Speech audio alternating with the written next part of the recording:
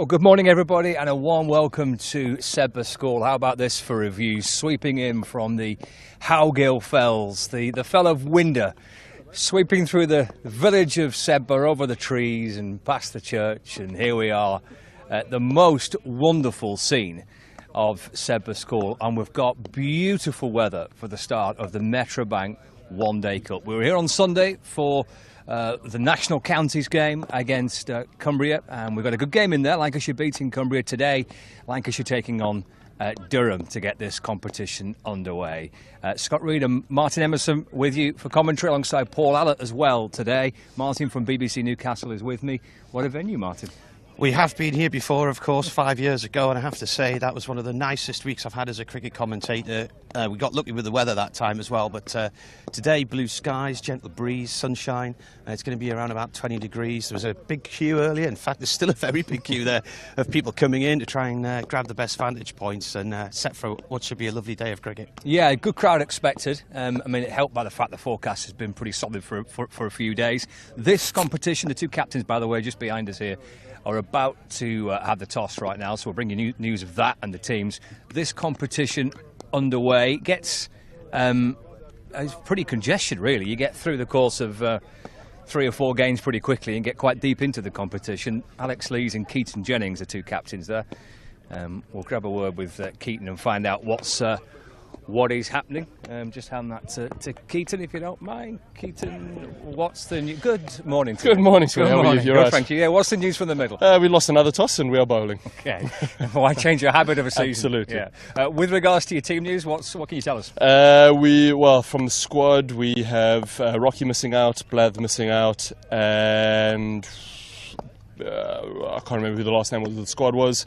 But our attack is Will, Bales, Baldy, and then we've got young Charlie Barnard make his debut and Singy make his debut as well. I mentioned about Harry Singh and Charlie Barnard, and that's going to be potentially what we're going to see through the course of the competition. Some younger lads being given a chance, maybe. I think it's going to be all sorts. I think you've got guys coming in and out of the 100. SP's in as well, so he's been given the day off from the originals. We said to the lads yesterday, just going to have to be flexible around team announcements, because we want to do the team fairly early, but it's quite hard work. We've got guys coming in and out, and guys are going to get opportunities. We play, after this game, we've got 4 games in 8 days, so it's a matter of making sure that all the guys are fit and ready to go. In terms of the venue, Keaton, here, I mean, the weather looks great. It's a perfect way to start the competition, isn't it? Absolutely, gorgeous. So, yeah, look, you don't get many better venues than this. We're nice and far up north, which is good. So, yeah, look, really excited to play a game here at Sedbergh. Cheers, Keaton. Good luck. Man. Cheers, Scotty. Thank you very much, Keaton Jennings, the Lancashire captain there. News from the toss.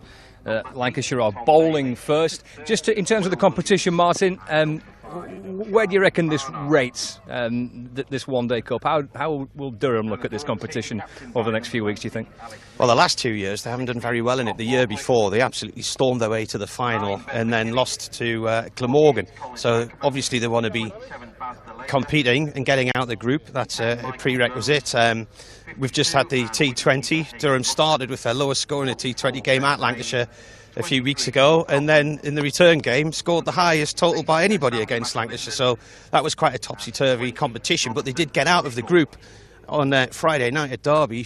First time they've done that since 2018, so hopefully that stands them in good stead for this one. They've got, I think, 5-6 players away at 100. Lancashire have got about 10, but Tom Aspin will come back, they say there. He has, yeah. And wasn't this his school? He was his school, He did go yeah. to Sedbergh School, didn't he? One of yeah. the many who've come through the ranks here over the years, so he'll be used to the conditions here, and he did a cracking job against Durham in the county championship in Blackpool a few weeks ago as well, and he got a fifer, so it'd be nice to see him bowling for Lancashire today. Yeah, well, we'll run through that Durham side for you just before 11 o'clock, and we'll recap the Lancashire team for you as well. But we're not too far away from the start of this one-day game. Join us from just before 11 o'clock at the beautiful Sedbergh School.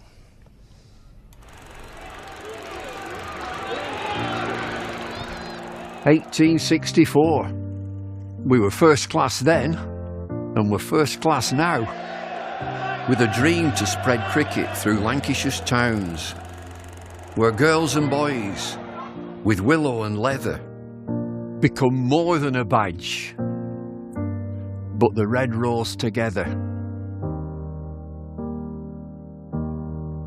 A club where more than legends are made, but friendships obsessions, moments replayed on our screens, in our minds, in our hearts forever. 'Cause it's who we are, our DNA, the Red Rose together. Statham, Briggs, Jimmy, Freddie and Joss, Chappie, Sir Clive Lloyd, Carol Hodges, Kate Cross. What a roll call. It's a hard one to measure, with future names still to be written on the Red Rose together. We're all about people. It's what the Red Rose really means. Yeah, the ones signing autographs, but the ones behind the scenes. Our community, grassroots, the ones that feel tethered. Whether you're from here or belong here, we're the Red Rose together. And what about this place? Talk about world-class venues, internationals, gigs, events. You can choose from a menu of triumph, of disaster, of pain, or pleasure. We've seen it all at Emirates Old Trafford, with the Red Rose together. Red ball, white ball, lightning and thunder. Have you ever sat back? Have you ever just wondered how far we've come? The storms we've weathered, or how far we'll go as the Red Rose together.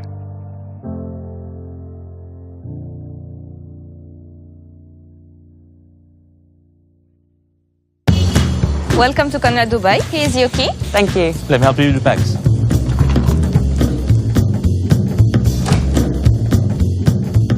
Nice room. How's that?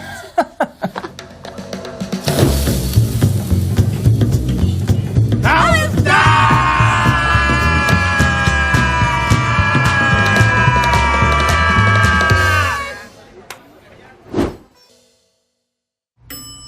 How's that?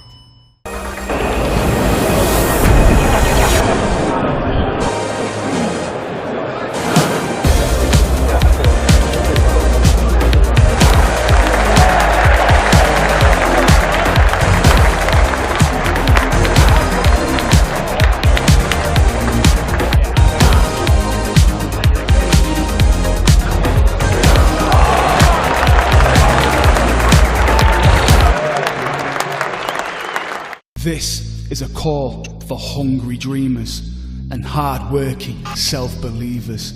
Success is down to more than just luck and talent. It's striving to be the best, breaking the boundaries and never giving up. Are you ready to become your best self? Are you ready to unlock your greatness? So what are you waiting for? This is Education Evolved. This is UA 92. Will these two stay out there after a drink? And that's a huge sip over to the Hilton review system. 3 reds, no doubt at all. And up goes the finger. When it has to be absolutely plum, it matters where you stay.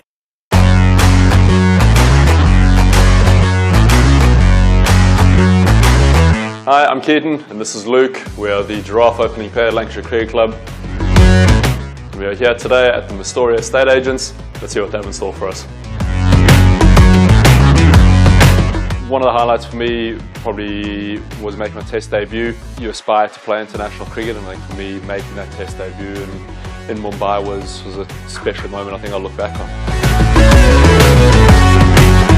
Property is potentially an option that, well, I've already started to go down. I'd like to explore more options in the future for sure. I've seen how positive an investment strategy that can be. If I could, I'd get a little clay pigeon shot up in the garden. I'm not entirely sure the neighbours would be all too happy with it, but yeah, a little clay pigeon trap. The idea of dealing with the day-to-day stress of everything that comes with being a landlord isn't something that I would necessarily want to be a part of, to be honest. So using an experienced agent like Mestoria would definitely be something I'd be interested in. I think it's our devilishly good looks, to be entirely honest. I'm not sure where the reference comes from. I think it's fairly self-explanatory. I think just making sure the advice you're getting is aligned with the goals. It's a big investment, it's a large chunk of your savings, so to make sure it's taken care of and taken care of in a really sort of professional manner.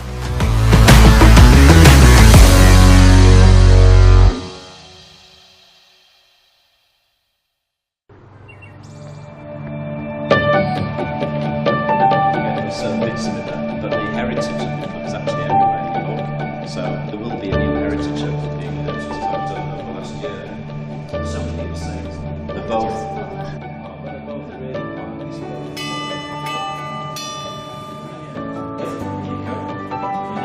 Hi Noah. Nice to meet you.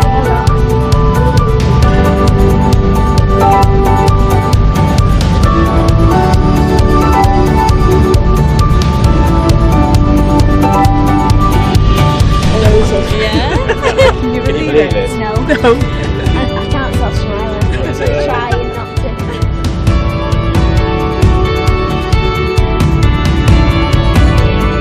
Yeah, that's it.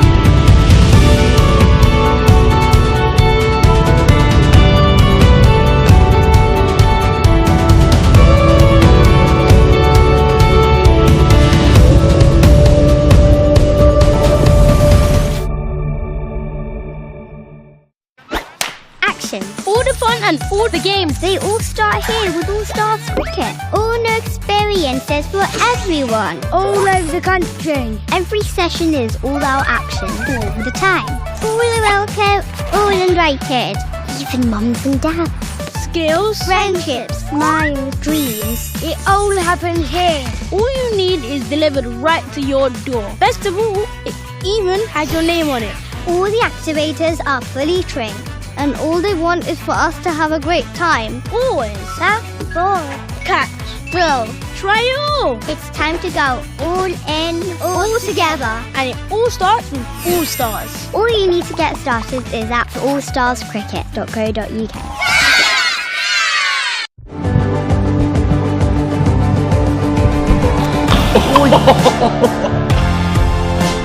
Oh! Where's my slip? This is comfortably the quickest I've ever faced. Yes guys, how's it going? Welcome back to Cricket District. Now today we're here at Emirates Old Trafford for the Roses derby. Sadly outside it's been raining all day and it's abandoned. But you know Cricket District, we have adapted. Of course, that's right. We're here for an episode of Village vs Pro with fast bowler Luke Wood and mystery spinner Chris Green. We've managed to borrow some kit from the Lancs lads. Massive thanks to you guys for doing this. I know you're short on time. Let's get into it. Wish us luck.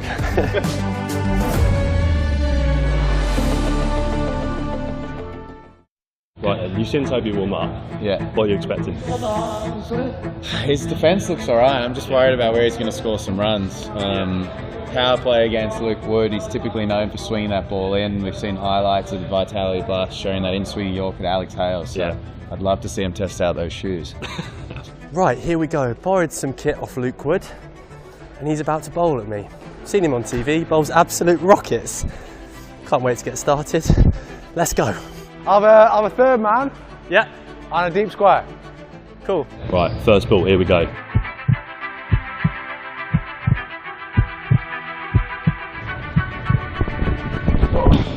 Oh, exactly, it's good. Bit of swing, bit of shape. I'll give you one. One. Jam down late on it. One run. One run. Lovely start. Lovely start. Come on, Toby, watch the ball. This is comfortably the quickest I've ever faced.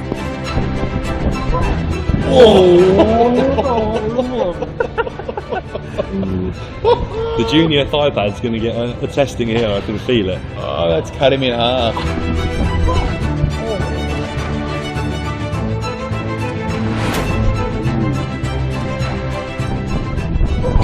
Oh, he's played that blocked well. Blocked out. That's what we saw in the warm-up. That strong defence. He has got a good defence to him. I reckon he's scrambling a quick single there. Yeah, let's give him one. Toby, we'll give you one for that. No, you get a quick single there.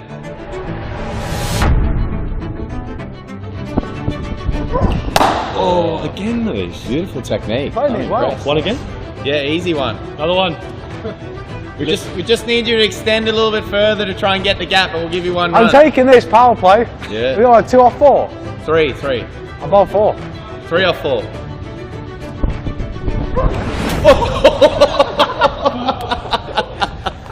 He followed him. Oh, that's brilliant. That.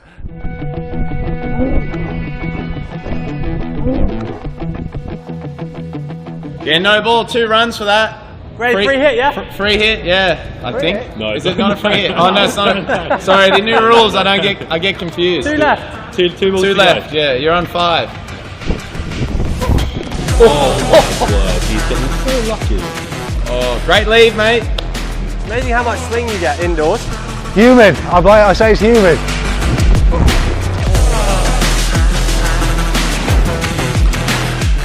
Can't believe how much he's swinging it. Come on, Toby, last ball. Last ball, you got this. Oh! There goes the GoPro. Well done. Thanks, mate. He's not done bad there. What's your tactics going into Lily? As a bowler? Yeah. Look, I think being an off spinner, surely he's going to play a few more shots. Oh, mystery spinner. But being an off spinner, I'm hoping he's going to play a few more shots, be a bit braver. Let's see. I'm going to go for a few caught on the boundary. So you and Woody be kind. Make sure you set that field early. Right, I'll tell him. All right, let's do it. Let's start from Toby.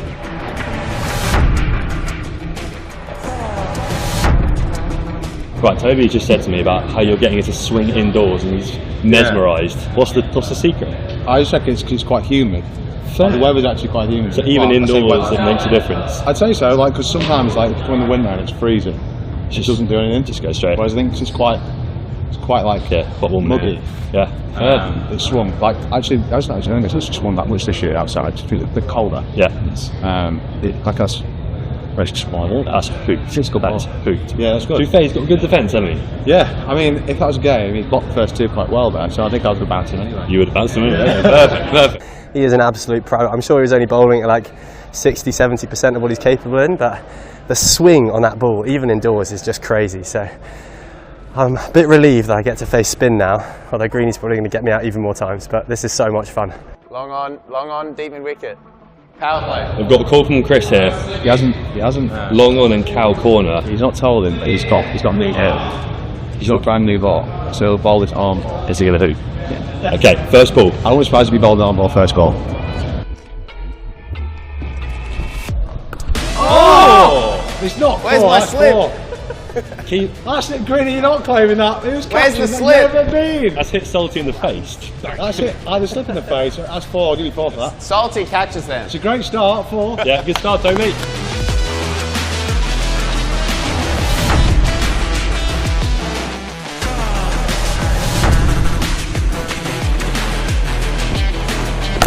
Oh yeah. Oh! How was that? Sorry, partner.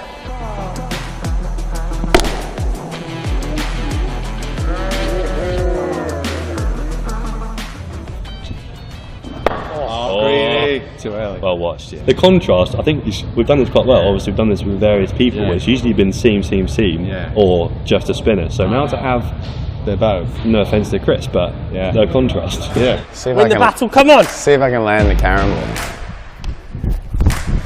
Whoa! What was that one? That was just a caramel. Wow, just a caramel. I thought you were counting. You told me I was mystery, so I was bringing out all the tricks. You're probably a mystery spin, aren't you? Well, he asked me to bowl mystery. Jack, you've done me here by telling me it's mystery. My bad. I've only seen him bowl an off here and an arm ball. Go on, Toby. You got it. Smack him. Yeah! That's 4. That's 4. I'll give you 4 for that. Yeah, 4 runs. Yes.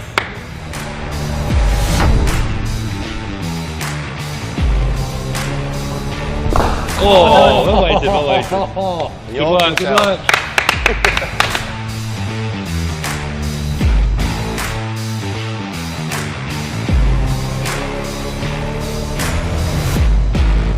So before we watch my innings, the reason we're up in Manchester was to watch the Roses Derby, which, if you didn't know, a lot of people would say is the biggest derby in domestic cricket.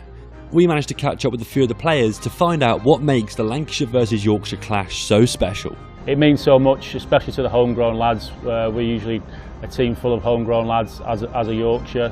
Got some great setups, both counties, so I think local lads playing for the home county, there's that little bit more on it as well, and you chuck in those extra special sort of international players, it's usually a great game. You know, it's the biggest game in domestic cricket. It's the biggest stage you'll get in domestic cricket, apart from finals day, to get your chest out and show people what you can do and really take the game on. You know, sometimes the atmospheres aren't the friendliest in these games, and it, you know, adds another element to it. And I feel like, you know, the team who gets the chest out and puts it on the table that day, more often than not, will be the team that comes away with the points. A couple of years ago, I had a Yorkshire pudding lobbed at me from the stand over there, frozen Yorkshire pudding. So those kind of things kick off. I think in my career in Blast, we hadn't had too much success against Lancashire, but the last few years we've had a couple of wins, and it's been nice to get one back. And like I say, it's always good for the Yorkshire fans to experience that.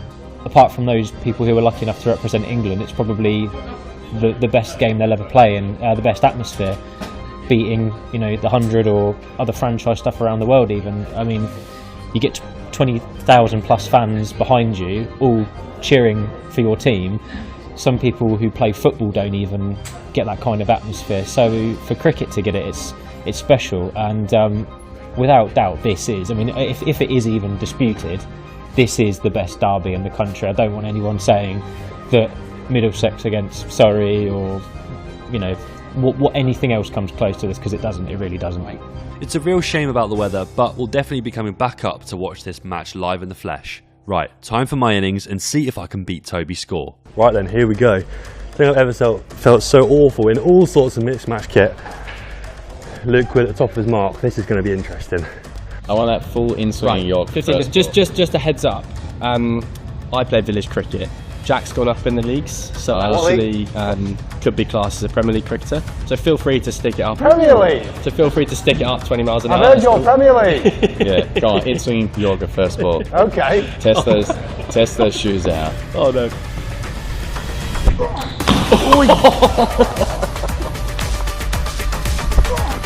Oi.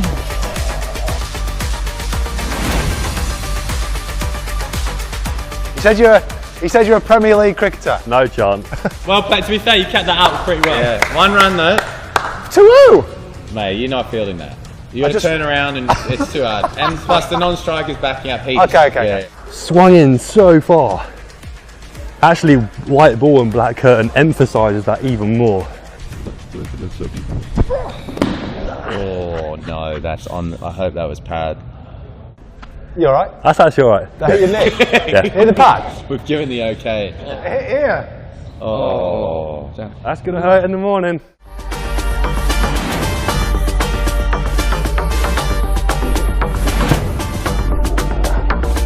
Stay great. Nice it in the morning.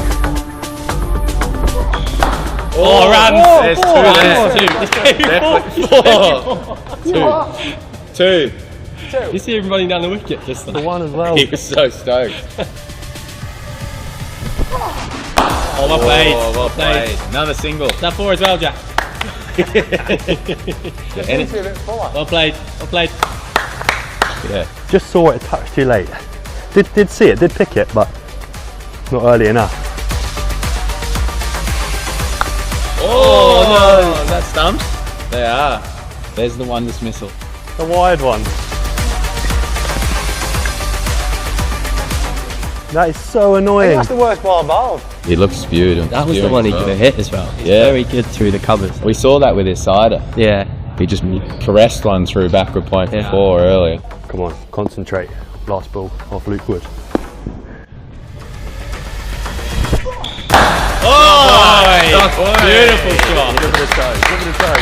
Get that one in slow-mo. Great one to finish.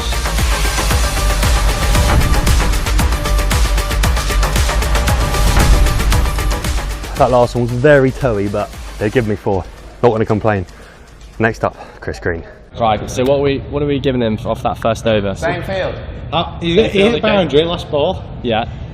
2, probably got 7 or 8. I reckon minus a few for the wicket, and let's go, he needs 9 to win. Magic calculator's popped up, you need 9 to win. There we go. First ball.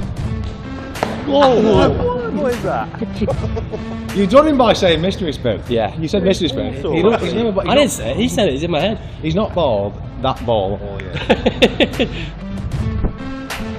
Oh yeah. Cultured. That is 2. That is shapes. That. How many, Greeny? 2? 2, yeah, 2. give him 2. 2. Yes. Nice to the offside gap. Nice shot, Jack. Yeah.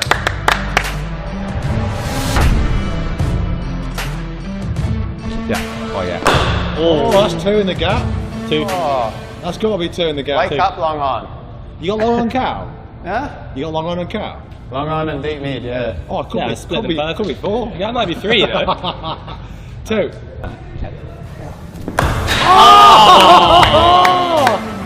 Come on! What do you reckon? But it's the long side of the ground, and it's just straight in deep square. No, he's got No, it's all good. Give him 4. One band's 4. You haven't quite got all of it, have you? 1 off 2. No, not all of it.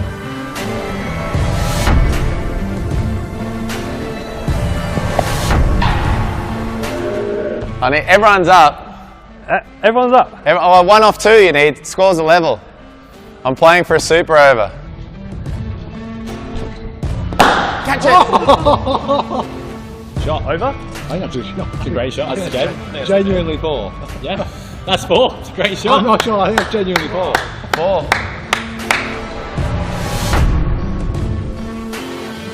Right, bonus ball if you get a wicket. Bonus ball. Everyone's up. So wicket and you win. Yeah, everyone's up. Everyone? Yeah, everyone. Must be. Get behind it. Catch it! I think that's out. That's out. No worries. Oh no, that's right. Good job.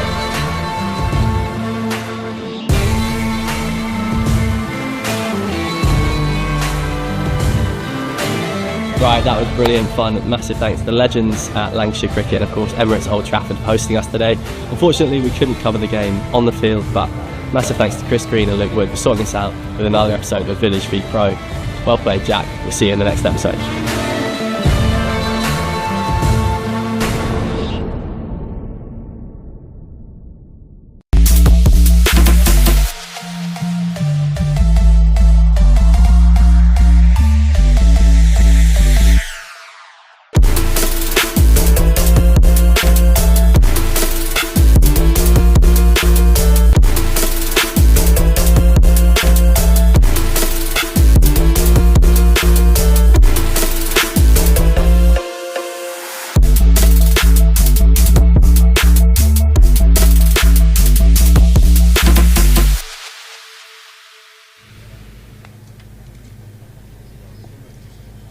Good morning and a warm welcome from everybody here on Lancs TV and the BBC Sport website and app.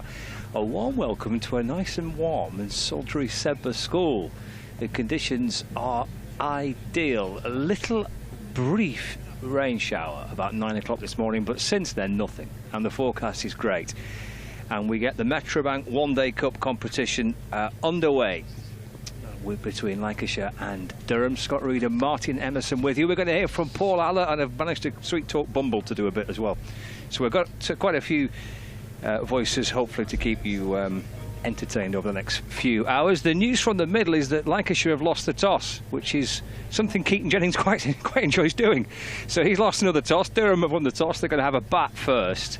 There are a couple of debutants in this Lancashire side, including Harry Singh and Charlie Barnard making their Lancashire first team debut. There's also a list A debut for Lancashire for Tom Bruce as well. I'll run through the Lancashire side in a second or two, and Martin, I'm sure, will take you through the Durham team as well. Martin Emerson from BBC Newcastle with us today. This is quite nice, isn't it? I've had worse drives to work, to be honest with you. Yeah. Beautiful this morning. I came over from Appleby. Never stayed in Appleby before. A lovely town. No. Lovely town. Drove over the tops of the moors this morning. As you say, there's a little bit of a sprinkling of rain around about 9:10, but then it's passed away. We've got blue skies. It's going to be about 20, 21 degrees today. 20's plenty. As you always say. Well, it is, isn't it? Everything else after that's a waste of heat. So perfect conditions. If you are coming down, make sure you've got the factor 30 on, and just a gorgeous setting. And we've been to Arundel a few times to watch Durham play Sussex in Arundel, but this knocks spots off anything, doesn't it? I think it's a venue, the scenery, the location, just the feel of the whole place, just nestled in the fells. And I have to say, the 3 times I've been here, County Championship match in 2019, rained the first morning for about 10 minutes, something like that, and then the weather was perfect. Came to watch Lancashire against Cumbria here 2 years ago, beautiful. Scored again. Well, there's obviously a common theme here. Can't get vexed. Lancashire should only ever play Durham here. Yeah. And then we get some great weather. Players are heading out, the 2 umpires, Steve O'Shaughnessy and Tom Lungley, slowly heading out towards the middle. Sun hats required for the umpires today. Just to recap the 2 teams. Lancashire bowling first. 17, George led out Bell, by their captain. keeping wicket today. Keaton 20, Jennings. Josh Hannon. 10, George Balderson. 24, George Lavelle. 42, Tom 2 opening batters. 16, Harry Singh. 13, Tom Aspinwall. 8, Tom Bailey. 30, Will Williams. Durham and number 5, also making Charlie their way Barnard. out to the middle. Durham are giving a debut to Hayden Mustard. So used to have Mustard and Onions combining many years ago for Durham, and it's now Hayden Mustard, so Mustard Jr. Michael Jones, following in the footsteps of his dad Phil, and Graham Onions now back at Durham. Ended his career as a player at Lancashire, having spent many years as a fast bowler with Durham, and then was in the Lancashire coaching team, and then returned to Durham in the winter. So a debut for Hayden Mustard. Colin Ackerman playing in his first one day at Durham as well, having moved in the winter from Leicestershire. Nice. Well, it's good. I think we're going to see over the course of the next few weeks, aren't we? Some different faces for teams around across the country. Some young lads being given a chance, and great to see lights of Hayden Mustard today and Charlie Barnard, Harry Singh. It's quite nice, this competition for that, I think, isn't it? Yeah, and there's a young lad in the Durham ranks who Ryan Campbell, the coach, is quite interested in, James Minto, who's 16 years old from Norton Cricket Club. I think they play in the North Yorkshire South Durham League, and he says he bowls rockets, so it'll be interesting to see him making a debut at some point. Well, it'll be Tom Bailey to open up the bowling. Alex Lees, Durham captain on strike, that first delivery. Straight away, the umpires should be sending one of these sides in to get changed, because there's a clash of strips here. It is a bit bluey, isn't it? They're all in dark blue. Yeah, it's a battle of the blues. Is that Ben McKinney opening the batting with... Ben McKinney opening the batting with Alex Lees. He's been England under 19 skipper the last year or so. There's 2 slips in place as Bailey from the Evans end of the ground balls to Lees, trying to whip that ball away towards the leg side, just deflects off his thigh pad, and there is no run. These sides both qualified, as Lancashire always do, for the quarter-finals of the T20 on Friday night, but in strange circumstances, Durham won at Derby, and they did everything else to go their way on the night, and it did. So Nottinghamshire, believe it or not, beating Yorkshire up in Leeds, was very Yorkshire-y / Durham-y. And then Northants hadn't won in a T20 at Old Trafford, and Lancashire had a 26 match unbeaten run in group stages, didn't they? And so Northants won and grabbed 3rd spot, didn't they? No, second spot. Second spot, yeah. So Lancashire dropped the 3rd, Durham in 4th. Durham qualifying for the first time since 2018.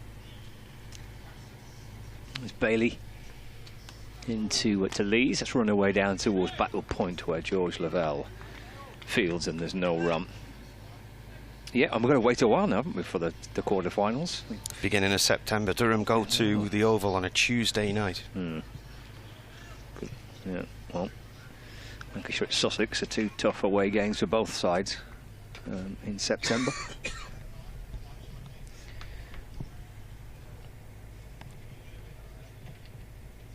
Of course.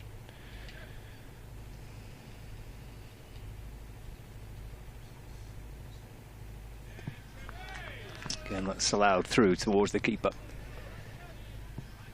George Bell with the gloves for Lancashire. Keaton Jennings and Tom Bruce, the 2 slip fielders, alongside Bell. Lavelle Pikewood point. Singh at cover. Bohannon's at mid-off. Williams at mid-on. They're chatting with Tom Bailey.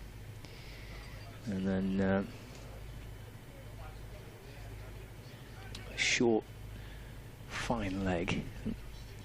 Third man. And just dropped away to the offside by Lees. And there is no run.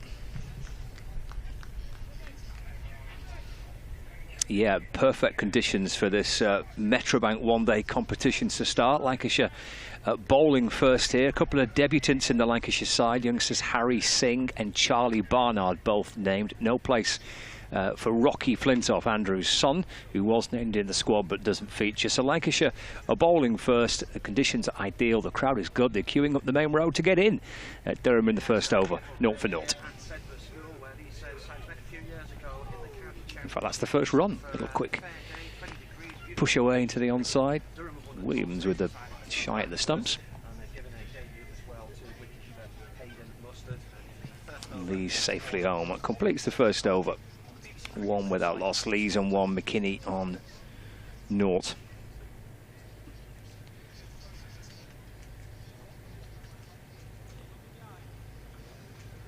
Bowling from the pole end. Number 30, Will Williams.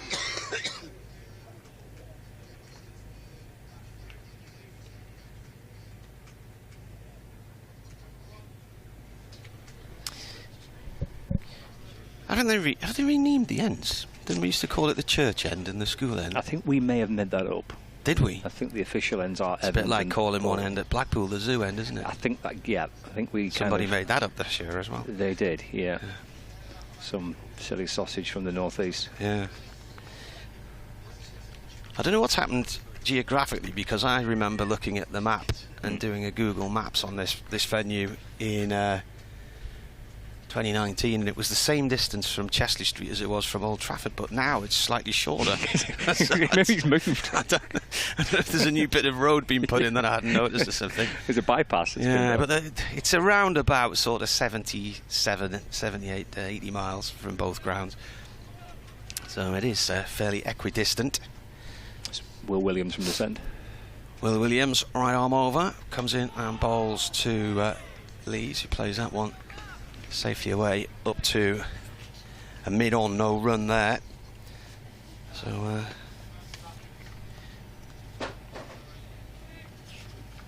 Williams is the where's he from again? Christchurch in New Zealand, but he does have a UK passport, which is very handy because it means he can play in this competition. I'd quite like a New Zealand passport personally. Yeah, I've not been there, but I gather part of it are a bit like England and a bit like this, yeah, and a bit like the Highlands of Scotland. So Williams is playing in his 55th list there. Right arm over, Lees with an inside edge, plays it onto the front foot, the ball rolls back towards the bowler, no run. So who's he played for then? Canterbury. He's been at Canterbury for 10 years. Lancashire the last 2. He's played for Somerset Seconds, Bridgewater Cricket Club. Request from the umpires, we just asked spectators the West of England Premier League behind the side screen during the over, particularly here at the pole end as you're entering the ground. I did stay in Bridgewater once when covering a match at Taunton a few years ago. Nice town. Williams strides in, bowls. Lees turns this out through mid-wicket and will get a single. Moves the total on to 2. And him on to 2. Well, that's on Lancashire's road trip, is a trip to Somerset next week. They're away from home on Wednesdays, Friday and Saturday, or Sunday. Derby, Taunton and Southampton. So he'll be heading back to his old roots. Or yeah, Williams. You could go by boat from Weston-super-Mare to Southampton, possibly. Might look into it. Yeah. So Durham are missing around about 5 players to the franchise thing, the 100. Ben Stokes has played a bit in the Championship this year, but they don't really expect to see him again, I don't think. Williams bowls, McKinney defends. Matty Potts, Graham Clark, Callum Parkinson and Ollie Robinson with the Northern Superchargers. Bryden Cars is currently banned. He will be able to play again In August, he was banned for a few months for betting matters. Nathan Souters at the Oval Invincibles. But he only plays for Durham in the T20 anyway. So still a long queue of people trying to get into the ground here. It's Williams bowls to McKinney. McKinney forward to this one and defends. It runs up to mid-off. 19 years old, Ben McKinney, left-hander. He played in 4 one-day games last year and went into the season having captained England under-19s, and big things expected of him, but it was a bit of a struggle. He only managed 17 runs in those games. He did make his first-class debut at the beginning of last season in the opening match at Hove. Williams bowls, McKinney forward, defends, and the ball trickles off towards the leg side, and Williams comes and collects it, and that's the end of the over. So 2 runs on the board so far after 2 overs. It's not as hectic as T20, and the power play in one-day cricket goes on for hours. It's been a run and over, hasn't it? Is that right? Yeah, it has. Yeah. You can see the queue still there. People still filing in. Well, my dad's come over with my daughter and some of his friends. I bet he's seen the queue and he's probably trying to blag himself in somewhere else. So that normally happens.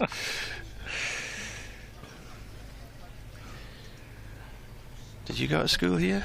I did. Was it twinned with Burnley Comp? Yeah, it was lovely. Yeah. It's a great experience I had here. Yeah. 2 without loss. You were the one-legged cross-country champion. Was it the hopscotch? Bailey. The start of his second over. It'll be a single clipped away by Lees out to square leg. 3 without loss. I think in Monty Python's Flying Circus, they had, was it Hopkinson's school days, and he was the hopping cross-country champion. You had to do the cross-country on one leg.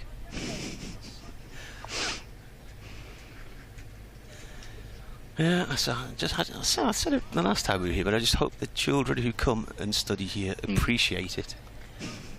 And I wonder if in years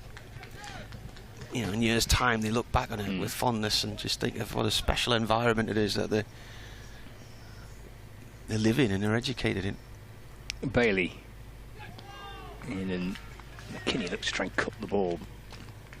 Ball just shapes away into the gloves of Bell. No run. 3 without loss.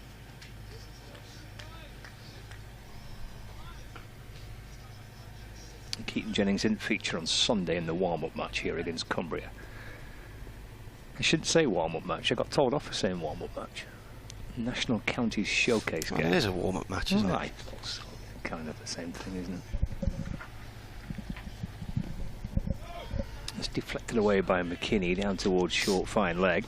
When I was looking up Tom Bailey yesterday, and I'd googled Tom Bailey, who do you think came up ahead of him? I couldn't possibly. You're not very good with music, are you? Oh, you're going to say something about the Thompsons twins? Yeah, Tom Bailey out the Thompson twins, yeah. Dave Bracegirdle bangs on about this as well. In fact, he asked Tom Bailey once about the Thompson twins, and He'd Tom never Bailey heard of them. No, neither. No, nobody has. Everybody had in the 80s. Oh, fair enough. Defended by McKinney. Back down the pitch to Bailey, no run. Alana Murray was the singer with the wavy hair, big fluffy hairstyle, a bit like Sideshow Bob out of The Simpsons. Didn't everybody have that hairdo in the 80s? No. Didn't you have that hairdo in the No. 80s? I bet you had a perm. I had a wedge. But you had a perm. No, I didn't. And I tell you why I didn't, because my mum and dad wouldn't let me get one. You wanted one? I wanted a back perm. What's a back perm? It'll be back in fashion again soon. Bailey to McKinney. It's a wide down the leg noise side. There. Keaton Jennings appealing for a catch there, but it was a wide for a start, and I never heard anything. A back perm, so you know this trend for the sort of mullet you look these days with the longer. Right. So a longer bit of hair on the back, and then what people did was they then started to perm the back of the hair only. So Glenn Hoddle and. All right, like Jerry Francis, didn't he have? He had something like that, didn't he? Bailey balls again. Let's run away down to third man. There is a fielder down there for Lancashire. That's George Balderson.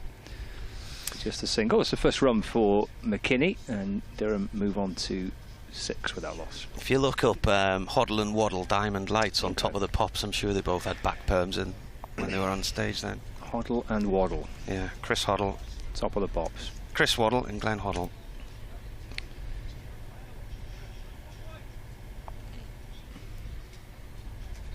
Delivery to go of the third over. That'll be a single. Eased out through the offside. Tumbling stop by Harry Singh on debut. Away to his right from cover. End of the over. Score is 6 without loss. Lees on 4 and McKinney on 1. A nice moment for Harry Singh and for Charlie Barnard today to get a chance to make their debuts.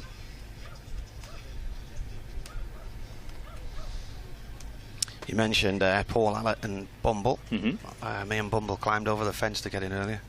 Beat the queue. Annie Chavers here as well. From she does a bit of commentary for the BBC. She's on a family holiday. Helps write the County Cricket Matters magazine. Williams in from the school end of the ground, bowling there to Lees. Lees turns this ball off to square leg for 1 run. Moves the score on to 7. Lees has 5. McKinney 1. We're in the 4th over.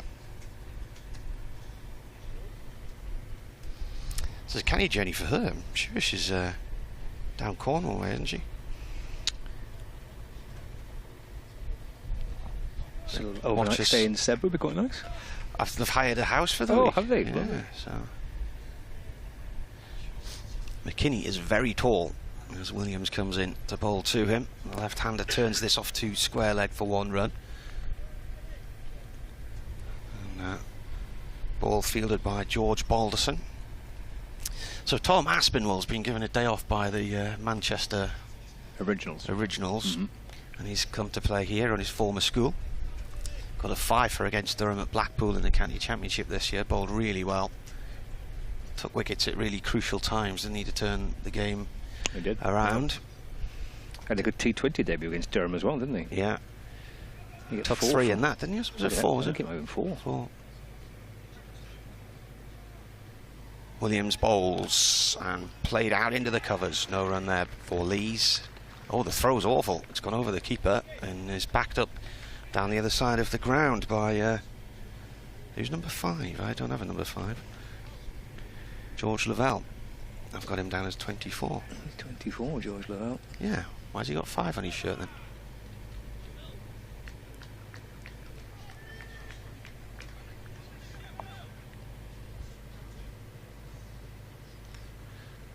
Williams bowls and a quick single pushed up towards mid off by Lees. It was risky. Throw came inside on, just missed the stumps at the bowler's end. So Lees now has 6-9 for non-Durham. Won the toss, decided to have a bat today. They are away at Worcester on Sunday and then at home to Somerset next Wednesday. And then this is where it gets a bit silly because they've got to travel all the way down to Radlett to play Middlesex. Radlett's next to St Albans. It's just inside the M25. Then they come all the way home for a match. Then they go all the way down to Canterbury. 3 years ago, it was more sensible as Williams bowls to McKinney. And now that's played back past the bowler. Upfield towards the discs behind the stumps for 1 run. McKinney moves on to 3, 10 for none. Yeah, a few years ago they started at Beckenham, which is next to Bromley, Eltham, South East London. So through the hedge was actually Crystal Palace's training ground. You could hear the footballers training from the marquee we were in. And then that was sensible because the next game was down at Hove. Yeah. And then on the way back up they played at Radlett. So you had 3 games in the South East in about 5-6 days. That's turned out to deep square leg by Lees for 1 off Williams. And fielding there is Tom Bailey, minus his guitar and drum kit. End of the over. So we've had 4 overs. Durham have 11 on the board. 7 for Lees and 3 for McKinney. Quiet start. A steady start, yeah.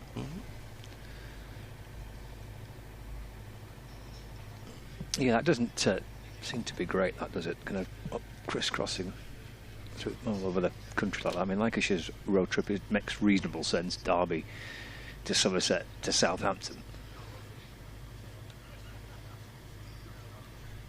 But you're kind of getting 5 or 6 games inside the first week and a bit, aren't you, really? So you're quite a big chunk into the competition. It's quite a short competition, this. Yeah, it's only 3 weeks, isn't it? Mm. And then the quarter-finals, the semi-finals are at the end of the last group of knockout matches, I think, aren't they? Bailey starts again. Down to third man, Balderson Fields. Lees gets one more. He moves on to 8. The score now to 12 without loss. And just a reminder of that Lancashire side, if you've just joined our coverage, either via Lancs TV or on the BBC Sport website and app. Keaton Jennings and George Bell. Josh Bohannon, Tom Bruce, George Lavelle and George Balderson. That's left. And through to McKinney. And then Tom Bailey, Will Williams, Jack Morley, Harry Singh, Charlie Barnard make up the Lancashire side. So debutants for Charlie Barnard and for Harry Singh. 2 of the club's academy players. McKinney and Lees on in the batting for Durham. Just dabbed away down to third man again for a single, played late. Just easing the ball off an open face of the bat down towards George Balderson for 1. Score moves on to 13 without loss. We'll have a little look around some of the games elsewhere at the end of this over. We'll start with the group involving these 2 sides, which is Group A. There are 2 other games taking place, only 1 actually in play. Bailey balls again and beats Lees. It's angled across him, has a play at that.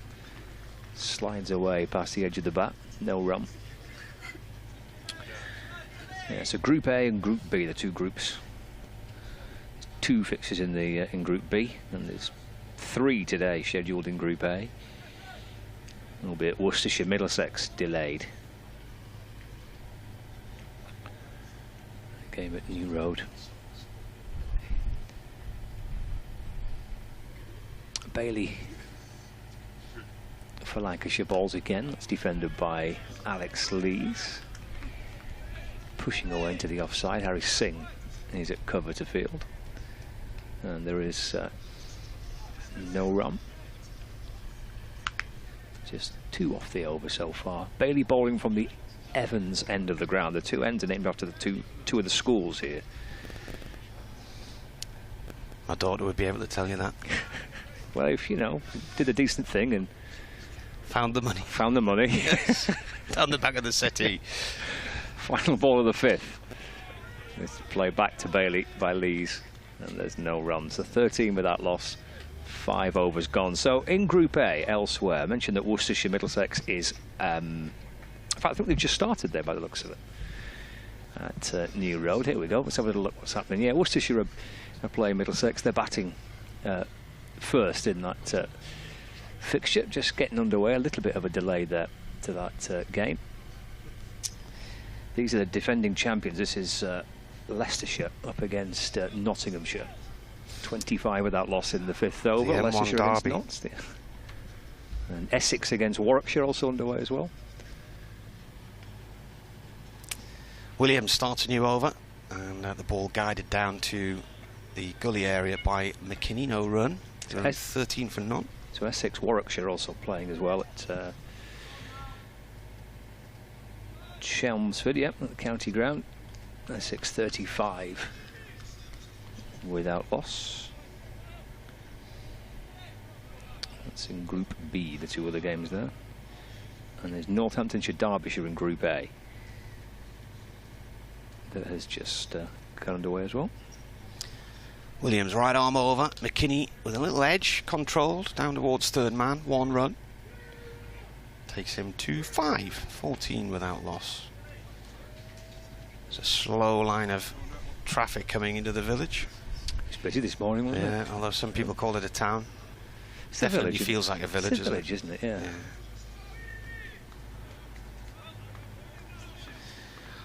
Lots of deck chairs. The order of the day today, and there are people all the way around the boundary, except on our side of the ground where we are in a sort of fenced-off zone. Williams bowls to Lees, played out to the covers, no run. I remember that game here when you played Cumbria 2 years ago, and I came with my dad and my daughter, and I was just standing next to the fence here, and we were still going through COVID restrictions, so nobody was allowed to touch the ball. And the ball came to me, so I stopped it with my foot, and one of the Lancashire players came running over, and then wasn't happy because I wouldn't pick the ball up, and I said, well, I'm not allowed to. He said, oh, thanks a lot. And I said, well, Williams bowls, just played by Lees to mid-wicket, no run there. Who did you have? Was a South African player a couple of years ago? There's been a few South Africans, yeah. All-rounder. I did want to pick the ball up, but then I thought it would just cause mayhem, and I'd probably be thrown out the ground. So. Match abandoned for inappropriate handling of the ball. Yeah.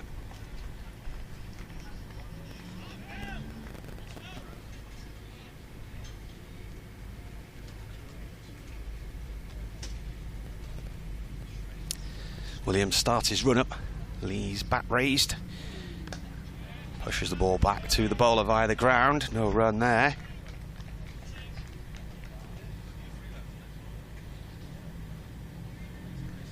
It's a beautiful sunny day here in the Howargill Fells.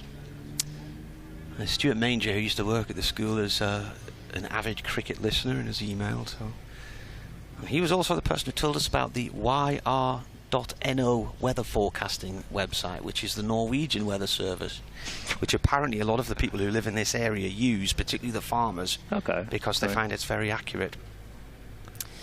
Williams and a cut attempted there by Lees. It's wide of off stump, and he didn't really move his feet at all there.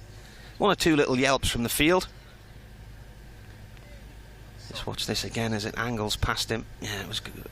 He's flashing at it. It's crossing the red line by the time he's trying to play at it.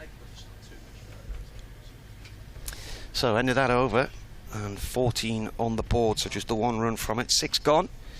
Lees 8. McKinney 5. Durham won the toss, decided to bat.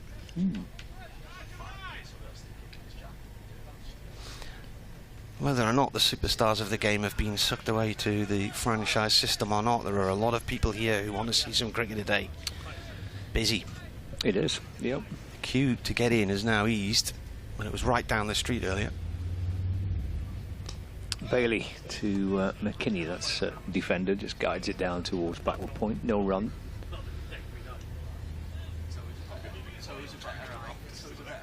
Lancashire playing home games here and at Blackpool in this competition.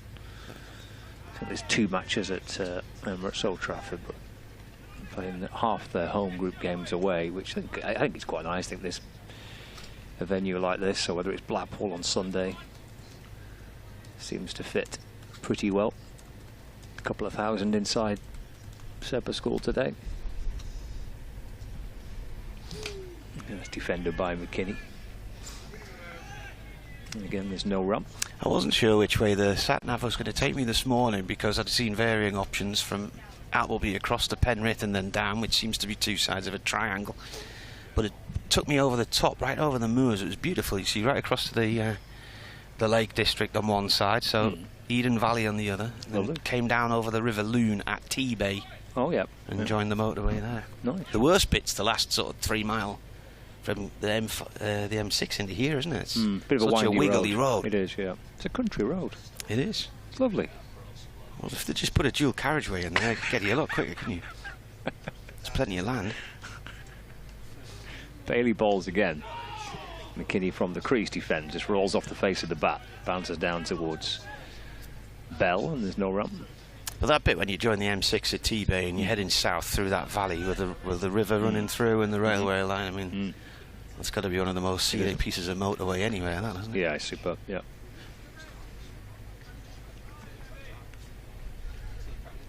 Just about beats Spaghetti Junction. Yeah, it's quite pretty where the canal runs through. Yeah, that's right. You've got a lot of time to look at it too, haven't you? Yeah. It's never really moving very far. No. driven square out towards point. It's coming our way. Yeah, that's going to be 4. 2 Lancashire fielders. Will anybody in the press tent pick that up? It's disappeared under the sandwiches. Protect the sandwiches, that's the main thing. It's been retrieved. Couldn't have done that 2 years ago. No, you couldn't. Yeah, they got evicted from the ground. Yeah. 4. That's a shot. Driven square. 18 without loss.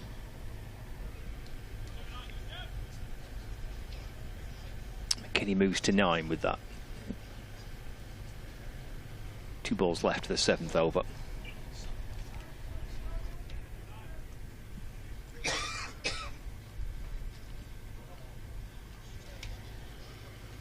Bailey again, left. Nice carry through towards George Bell, who has the gloves today for Lancashire. George Lavelle is another one that could keep wicket and has done on plenty of occasions for Lancashire. Of course, Matty Hurst is with the Manchester Originals, so he's not at the minute part of this one-day squad. Another wicket-keeping option for Lancashire. Were they safe to go with the name Originals, knowing there hadn't been another 100 franchise in Manchester? Was that the reasoning behind that? They're on safe ground. Yeah. Steered away by McKinney. Nicely played, slightly horizontal bat. Just guided down towards third man, where Balderson fields. End of the over. So 19 without loss. 7 overs gone. Lancashire played here on Sunday against Cumbria. And one of the wickets to fall was this absolutely terrific catch. Watch this one for viewers on Lancs TV. That wonderful one-handed diving catch by George Lavelle. Excellent work by him on Sunday. The game ended with Lancashire beating Cumbria. It was reduced down to 43 overs, but got a good game in. Well, Stanley McAlinden, who's playing for Durham today, is from Carlisle. He's been playing for Cumbria this season in the minor counties setup, but recently he has played against Northumberland twice, once for Cumbria and once for Durham, and Durham's warm-up game of the weekend, which they won. Williams starts a new over to McKinney. McKinney forward, defends, the ball runs up to mid-off, no run there, and it is fielded by Josh Bohannon. Emails, if you want to get in touch, weirdcricket@yahoo.co.uk. Doug Rain is been in touch. He says, morning Marty, hopefully a good day's cricket today. Well, Gibson and Glover injured. Well, I know I asked about Brandon Glover yesterday. He's had a shoulder operation, I think it was in April, so he's getting there. Williams bowls to McKinney. McKinney forward to that one. It's a misfield. It's gone out through the offside for 1 run. Moves him on to 11 and Durham on to 20 without loss.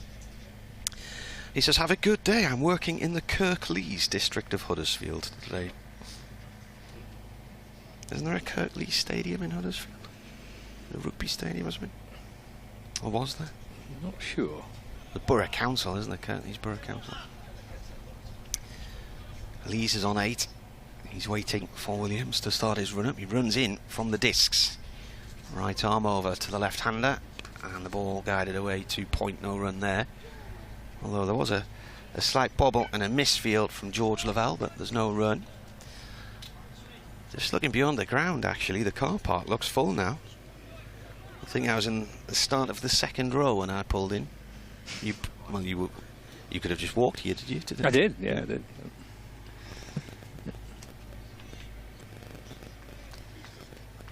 I think that's making a noise on the line. I'm going to move it to there. Williams. Lees. Ooh, a little bit of a leading edge. He was off the ground for a moment or two there. So he didn't play inside the line. Got a bit of a leading edge. No run. Just drifted off towards the short extra cover area. Stewart says, saw you from afar at Sedbergh School. Wanted to say hello and many thanks for all of the coverage of Durham.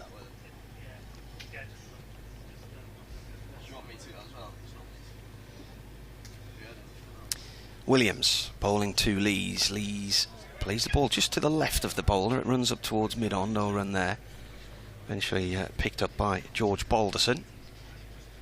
20 for none at Durham. Mervyn Hardy says, good morning, Martin. Isn't it lovely to have cricket on a picturesque ground rather than in a soulless stadium? Let's hope the Durham performance matches the beautiful setting. Thank you, Mervyn.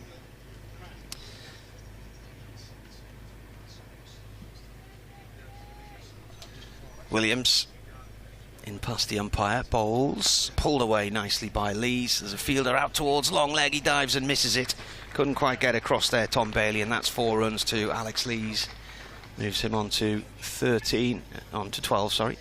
And the score moves on to 24 at the end of that over. 8 overs gone. 24 for non-Durham, having chosen to bat. There's quite a few tweets coming in, I'll have a look through those. Is Jamie Bowman here? I've not seen him.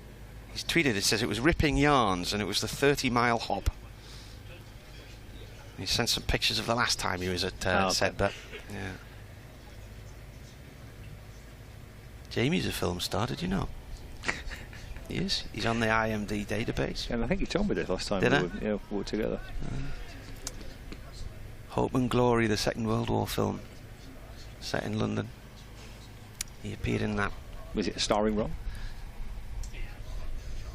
Bailey starts another over. Jennings leaping away to his left at gully, trying to stop the ball. Just got a little bit of something on there, took off the pace of it. But McKinney gets through for a single. It was a film about a family in the Second World War and the Blitz, and they ended up having to move out to the countryside to be with their grandparents because their street got bombed. But in one scene, the kids go into a derelict house the house that's been hit by a bomb, and let's smash things up. And they enjoy smashing things up. And Jamie's one of those. Jamie's one of them, yeah. I can imagine Chief Smasher Up. Yeah, right? I can imagine that fits quite well, actually, with Jamie. I can probably enjoy doing that now.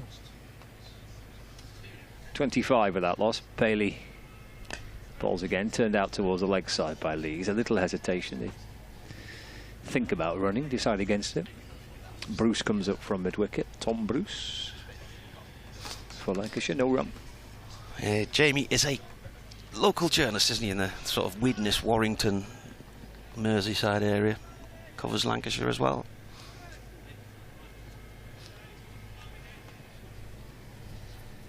Some angry horn action out there. It's kicking off in Sedbergh. The high street was busy. It was kind of nose to tail with traffic this morning. Nicely guided, played late by Lees down towards third man. Been a profitable avenue that for Durham so far. Balderson's been at third man for most of it. Lees gets another single, so he moves on to 13, 26 without loss. I was in the Delsman pub last night, and they said they'd been booked out for weeks, not just rooms but all the tables as well. Restaurant fully booked. A couple of pubs in Sedbergh, the Red Lion and the Black Bull, will be doing a booming trade today for those that have opted to stay overnight. Driven beautifully. That's going to be 4. It's a lovely shot. But the shot of the day so far by McKinney to the left of mid-off along the grass for 4 runs. Lovely looking shot. 30 without loss. John Stevenson says, I know your commentary travels can be a pain at times, but to be rewarded with a view like that must ease the pain a little. It's one of the nicest commutes to work, I would say. Last time when I covered the game here in 2019, I stayed at Ravenstonedale in the Black Swan, so 2 days in a row coming over to the ground, I got stopped in the country lane, cows on their way to milking. I just had to sit there for 20 minutes while the farmer got them all into the farmyard. Through to Bell, a little nibble at that. There's McKinney. Lancashire have dispersed with their slip fielders now, so they've got a Ringfield on the offside. Jennings has gone to cover. There's Lavelle at backward point, Singh at point, Jennings at cover, Bohannon at mid-off, Williams at mid-on, Bruce at mid-wicket, Barnard at short fine leg, Balderson at third man. 30 without loss with 1 ball left to the 9th It's Bailey's 5th. Steered out towards the leg side. Well, Williams fields at mid-on. And that's the end of the over. 6 coming off it. 30 on the board for Durham. 9 overs gone. Lee's 13. And McKinney on 6. And that run rate just creeping up nicely for Durham from their point of view here at Sebba School. Derek Allen's tweeted, he said the first time his daughter Ellie went to the riverside, Mal Loy hit a 6 into her pram just as they arrived. The last time she was there was yesterday. It's been a dream since being 4 years old. Yesterday she was playing at the pole end, replacing Will Williams. Number 13, Tom Aspinwall. Oh, here we go. Here's the boy who does the business. So yesterday she was playing for the North East Warriors, he says. Nice.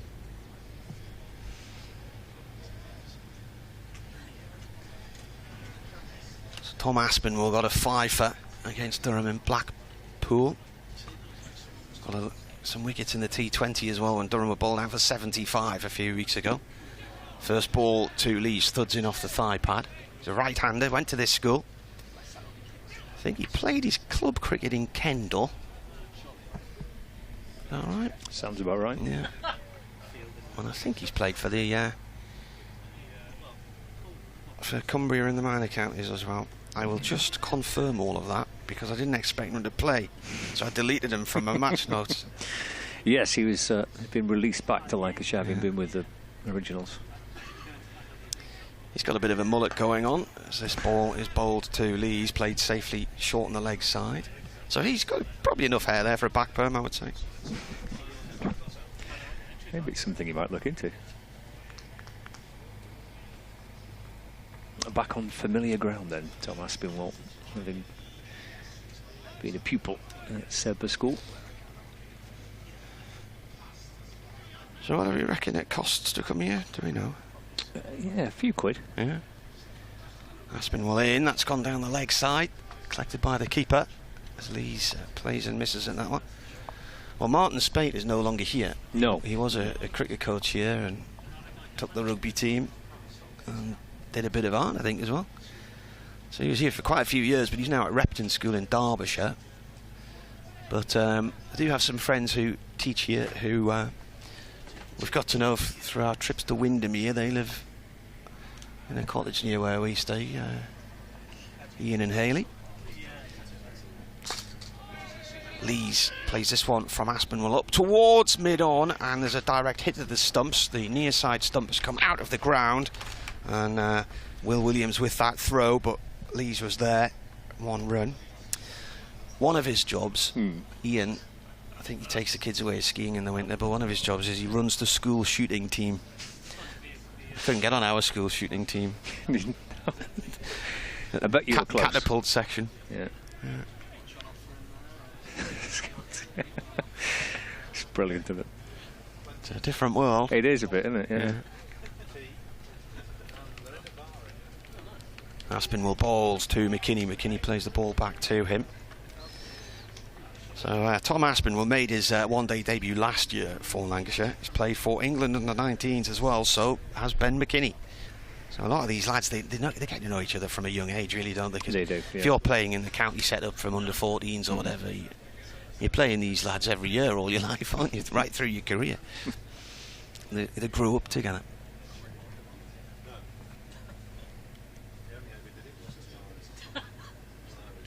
Aspinwall right arm over, it's a bouncer and McKinney tries to hook him and he misses it. It's gone through to the keeper. So yeah, he did play for Kendal in the Northern Premier League in 2019 to 2022, and actually played for Durham under 15s in 2017. I think that was a game against Derbyshire, and Sam, the Durham press officer, scored that game.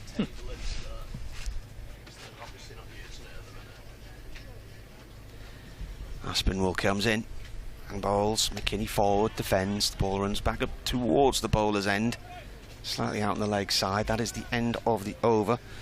And how many overs is that now? It's 10 gone, is it? It is. Yeah. 32 for non-Durham, having elected the bat. So Lees has 14, McKinney has 16, and it's been a slow, methodical burner so far. Do you want 5 off, and we'll bring Paul in? Can do, yeah. Oh, it's a hot day for a jacket, isn't it? Goodness. Those are 2 proper Lancashire fans there. Look at those 2. Dave Taylor and Wicket there on with the jackets on.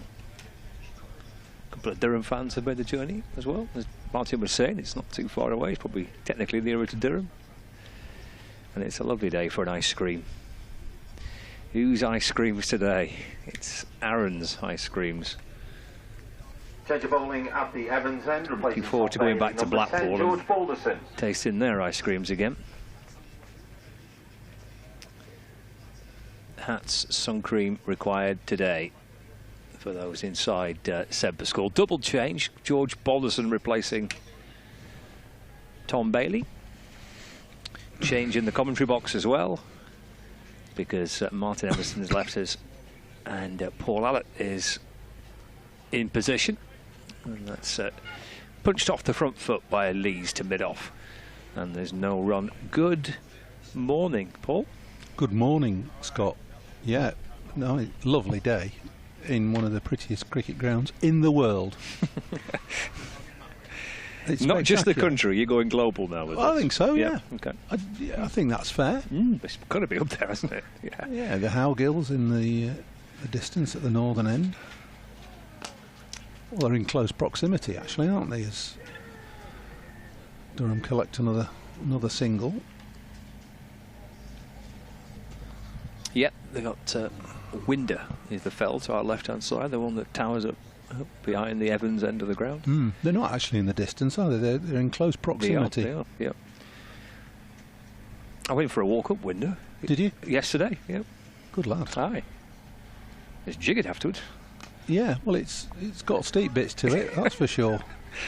Up the scree, or did you go in the valley between the? I went in the valley between the 2. Yeah, and then curled around the back, up the top, and then down the western edge.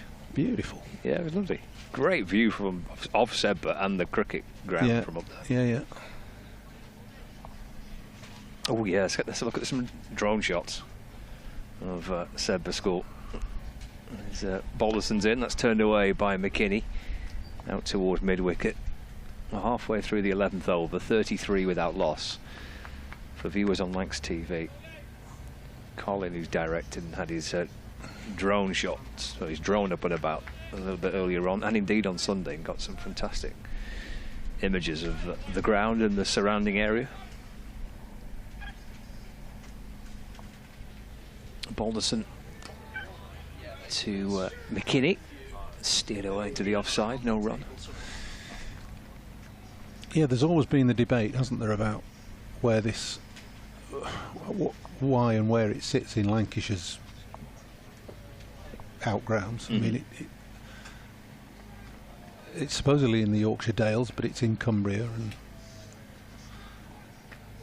too near to Yorkshire for some Lancashire supporters' liking. As McKinney just pushes that into the offside, no run. End of another over of what's been some really steady bowling from Lancashire. 33 without loss. Durham from 11 overs, 12 overs now. Was he piloting this? I'm not sure if Colin was on board this or not. But that's from the northern end, so that's from where the fells are. It is a glorious scene. Been some good bowling this morning, steady, and it's just nibbled around a little bit, as I think everybody expected it to. Batted carefully, these two, McKinney and Lees. Here's Aspinwall in and bowls. That's worked away off the hip by Lees. Shovels it out towards square leg for a single. Moves on to 16, 34 without loss. Wasn't expecting to see Aspinwall in this competition. He's a member of the Manchester Originals squad in the 100, which began last night. The 100 competition runs for about 20 days till the middle of August. But not looking to be a part of the Originals team tomorrow evening, I don't think, which is why he's here. Let's turn to the leg side for one. Barnard Fields. McKinney moves to 17, 35 without loss. Yes, which I think has been something which is a little bit more flexible. Certainly last season, and obviously again this year, that for those squad players in the 100 teams that aren't going to play, it seems a bit more of an acceptance that they can go back and play cricket with their counties, which I don't think happened in the first year or two of it. I don't think it did. I don't think anybody really thought of it. And that's defended by Lee's no run. But especially, I think it's a good idea. I always thought that the county game should go on in its red ball version underneath the 100 as well, to allow the younger elements of playing staff's exposure to 4-day red ball cricket at a slightly higher level, but that's not been the case. But the idea of keeping especially younger players playing, giving them the opportunity to play, is a good one. Down the leg side by Aspinwall as Leeds just tries to flick it and help it on its way. It's a good take by Bell with the gloves away to his right. No run. Called a wide. That apologies, called a wide. Yeah. 36 without loss. It's I really like this competition, and I like this time of year. I think it gives counties a really good opportunity to blood some of their younger talent, expose them to slightly higher quality of cricket than they're used to, as Aspinwall gets tucked away for a single. Will Williams, the fielder, out at deep square leg. I think it has worked well, that I agree. I do enjoy this format. Of the three, actually, the One Day Cup in the last couple of years has been one of the most enjoyable ones to follow, for a host of different reasons, of which you've mentioned a couple of them there. The fact that you do get a chance to see some younger players, as well as some of the experienced pros.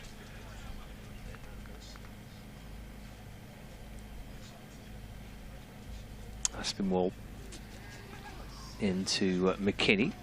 Just tries to play it late, cut the ball, but through to the keeper, and there's no run. Yeah, well, I mean, just look at the Lancashire side that's playing today. Who've we got? And the youngsters. Well, Bell keeping wicket gives him a chance to keep wicket, but he's been playing a fair bit in the first team through this summer. Balderson developing, Lavelle developing. Aspinwall in, just drops it short. Yeah, pulled in the air but safe to the left of Williams on the square leg boundary, and it's 4 for McKinney, and that's the end of the over as well. The score moves on to 41 without loss. A little bit frustrating, that. Good shot, but frustrating from the fielding side's perspective. 4 off the final ball of the over, letting himself down a little bit. Aspinwall going for 4. Where's he sitting then? He's got himself a little shady part, hasn't he, under the tree? There's the Lancashire head coach. Is he on the ground or has he gone outside? Just by the pavilion, isn't he? Yeah. Nice spot, that. Yeah. Lovely. Bit of solitude. That's a terrific drive, straight drive down the ground for 6 by Alex Lees. The start of the 13th over. Been waiting for that. It's just a fraction over pitch from Balderson. Lees giving himself a little bit of room and coming down the pitch as well. Giving himself room to swing that bat in a lovely flowing arc. It's flown over long off for 6 without really any effort. Fine shot. I thought they might have tried 1 or 2 of those earlier on, to be honest, but quite cautious in the first 10 overs. Ball's damaged now. Must have hit a deck chair or something. Must have done, yeah. Is it someone's lunchbox? Somebody's picnic hamper. Yeah. I don't know what's rattled around that ball, but it's obviously done a bit of damage to it. Taking a big chunk out of it by the looks of things.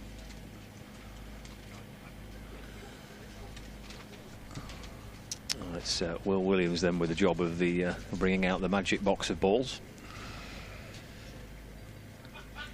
Just going through the younger players. Lavelle, Harry Singh, who we'll see bowling some off spin and batting a little later. Played well on Sunday against Cumberland. Yeah, batted very nicely. Aspinwall, of course, who's bowling now, and Barnard, who will bowl his left arm spin, making his first team debut today. So from a Lancashire perspective, plenty of young talent on show. Just seen Rocky Flintoff walk in front of us. He's a big lad. Balderson to Lees. Well, that'll be a single. He's trying to work the ball away to the leg side, just squirts out into the offside. And through he goes for a single, 48 without loss. 16 and 6'5". Yeah, that's a big lad. It does look He's a big close lad. and close to making his first team debut as well, I would imagine. Yeah, he played on Sunday against Cumbria in the warm-up game. Balderson to McKinney. That just nips nicely through to Bell. There's a bit of carry in this pitch, isn't there? Well, it was on Sunday. Bit of bounce. Nobody particularly quick in this Lancashire lineup. Aspinwall probably the quickest of the lot. He's just getting going. 48 for no wicket. Balderson to McKinney, all driven back towards Balderson. Stuck out his right hand. Did well off his own bowling there. Is that a chance? I think he hit it into the ground. That was my instinct. But let's have a look back here. Oh no! No, it didn't. No, it was. It's kind of come off the. It's kind of turned the bat on it, hasn't he? In a half. Yeah. Half a chance for Balderson.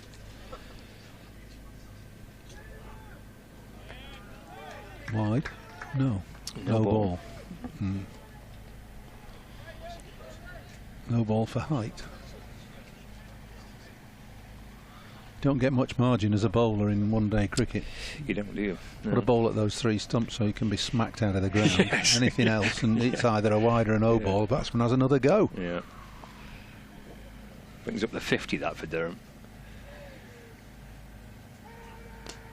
It's defended just off his toes by McKinney. Up on his toes and angles it away to backward point. Harry Singh fields, no run. We've got a barracker. Don't know where he is. I think he's on the slope. Oh right, okay.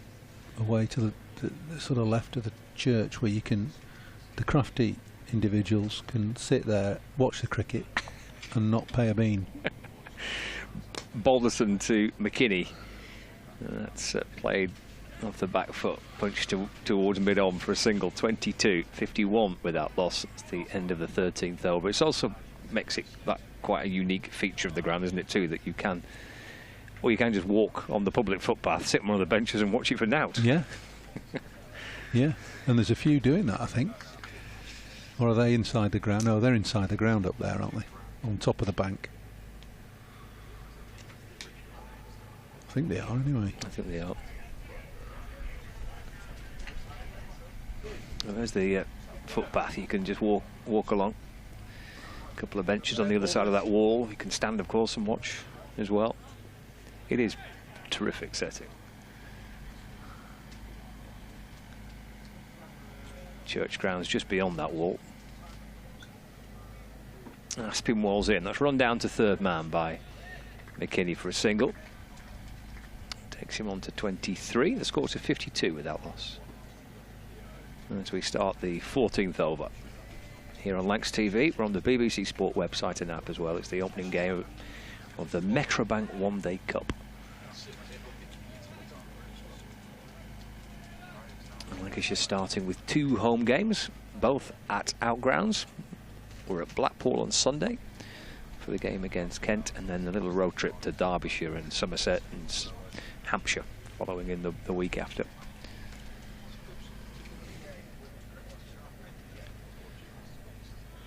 You soon get through this competition. Actually, it's quite quick.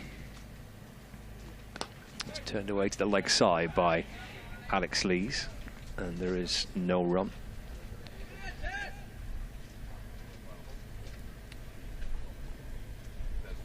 Durham starting here, and then travelling down to Worcestershire for a game on Sunday. Back to Chesley Street for Somerset on the Wednesday. And then Northamptonshire at home, Middlesex away, Hampshire at home. Ball around the wicket is Aspinwall. Lees will push it away through the offside out towards Lavelle on the point boundary for a single.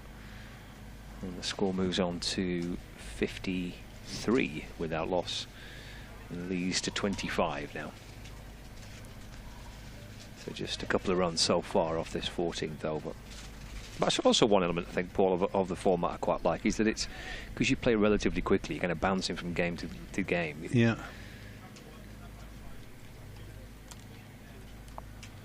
It's Aspinwall balls again. That's cut out towards the offside by McKinney for a single. And they cross for 154 without loss. And then the knockout stages are pretty quickly on the back of the group phase finishing. And then the final is in September, isn't it? There's plenty going on in September. There's a T20 quarterfinals and finals day. There's the Metrobank final. There's the championship to be concluded.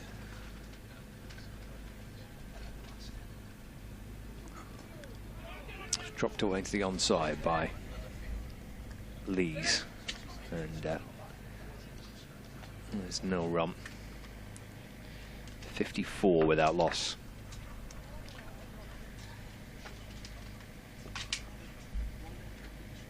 Charlie Barnard will be looking forward to having a go. Currently at mid-wicket. How quickly will Keaton Jennings and his two young spinners into the game, because of course Harry Singh with his off-spin. Do you know how the groups were determined, Scott? I've not got a clue. No. I'll tell you what I would say about that. There's Aspinwall's in, and that's played away off the front foot. Cover, no run. End of the over, 54 without loss. Derbyshire, Durham, Hampshire, Kent, Lancashire, Middlesex, Northampton, Somerset, Worcester. See what I would do with that. I'd make sure that you play the local rival ones. But Lancashire should be playing Yorkshire in this format. I agree. To Alex Lees. Middlesex should be playing Surrey in this format, that type of thing. Yeah. And I suppose they're relatively regional in T20 cricket, and that would be the change of bowling at the Evans the idea to mix them up. 16, obviously Harry Singh. Gives a bit of a spread, but you know, doesn't do much for your travelling, does it, when Lancashire having to go to Kent and Hampshire and or vice versa, Somerset. Some serious travelling involved. Would you prefer it to be a little bit more regionalised then? Yeah, but I suppose that critics would say, well, you've got it regionalised in the T20. Yeah, exactly. So. Yeah. I don't mind it being a bit of national kind of groups, and we're going to see Harry Singh on debut bowling some off spin here from the Evans end. Good to see two spinners making the debut, isn't it? Singh and Barnard.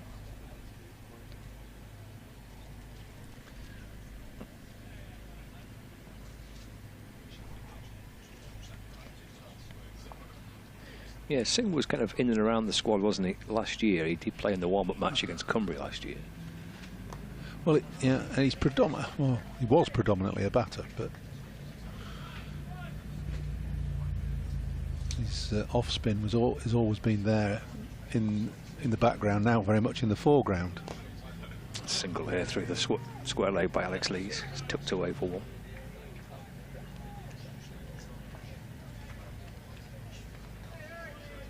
He opened the batting on Sunday, Singh, with George Bell. It's hit back over his head, down the ground. It's cut off by Tom Bruce. The score moves to 57 without loss.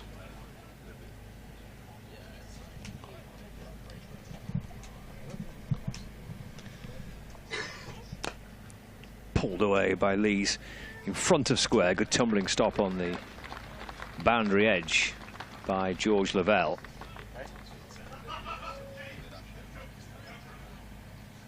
bowls it flat.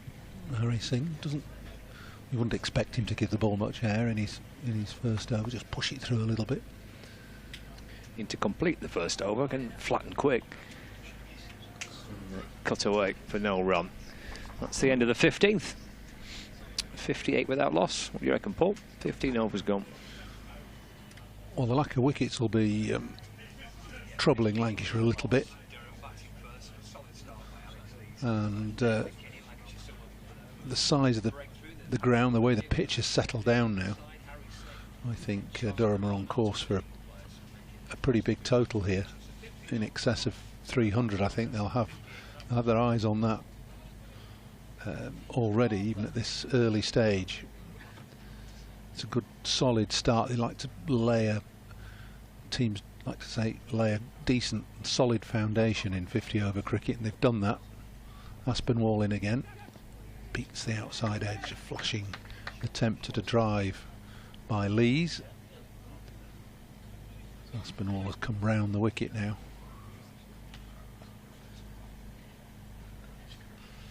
So yeah, I think we're in for a pretty an exciting game. I mean, two relatively strong sides. I know there's some young players playing. It's a couple of debutants in each team, but I think essentially good lineups.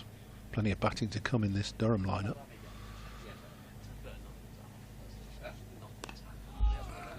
It's good bowling. It's the length from Aspinwall. Decent pace as well.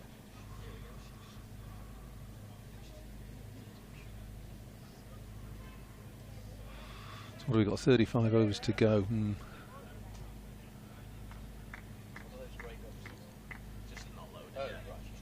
8 and over, could be.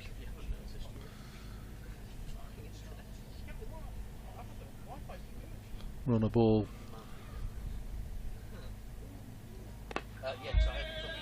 Run a ball gets them to 270 odd, doesn't it? So they'll be looking to get in excess of that. I think 300's the target, and then probably plus.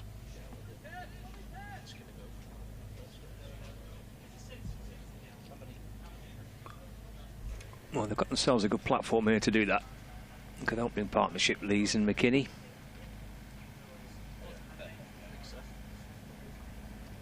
This is over number 4 for Tom Aspinwall.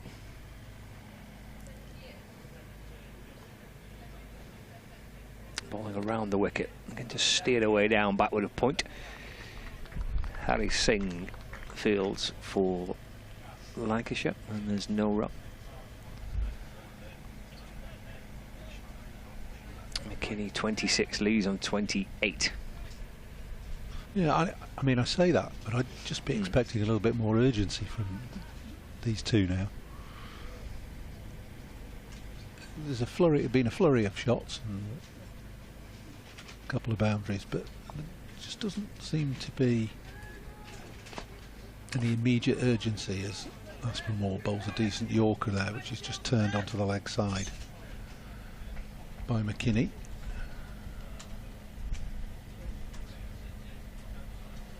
It's all right having a solid foundation, but you've got to build on it quickly, I think.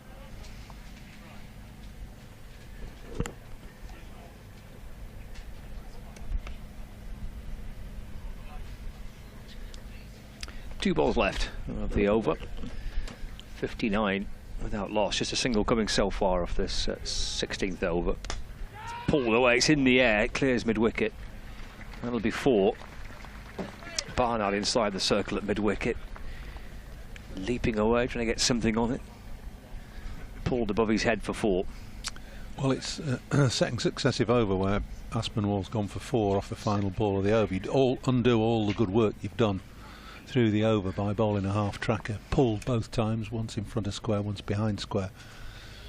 An exercise I used to do when I was director of cricket here was count up the number of runs conceded off the final ball of an over, and unsurprisingly it was quite high. Batsmen, I think, set themselves to score off that final ball if they've had a quiet time. So you've got to, as a bowler, keep yourself aware of that and conscious that batters will tee themselves up. It's Harry Singh again. That's short and pulled. Wide of mid-on, and that'll be another 4, so successive boundaries for Durham, starting to get a little bit of a spurt on since I mentioned the lack of urgency. Martin's coming in to replace Scott, and juggling his paperwork around. Yeah, getting everything in order now. You're all right. Yeah, it's a good start. This not bad, is it? No, good. Look very controlled and assured, these two. As Lees picks up another single, just with a steady push to long off. It's been methodical, I would say. Yeah, good word to describe it, I think. They're looking increasingly assured, these two. Singh bowls. That's played away up towards long on by McKinney for 1 run. Takes him up to 31. Durham 69 for 3. So they got the 50 on the board after 12.4 overs. 69 for none. 69 for 7. Yeah, sorry, I've just read the batsman's number there. Trying to, 69 for none. Trying to refamiliarise myself with the layout of the scoreboard. 70 for none now. Listener will have just fallen off his or her chair there, thinking they missed 3 wickets pretty quickly. Next ball is played away by McKinney down the field for 1 run. Takes him on to 32. 71 for none then Durham. Lees at the other end on 34. 16 overs gone.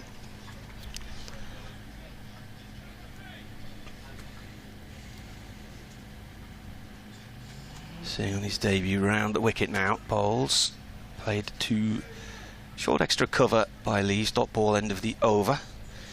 Plays club cricket for Urmston. Picks his hat and heads off. He went to Clitheroe Royal Grammar School. His dad was one of the lead coaches in the Lancashire Foundation. Yeah, Rudra, good cricketer himself. Didn't he play? Did he play for India? His dad? I think he might have done. Yeah, I think he might have done. On not very many times, but I think he did.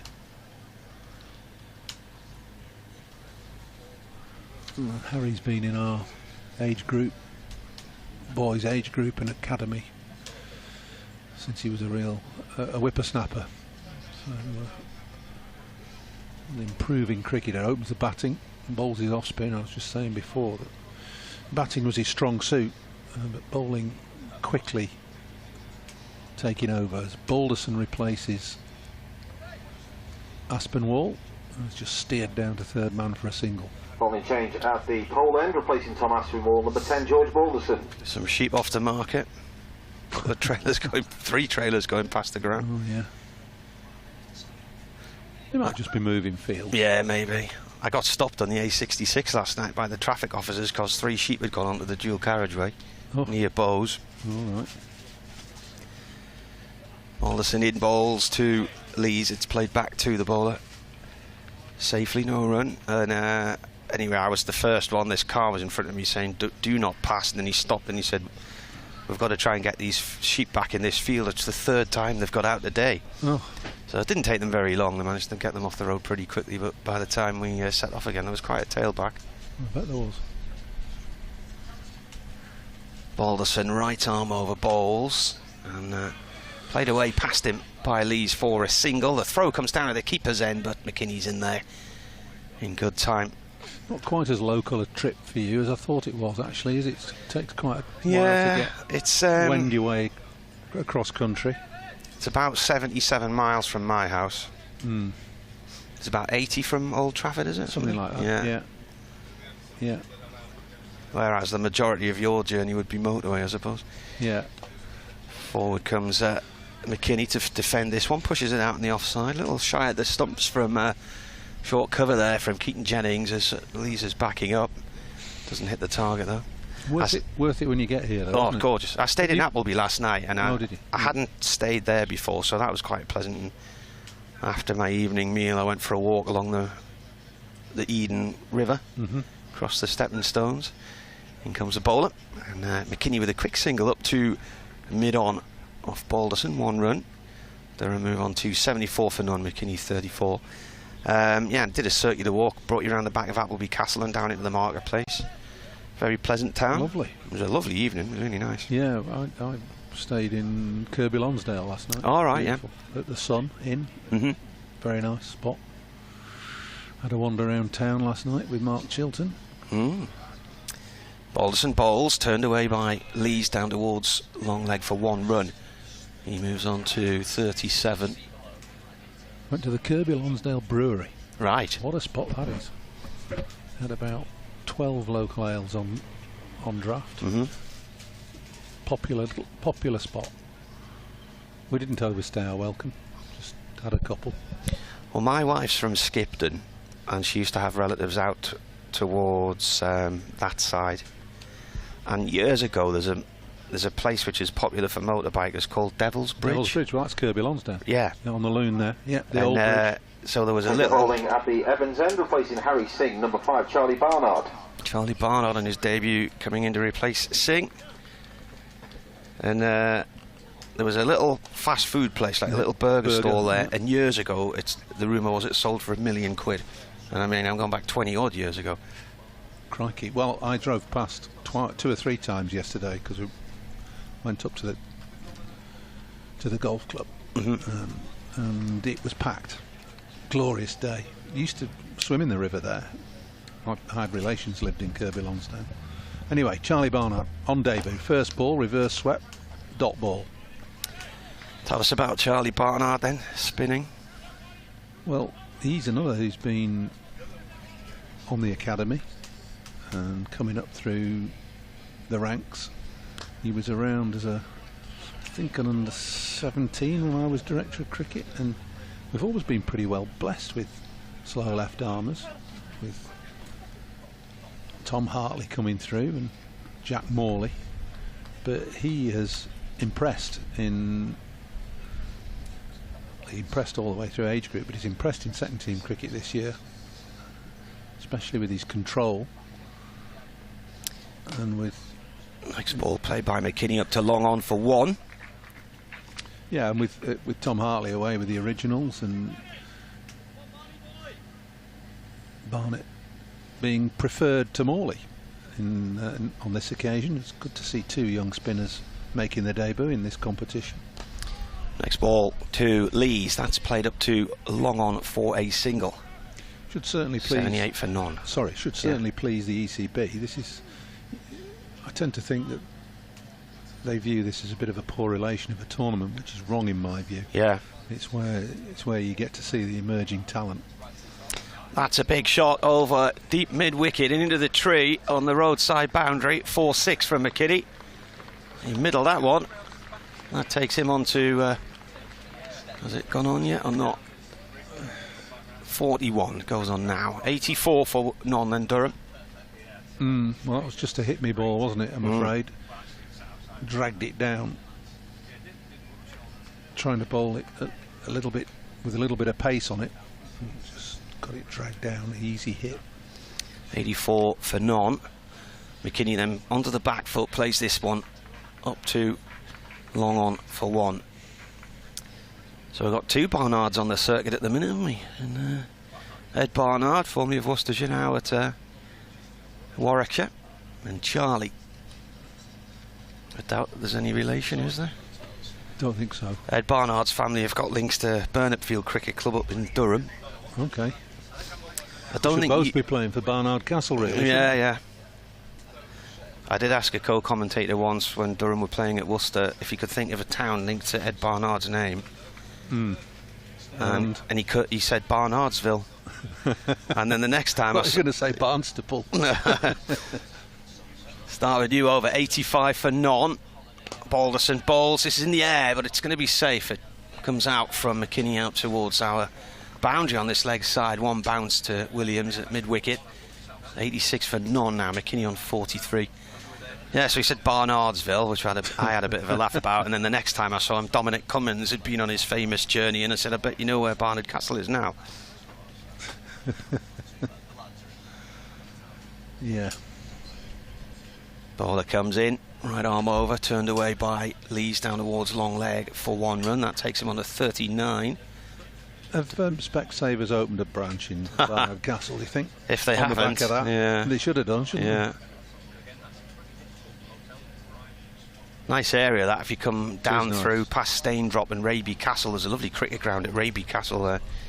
Durham played a match there last year. I think it was part of Ian Botham's charity. All the deer roaming around. Round the wicket comes the bowler. Oh, that's in the air. That should be out. Williams is there at square leg on the boundary, and that is the end of McKinney. He's gone for 43. So Durham 87 for 1.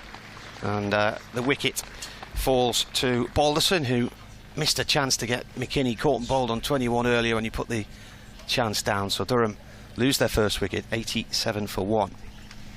Well, McKinney's innings over now. He's just signalled that he thought that bounced a little bit more, may have even stopped on him a little bit, got high on the bat. Ben McKinney caught by Will Williams off the bowling of George All he Balderson did was offer a pretty simple catch to Will Williams down at deep square leg. It was a good piece of bowling from Balderson. He'd been pulled earlier in the over. And the incoming Durham batter, number 27, Baz Delader. He's got just a little bit of extra pace, George Balderson. Might have just surprised McKinnon a little bit. Baz Delader, the Netherlands international, the new man in the middle, having a chat to Alex Lees, who's on 39. So Durham 87 for 1 after 19.3 overs.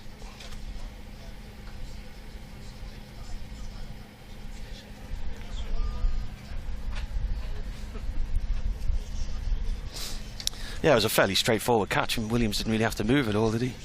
No, he didn't. It was high on the bat, wasn't it? Didn't get any anything into the shot at all, really. Just looped up, carried nicely. Delader recently at the World Cup with the Netherlands. Michael Jones was out there with Scotland, but they both came home on the first planes back.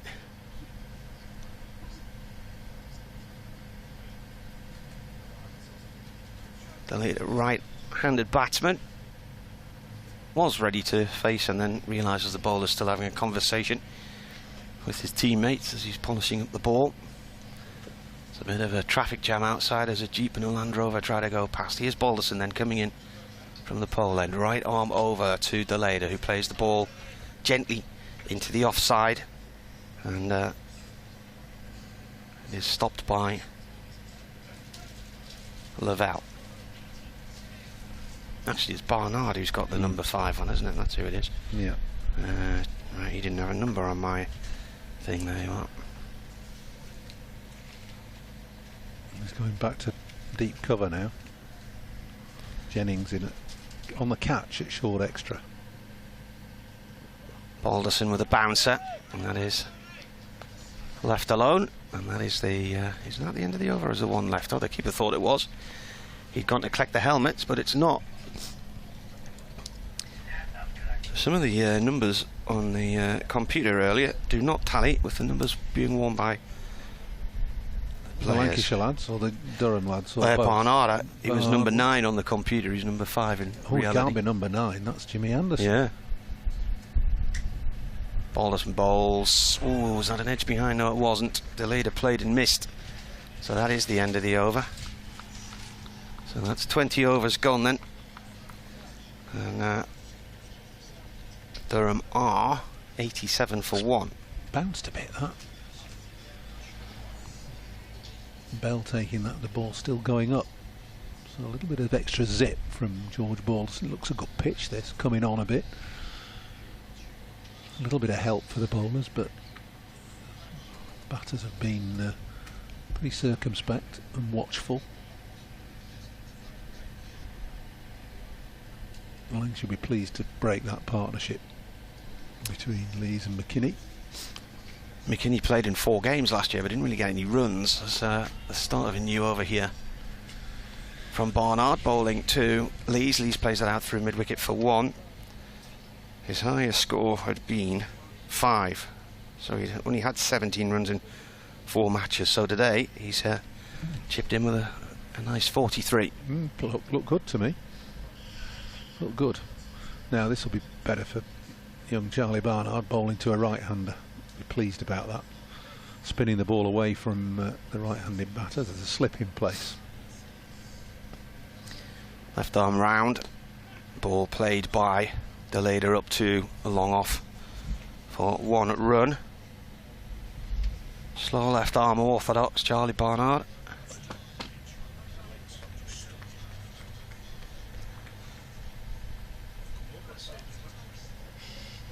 Barnard in again now to Lees. Lees with a little flick off through the leg side for 1. He moves on to 41 and the score is 90 for 1 in the 21st over here on BBC Radio Lancashire, BBC Radio Newcastle and Lancashire's YouTube channel as well. Drive from the leader of Barnard down to long off for 1 run. It's a gorgeous day. Just a little bit of haze come over now, so just cooled down slightly, but I nipped over a little earlier next to the side screen where my daughter and my dad are sitting, and it was quite hot there. Barnard left arm over to Lees. Ball played back to him. He dives to his left and takes it on the ground. And as I suggested when I saw the big queue earlier on, I thought my dad wouldn't be standing in that. He didn't. He went in the back way. So I was right. Good lad. Barnard in again. That's played away upfield to long on by Lees for 1 run. So Durham on 92 for 1 at the end of that over. Lees on 42. He's not as mobile as he was, so he's brought his little buggy thing and he can come. There's a proper track down the hill. Right. Yeah. I came in that way. Of a white Mazda MX-5 yeah, I was in the rugby field. prevented from getting in at 2 gates. The first 2 gates I went to. X-ray Mike Lima. That's Papa November 1. Which was fair enough. And then I got to your vehicle. Just reminded spectators, got a bag search. Never had to show a ticket. Right. Well, I didn't have a ticket. I had a pass, but you know, but never asked me for that. Oh, when I arrived, Bumble was coming through the gate at the same time, and there was a huge queue. There's a new over start here that pops on Lees from Balderson. It was quite about chin high in the end, and he fends it away one-handed, no run. But I had all my kit, me computer bag, my work bag, my case, and the queue was up against the wall, and I thought there's no way I'm going to get up there. And along a gravel path, so the 2 of us climbed over the fence and wandered across. Still the athlete. Which fence? That wall? Where the gate is there's a fence in front of the gate. Oh yeah, got you. Like a sty, really. We climbed over there. Oh, okay. Yeah. Balderson, right arm round to Lees. Lees turns this off to square leg for a single, moves them on to 43. Durham approaching the 100 mark now, 93 for 1. I can just see the headlines. BBC man refused entry and then evicted for trying to scale wall. Yeah. Well, the better headline would be getting stuck on the top of the wall and needing to get rescued, wouldn't it? With the intrepid George Franks, the photographer, loitering in the background with his long lens. That would be the better story. Talking of Bumble, he was supposed to be here. He is. 2 overs ago.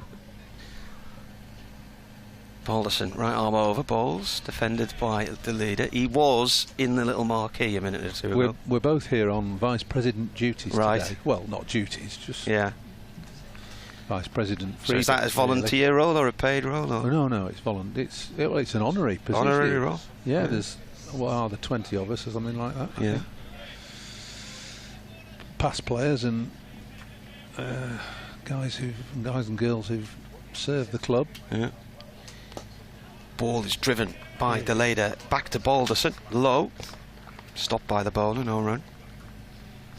Well, I talked to my dad earlier. He remembers playing you when you played for Gateshead Fell. Oh well. And he played for Whitburn back in the day. I played about 6 games for Gateshead Fell. Is that all? When I was at Bede College, Durham. Yeah. Dougie Hudson was the man who asked me to play. Me and Graham Fowler. Yeah. This is played back by the Lader up to mid on, no run there. Dougie Hutton's still going strong, and he once got me LBW up the bum. Did he? Yeah, he bowled this little nippy ball, and I just sort of leaned forward to let it past, and it whacked me. And, well, he reckoned he could get me out with an orange. I think I played, I don't know how many games, but I didn't take a wicket for Gateshead Fell. Did you not? Sort of defeated the object of me playing. Yeah. Delader defends this one from Balderson. It's gone up to mid on, no run there, and that is the end of the over. So just the 1 run from it. 93 for 1 now, Durham, after 22. Dougie and his son Philip are involved at Newcastle Cricket Club now. All right, So okay. I switched sides of the river. Saw him a few years ago, but I'm, occasionally keep in touch.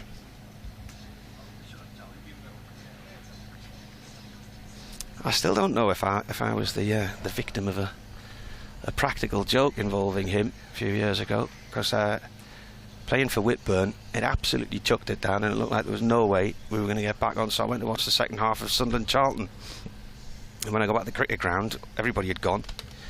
But he later claimed that Whitburn had lost by just a small margin, as Barnard's bowling here. Start of a new over to Lees. And because they didn't have an 11th batsman, because I was at the football, but I don't think they got back on.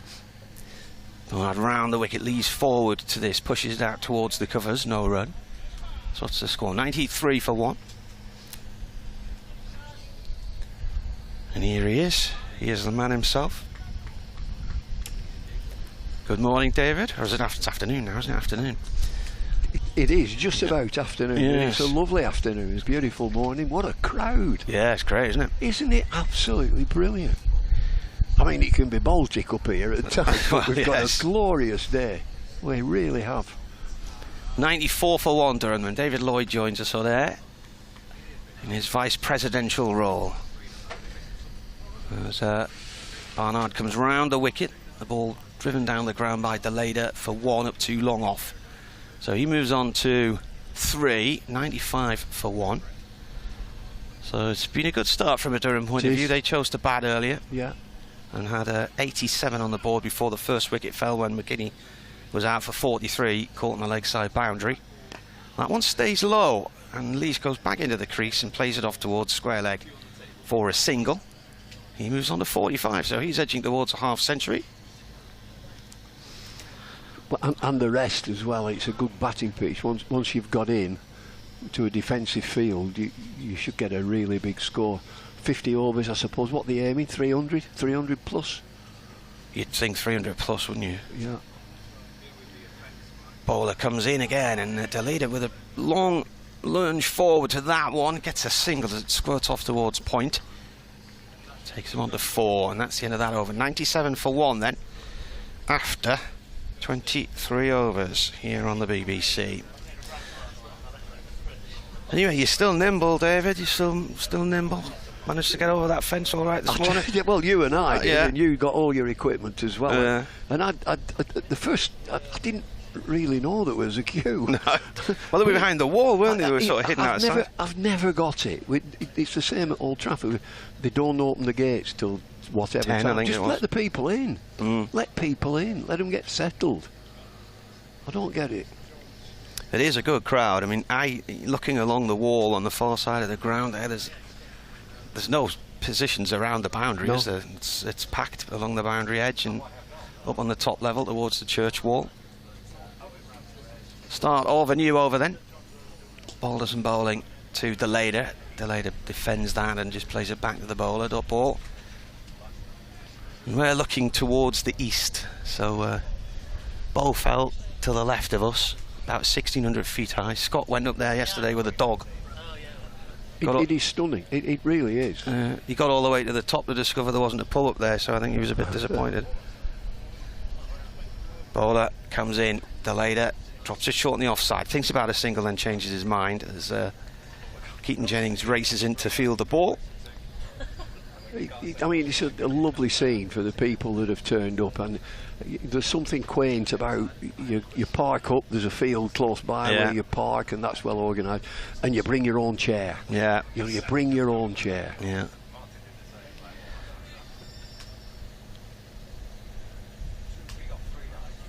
Balderson to Deleda, plays it off to short. Ooh! To short mid-wicket, and Lees was backing up there, and he was way out of his territory, and a throw came in from nearby from Tom Aspinwall, just missed the stumps at the non-striker's end, and Lees, I think, could have been in peril there. He's just gone to have a chat with Deleda about calling clearly. Would have been Deleda's call, that, because it was in front of him. Balderson bowls. That's gone off to point area, no run. It's one thing that you don't want when you're set on a pitch like this. You needless run out.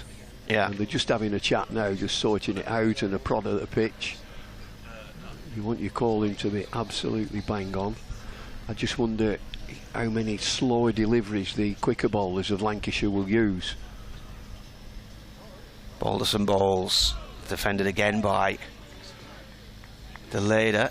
So the score is still 97 for 1, so there hasn't been a running this over. I think the length that you want to bowl, there's no swing, so you don't want to bowl a drive length, that very, very full length. You just want to be, the medium pace, Balderson is medium pace, so he wants to be just back of a length, push forward length. That's short, and Deleda looks to hook, and there's a polite inquiry. It's a no ball on height, says Tom Lungley, the umpire, which would have been initially signalled by Steve O'Shaughnessy, who's at point rather than square leg. That's upset the wicket keeper. He's got a double teapot on. He's staring at the umpires. He's gone up for a catch, actually. I think he was the only one, and he was a bit miffed that it was given as a no ball. George Bell, the keeper. Oh, that skids in low, and Deleda's late onto that one. Gets it away eventually, but a very good delivery. So the 2 runs that came from the over were from the no ball. Around the ground today for the 30th anniversary draw for the Lancashire line, our official club lottery, supporting the work of the Lancashire Cricket Foundation. 3 prizes up for grabs. Third prize, a tour of Emirates Old Trafford for 2 people with an overnight stay at the Hilton Garden Inn. The second prize is 2 tickets for the England versus India test next year, and the first prize, an overnight stay for 2 in the Hilton Garden Inn with a private balcony for the England versus Australia Vitality IT20 on Sunday the 15th of September. Nice prize to win. Start Avenue over here from Barnard, left arm round the wicket to Lees. Lees plays that down to long on for 1 run and moves on to 46th, and that brings up the 100 for Durham. They're going all right.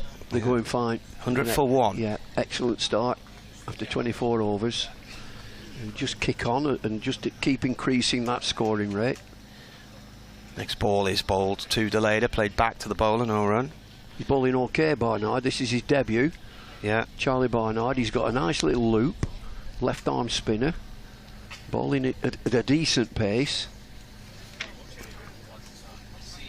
Jogs in from about 4 paces. Deleda pushes that one, goes for a quick single into the offside. So he moves on to 501 for 1. Where's Barnard play? His Hyde Cricket Club in the Cheshire Premier League. Good team. Yeah. Good team. Played for Cheshire in the minor counties the last couple of years. He's played for Cheshire Schools, England under-19s. Left arm round, bowls. It's just beyond his grasp, and it's played away by Lees up to long on for 1. Moves on to 47. Lees in 1 dayers has where are we? He's got 500s and 20 50s, so he's getting near another half century. That's a drive which is just beyond Keaton Jennings, a short extra cover.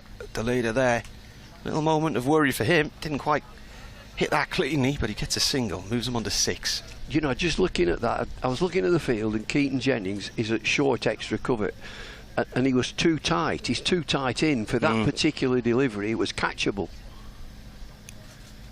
And again, flights it right into Lees. Lees plays it up to long on for 1, up towards the church end of the ground. They did have the first year they had a game here. People were wandering along the pathway in front of the church and watching the match on there's park benches there. And, so people inside the crowd had paid £15 for a ticket, and people were sitting out there for nothing. So I don't know if that's now roped off or whatever. Well, there's a hill, it's like Enman Hill at Wimbledon. Oh yeah, there corner. Are people sat on there. Yeah. They've got a great view, elevated view. Yeah. It's almost like, if you think of Old Trafford in that temporary stand, that's the sort of view that they're going to get from up there, and it's free. Yeah. Need your crampons to get up there, though. 104 for 1, start of a new over. So Lee's on strike to Balderson, plays it out through mid-wicket for a single. Moves them on to 49. 104 for 1 off 25 overs. So what do they say? Double it and add a bit more on, don't they? Yeah, I mean, if it's 25 overs to go, they're going at 4 and over. I just think Lancs might be happy with this at 4 and over. Balderson bowls to Deleda plays the ball up to mid-on for 1 run. Takes him on to 7. There comes a time when the batting team, Durham, have got to kick on. They've got 9 wickets, and they'll have a target, they'll have a score that they want to get to. But at 4 and over at the halfway stage, I would think Lancs are quite happy with this, containing. They're just containing the game. There's a RAF training plane coming past us as Lees turns this ball from Balderson down towards long leg for 1. Martin, that brings up his 50. Yeah, he's moved to 50, but you know, would you say, well, if you're Keaton Jennings, that's fine. He's 50 from 75. Now Deleda in at number 3. 75 balls. He's 7 from 22. 7 from 22.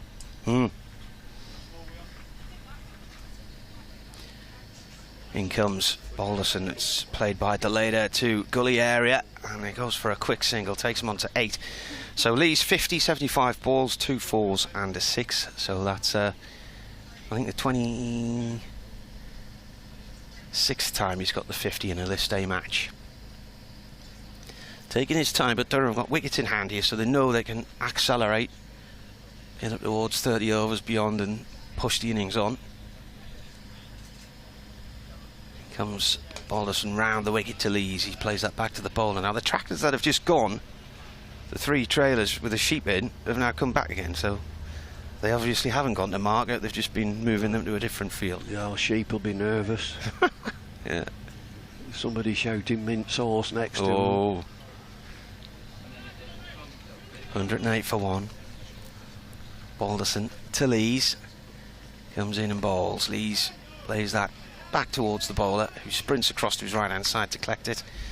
And that is the end of the over. So 4 from it, 108 for 1 Durham. Lees has 50. I tell you, we were chatting to just earlier, a lad you'll remember, James Anion. Yeah, Jimmy Anion. Who's now a teacher here, isn't he? Yeah. He's just taken over as the cricket from Martin Spades. Yeah. He played at Warwickshire and he had a good career at Sussex. Yeah.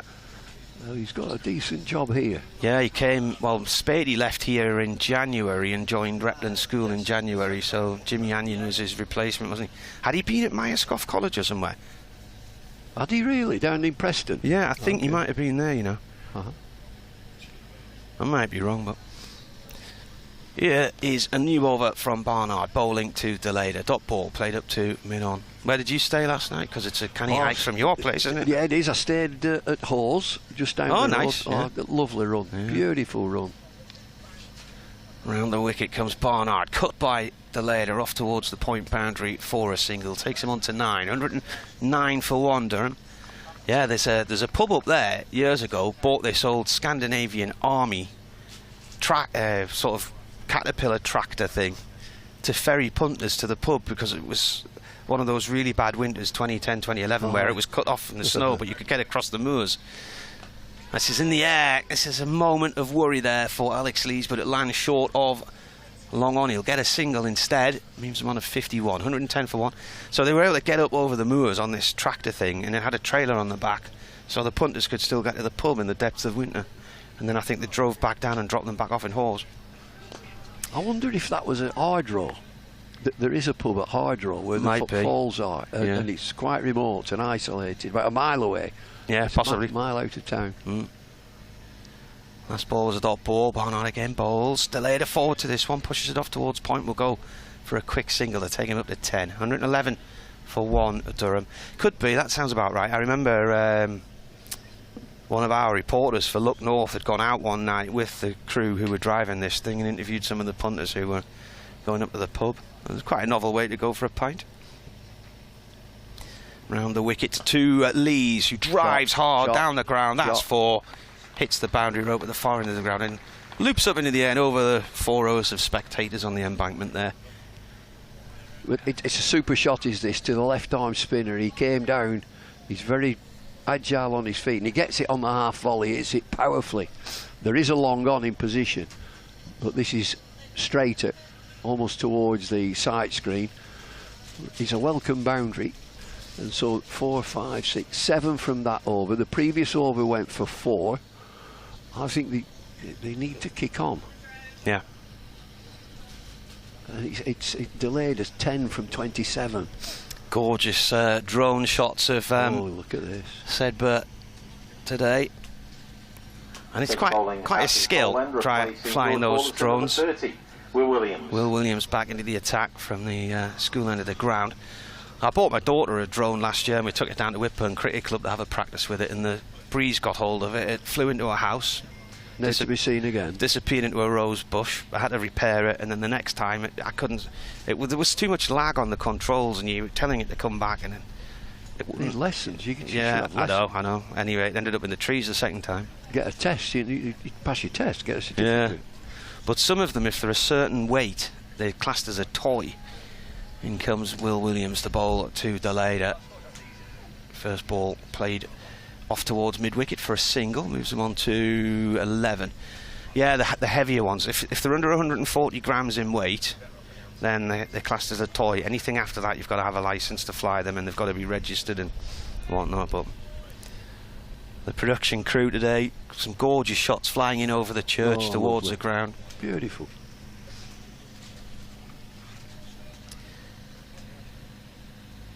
Will Williams, New Zealander, with a UK passport, round the wicket to Lees. Lees chops the ball into the ground with stiff arms. No run as it goes out into the offside. So Lees on 55. Durham 116 for 1 in the 28th over here on the BBC.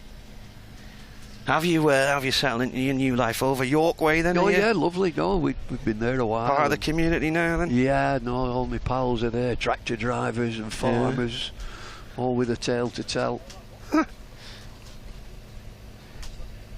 Williams bowls, shortish, and that's pulled up to mid-on by Lees. An awful bounce there, just as it was coming up to Tom Bailey, and it sort of bashed him in the arm as he tried to take his face away from a bludgeoning. You got football fans as well. You know, the talk would be in the back room, the back bar would be which football team. That we've got a split of Middlesbrough. Yeah. Sunderland? No, one Sunderland. Right. Quite a few Leeds United. What? Yeah, there's quite a few go to Leeds.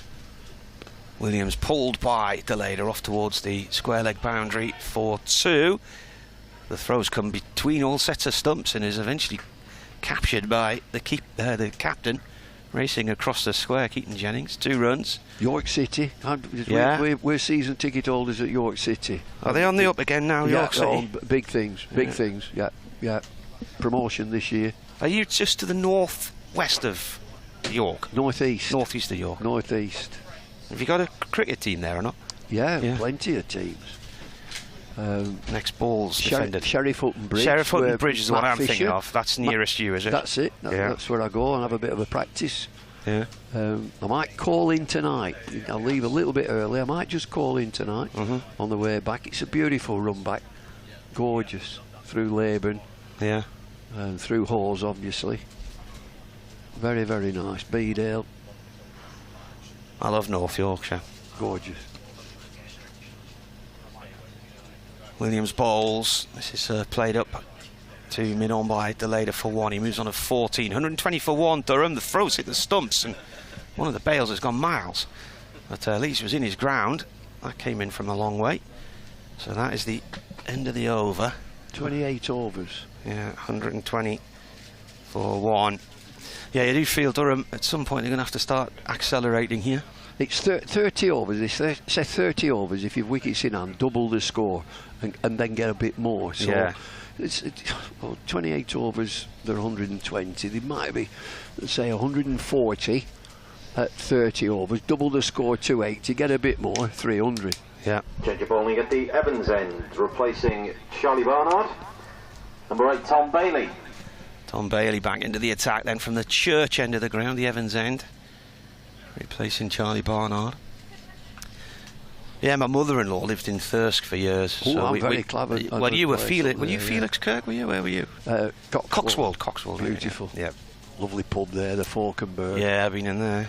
There's some history to it as well. Lord Falkenberg, all to do with Oliver Cromwell. And Charles I, of course. Yeah. Lost his head. Not in there. No. Bailey bowls. Deleda plays the first ball down to third man for 1. But Oliver Cromwell, he of course lost his head, and he's buried. He's rumoured to be buried, minus his head, at Newburgh Priory, which is in Coxwold. Right. And Lord Falkenberg of the day was a royalist, and he flipped and married Cromwell's daughter. Oh. He went to the other side. Not a good move. No. Bailey in. Bowls played by Lees up to long on for 1 run. He moves on a 56 Durham, 122 for 1. Anyway, he's got a pub named after him. What was it the Black Swan at Aldstead? That's it. That's Tommy Banks. Yeah, well, that years ago, me and my wife were out on a bike ride and it started to rain, and we pulled in and we were sheltering under an apple tree in the garden. And the pub was closed, and the guy knocked on the window and he said, "Do you want to come in? Get out of the rain." So we came in, and I don't know, autumn time, whatever. He started the fire, and he said, "I'm closed, but I'll pour you a drink if you want." So we had a drink while we were waiting for the weather to go past. This is played down field by Deleda. Didn't have his bat down there, and it's a direct hit of the stumps. He must have been well in then. Yeah, he's in. He's in, but it's a brilliant piece of field. The middle stump. Yeah. Knocked out. Who's that? That the left arm spinner, number 20. Yeah. Or is it? It's Bohannon, Josh Bohannon. Josh Bohannon. Yeah. A risky single, but he got there in the end. He's on 16 now, 123 for 1. Anyway, this pub, really nice. It's near Bylands Abbey. Is it Bylands Abbey? Near Byland Abbey. Yeah, and sort of the little village where Mousy Thompson's based. That's it. Underneath the White Horse, at the end of the southern end of the North York Moors, Sutton Bank area. As Bailey comes in now to bowl to Lee. Slower ball, and Lee sees it. He's pulled it away to the long leg for 4 runs. It hits an advertising sign and bobbles up to the top of it and comes back down again. Far corner of the ground. So that takes Lees on to 61. Durham 127 for 1. Anyway, it was that, because the guy had looked after us, we decided we'd go back that evening, and we had some friends with us, and lovely meal, and they had freezers full of game, because it's all game shooting around there. But the guy was saying, "I can't make this place work. I'm actually closing it down and I'm handing back the keys." And I said, "Seriously?" And he said, "If I had the money and I had the idea," he said, "it could be a cracking gastro pub, but I just haven't got the time and I haven't got the money." And he said, "Otherwise it's off the beaten track and you don't get much in the way of passing trade." Bailey bowls at shortish, pulled away by Lees out towards square leg for 1. 128 for 1 now, Durham. And I was saying to my wife, you know what, if you had the time, if you got a good chef in here, this would be a cracking pub. And it was closed for a bit, and then those brothers who Tommy and James Banks. They're butchers, aren't they? Yeah. Yeah. Next door. Yeah. So they've bought it took it over a few years ago now. And there's a waiting list to get in for an evening meal now. Yeah, it is. You'd be lucky now if you could get in by October, I think. Bailey in. Deleda plays that to back with point no run. And they've just opened at Byland Abbey, which was a tea rooms, and it's been a pub. That was a nice place for a while. They've bought that and done it up, and it is beautiful, really good. Was that the Abbey Inn? That's it. It was the Abbey Inn, and it's Byland Abbey. Yeah. Which was knocked about by Henry VIII, of course. He did all that damage. Yeah. It's quite a busy little area around there, because you've got Ampleforth School on the hill. Yeah. You've got Helmsley. Lovely. Felix Kirk. Some nice, I've done a lot of cycling around there, but some killer hills as well. Hill out of Hornby. Oh! I mean, cycling round there, if you turn one way it's hilly, if you turn the other way it's dead flat. Yeah. Yeah, there's some lovely areas. Yeah, I'm very happy there. I'll be looking forward to that drive back tonight. It's gorgeous. You just potter through the villages. Yeah. You always see something different. But looking at this score, 128 for 1 off 29. So I think they'll get 300. They've got to get 300. Yeah. What's the par score here, Scott? What do you reckon? Big chase. You don't know. Big chase. Start of a new over. Williams in from the pole end. Oh, slammed to backward point and dropped. Lees gets a life there. Harry Singh couldn't hold on to him. He was quite close in. Lees on 62 is put down though. It's clattered that to backward point, and it's Harry Singh, and it's just about ankle high, really, really low. It would have been a wonderful catch. It's bounced in and straight out. He's hit it hard. Oh, aye, motored it. Dropped on 62, 128 for 1. Durham. Williams bowls. That's a shortish ball pulled off to Barnard on the square leg boundary for 1. These moves on to 63. I'll talk you through this one and then I'll do a runner. Bring Scott back in. Yeah, you got some nice little villages there then, haven't you? Down through the Dales on your way back. Gorgeous. And then I love the drive up Sutton Bank as well. Yeah, Cracking scenery up there. there a bit. The gliders, of course, go off there. They could land anywhere. They go for miles. No, they could be in Amsterdam, Poland, anywhere. Yeah. Williams to Deleda. Hits him in the pads, and the ball's rolled towards the stumps, and Deleda scores in all kinds of trouble here. The keeper's come round, hurled the ball at the stumps. He's missed them. Everybody's missed it. Deleda didn't know where it was. He set off for a single, which was never on. Eventually told to get back by Lees. If you go in the glider school up the top of Sutton Bank, they've basically got route maps where the gliders go, and there's these air corridors, and one of them, I was looking at it, they can go down all the way down to Milton Keynes and back. And then at the other end of the North York Moors at Carlton Bank, you've got the guys jump off there with the parachutes, the paragliders, and they get out to Humberside and all over the place. But we're in. Edge away safely for 4, straight over the keeper from Deleda. He moves on to 20. That's a bouncer. It banged in. He has an absolute flair at this. Top edge over the keeper, over first slip, a couple of bounces, 4. So they're just kicking on a bit now. 133 for 1. Yeah, that's it. The paraglider, he got a bit of an engine and some wings, haven't you? That's it, yeah. Parachute. In comes the bowler. And that's played away by Deleda up to mid-on for 1, and attacking the stumps again here, Bohannon. Just over the top of the target, backed up by Keaton Jennings. They are still on their toes in the field here, Lancashire. You need that little bit of magic in the field. The coaching staff, Benkenstein and the rest of the staff will be 1 wicket down. Come on, we need a bit of magic in the field. A great catch, a run out, change it, get a new batter in.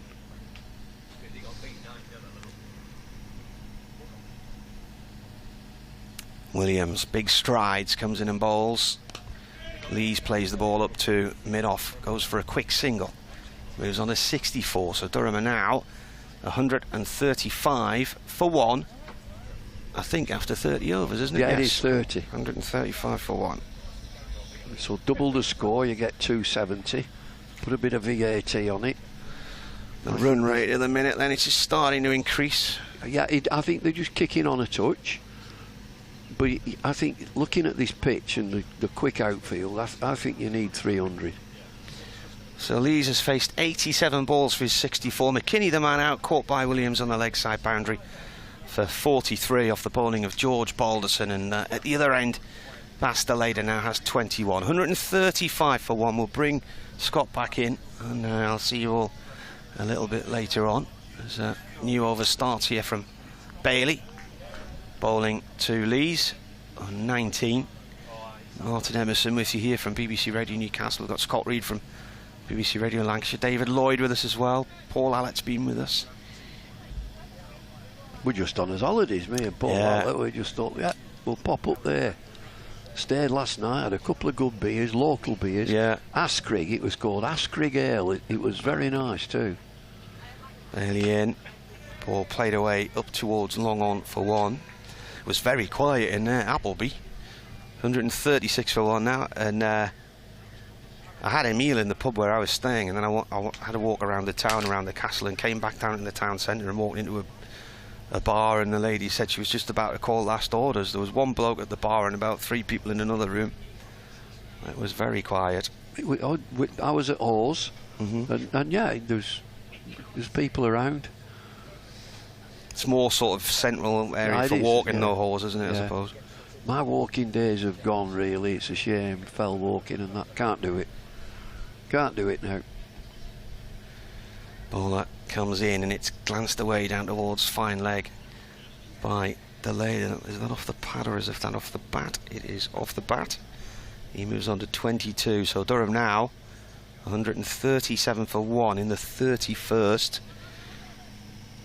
So 19.3 overs remaining. Bailey none for 28 from 6.3 overs. And we're coming up to the top of the hour, so I'm going to have to jump off and we'll get the boy Scott back on. It's Bailey from the church end. Comes in to bowl to Lees. Lees drives at that one, plays it up towards long on. Is he going to go for 2? He is. Ball's coming back towards the keeper's end, but they run 2, so Lees moves on to 67. Durham 139 for 1. You got to draw the prize raffle later on, David. Have you? No, nobody said anything. No, I'll probably be on that journey back. And at the Emirates, watching the T20 International. Sounds like a good prize. There's some real prizes. Yeah. Yeah, stay at the hotel. Very nice.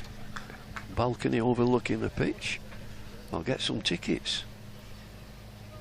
Bailey bounces it, and Lees pulls it out towards deep square leg for 1. Takes him up to 68, and Durham 140 for 1. Do you know, there's been a few bounces from these medium pace bowlers, and every hook shot has been hooked down. I just wonder whether that boundary doesn't look enormous, whether you can get right under it and hit it into the road. Or into You've seen one into a tree. That fence that we jumped over this morning. Yeah. There's been one into the tree on that side of the ground, hasn't there, so far? Bailey comes in. Delayder flicks that off his hips to square leg for a single. Takes him up to 23. And that is the end of the over. 141 for 1, Durham, having chosen to bat. Lees has 68, Delayder 23. And I'll join you all again a bit later on. 7 overs, none for 32 for Tom Bailey, so steady away. Will Williams, the other opening bowler, again steady away, no real damage. 30 overs. There's 31 overs been bowled, 31. You'll still think that 300 is the par score. So you're 9 wickets down. You'd think there'd be some hitters in. It's a good pitch. It looks a lovely pitch. Here comes Will Williams. That's in the air. 6. It's in the air. It's over the rope. It might be over the fence. Delayder gets 6 out towards that deep mid-wicket boundary. Just stays inside the perimeter of the ground. There's a lot of air time to this shot. Gets bottom hand in. In fact, he takes one hand off the bat. He's looking anxiously, but there's no fielder down there. It's a vacant area, and it just lands for 6. 147 for 1. Steer down to backward point. The score ticks along to 148 for 1 in the 32nd over. Where's young Alec gone? Is he taking over from me? Or Well, he seems to have done a runner. I think he's maybe doing a little lap around the ground, I think. A perambulation. Perambulation, yeah. Where was that? There was an announcement. It had to be Lord's. Spectators are allowed to perambulate round the ground. You just think, go for a stroll, mate. Get yourself on there and go for a stroll. You're allowed to perambulate. Right here. Plenty of nice places to perambulate around Sedbergh. Oh, it's gorgeous. 148 for 1. Hammered down the ground. Can Bailey get across? He can. It's excellent fielding by Bailey. Really good stop. Lees comes back for a couple more, moves on to 70, and that brings up the 150 for Durham as well. They seem to be picking this slower delivery. At Lees in particular, when it's a slower delivery from the quicker bowlers, he stays back in his crease and he's picking it somehow. Real powerful shot there, down the ground, off the back foot. 150 on the board for Durham. Williams to Lees, steers it away down towards third man. And there's no run. Impressive knock this by Alex Lees. He's got 70 from 92. Going along pretty well here, Durham. Didn't qualify for finals, Dave, for the quarter-finals, did they, in T20 Blast? I think they just missed out, Durham. I think. I thought they just sneaked in fourth Did they spot. sneak in? I think they did. They'd have been fourth then. I think they just sneaked in. It's pulled behind square on the leg side for 4 more by Lees. On the march here, Durham. 151 for 4. Yeah, he's picking up. Alex Lees is just picking up that tempo. Yeah, Durham, that's it. Durham and Lancashire were 3 and 4. It was Yorkshire that missed out. I think if Yorkshire would have won their last game, they would have got that spot. Yeah, they had a poor game against Nottinghamshire. Lost the game. It's a really good end to the group stage. Clipped away by Lees out towards square leg for a single. Just round up the score for Radio Manchester listeners who are about to join us. 154 for 1 are Durham in their 32nd over. Alex Lees on 75 for the visitors here. It's a really solid start with the bat for Durham. Lancashire just picking up the 1 wicket so far. Ben McKinney caught by Will Williams off George Balderson for 43. So 32 overs gone. Durham 155 for 1.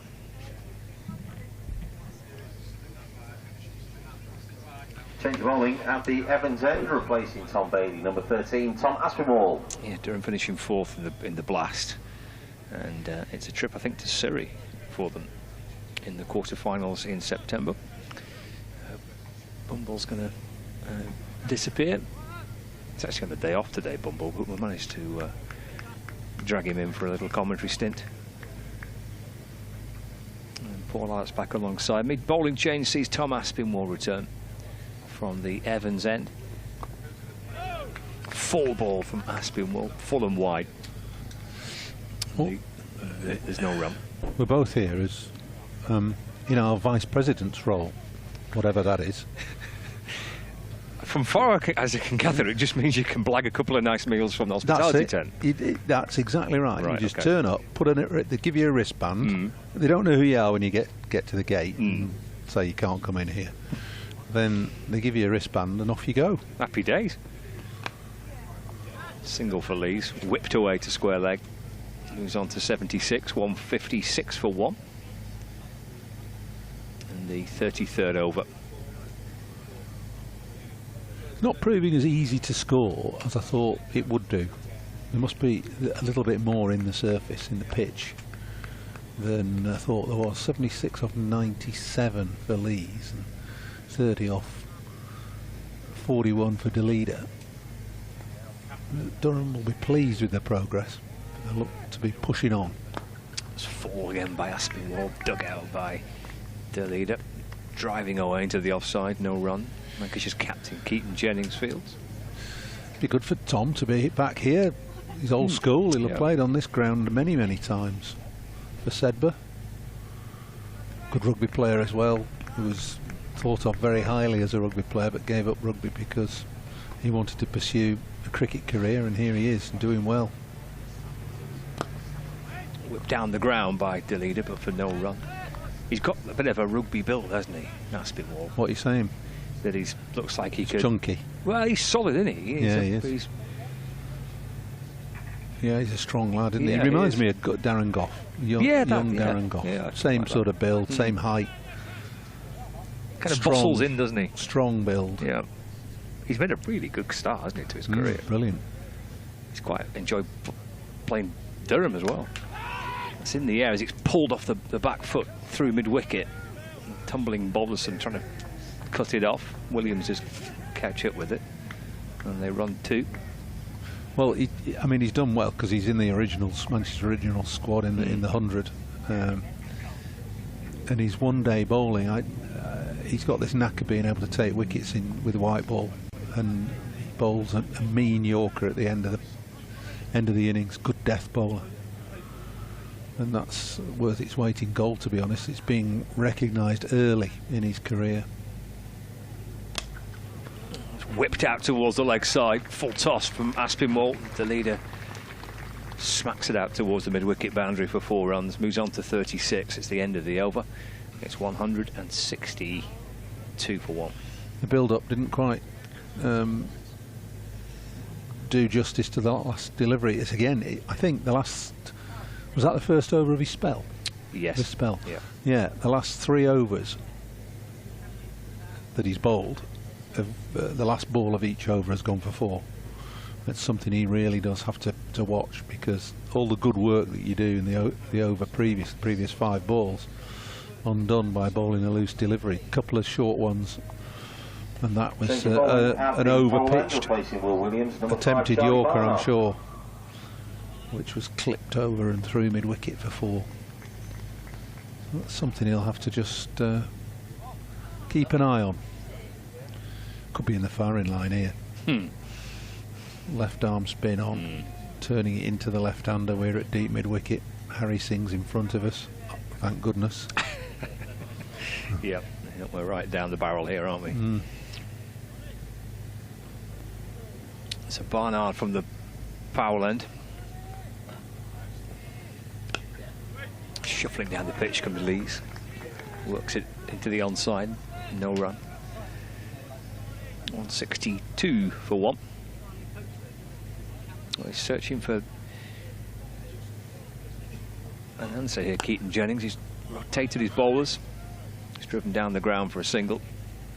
He's tried bowlers at different ends, short spells. Trying to find a way to pick up a couple of quick wickets and certainly try and dismiss Lees, who's batted really nicely here for Durham. Barnard's bowled 5 overs previous to this, but having a go from the opposite end. The leader on 36. Goes back and whips it away down the ground, and he's quickly away to his right there, Barnard, off his own bowling. Good fielding, got to be good off your own bowling as a spinner. Always expect the ball to come back at you, whether it's along the floor or in the air for a catch. Move quickly then. That'll be a single play through mid-on. The leader moves on to 37, 164 for 1. Bringing Lees back on strike. Just that 1 wicket so far. Ben McKinney for 43. 76-run partnership between these two now. Reverse sweep attempted by Lees. Definitely premeditated that. He was down waiting for it before Barnard let it go and threw it in quicker. Cracked away down the ground. There's 2 fielders at long off and at long on. It's Bohannon that's 2 at first. And they run through for a single. 3 off the over. 165 for 1. Lees 76 and Deleda on 37. Here at Sebba School on Lancs TV and the BBC Sport website and app for the One-Day Cup. Little bit of cloud cover above. We've had lots and lots of sunshine through the first couple of hours of the day. Pleasant conditions nonetheless. Where are you off to then, Scott? You're following Lancashire, obviously. I am. You've got a bit of a trek around the country now, there's haven't you? a bit, well, it's Blackpool on Sunday. Yes. And then 3 away games on the spin after that. Derbyshire, Somerset and Hampshire. Kind of bounce from one game to the other. It's Wednesday, Friday, Sunday. Yeah. That's been all in again. That's pulled. That'll be 4. It's a really good-looking shot. Powerful pull shot by Lees. Pushes him into the 80s. 82 not out. 169 for 1. With a bit of 100 actually in between. I'm at Emirates Old Trafford tomorrow for the 100 game. Oh, are you? Right, yeah.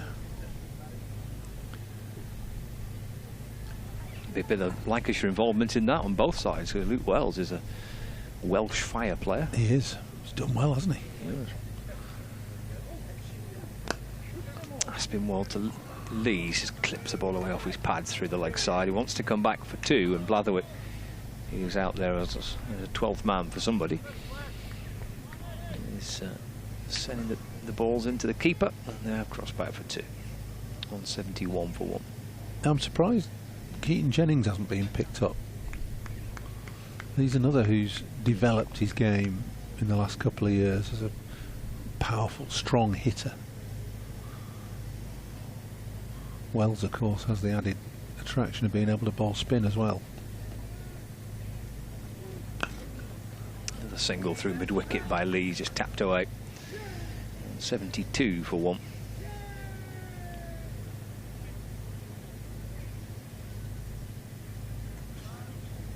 Brings the leader back on strike. 37 not out. 7 off the over so far.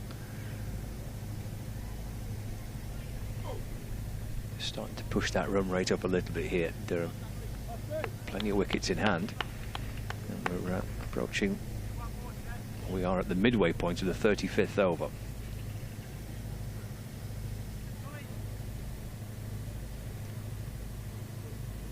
Fine leg to the boundary. 3rd man on the rope as well.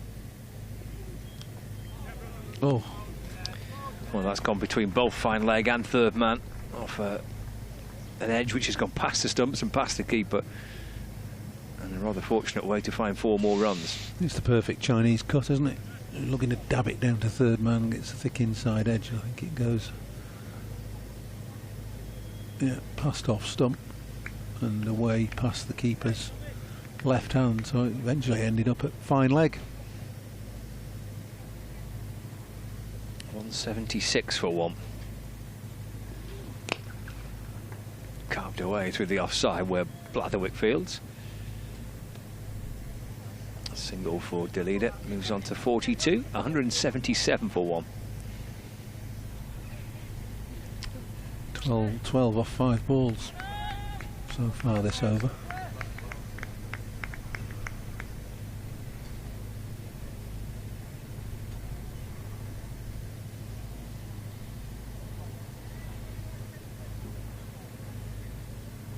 Final ball of the over, pulled away by Lees. To backward square leg for a single, and he keeps the strike. Expensive over that. Well, at least the last ball didn't go for 4.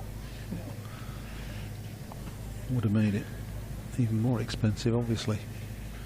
But I think as we get to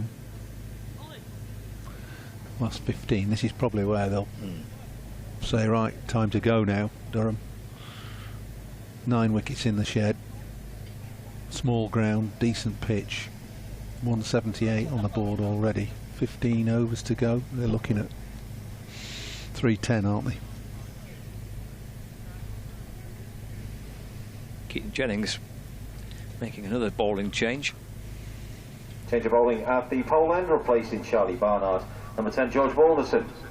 He's bowled 7 of his allotted 10 overs, 1 for 24 for Balderson. Bailey 7 overs for 32, Williams 7 overs for 38. Aspinwall 6 overs for 38, Singh's bowled 2 overs for 12, Barnard 6 overs for 34. So Balderson returns, dropped away into the leg side by Lees for a single.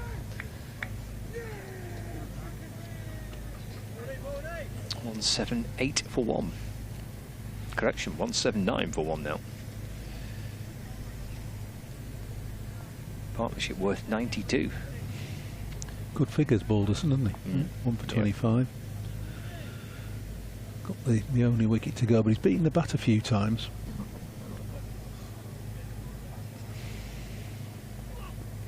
balls. Oh, there's ramp down towards the boundary. Barnard's chasing after it, flicks the ball back. Bruce sends it in on the return. And Delida with that scoop over the shoulder. That's a couple to his total. 181 for one now. Moves on to 44 not out.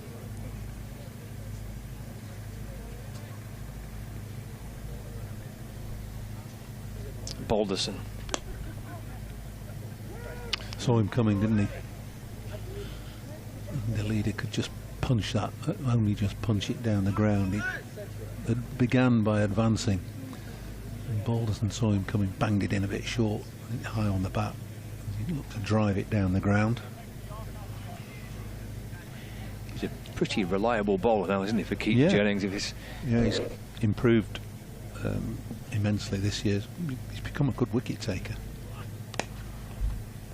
Be a single by Lees, punch to mid-on. And even if he doesn't take wickets, he doesn't often go for many neither. But he does have that wonderful habit of coming in, and certainly in Championship cricket. Breaking partnerships and taking wickets, yeah. Yeah.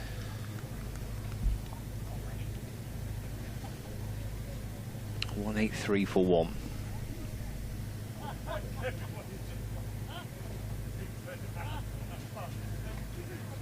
Bailey over the wicket. Driven down the ground, clatters into the stumps at the non-striker's end, deflects away. And Balderson has to go scampering after it himself. Does really well to get to it quickly and then send it in towards the gloves of the keeper. Good work from Balderson. Perhaps a trifle unlucky for the leader, who hit it hard and straight back down the ground, only to cannon into the stumps, but Balderson was quick to get away to mid-wicket to save one run, certainly. Final ball of the over. And just take a single. Actually, might flirt with two. I think Lee's fancied two, but Bailey coming up from long on quickly to field. Just taking that option away from Alex Lees. That's the end of the 36 over. 185 for one. Lees on 89 and the leader on 46. Let's look at some of the other scores around the country.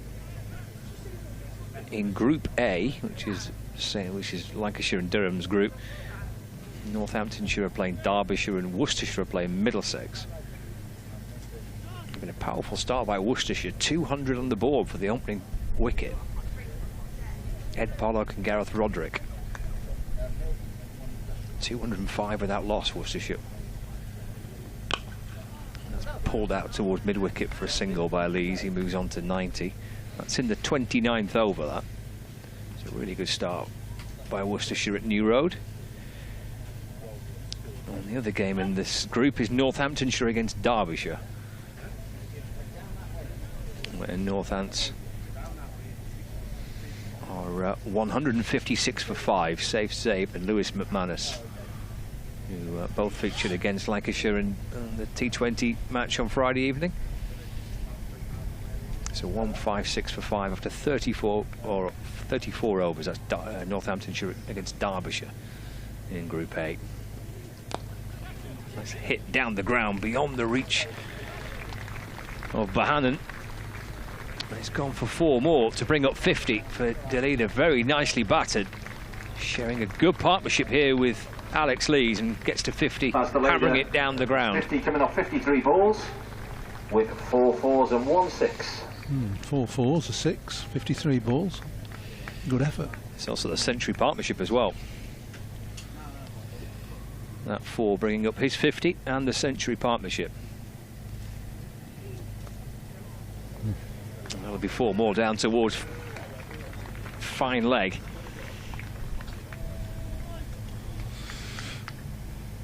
He must have got a long way across to that. Quite like to see that on replay. Here we go. He's flicked it away very fine. It was just on leg stump. That's all. It wasn't way down the leg side or anything. And I don't know how he's got it quite as fine as he did. Takes him to 54 not out, 194 for one.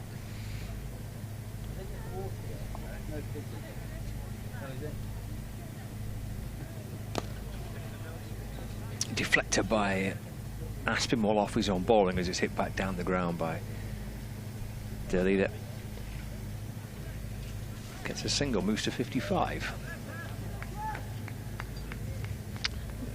Just reading that Derbyshire score out. I saw Cheshire beat Derbyshire on Sunday. They did, yeah.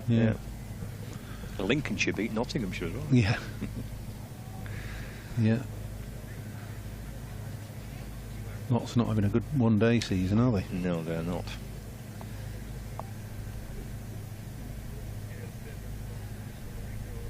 There's Aspinwall in to Lees. That's pulled out towards the leg side for a single. Takes him to 91. 196 for one. Yeah, I think he should chase that total down. It's quite a big score that they chased down too. Against a Nott side that included Dylan Pennington and Brett Hutton.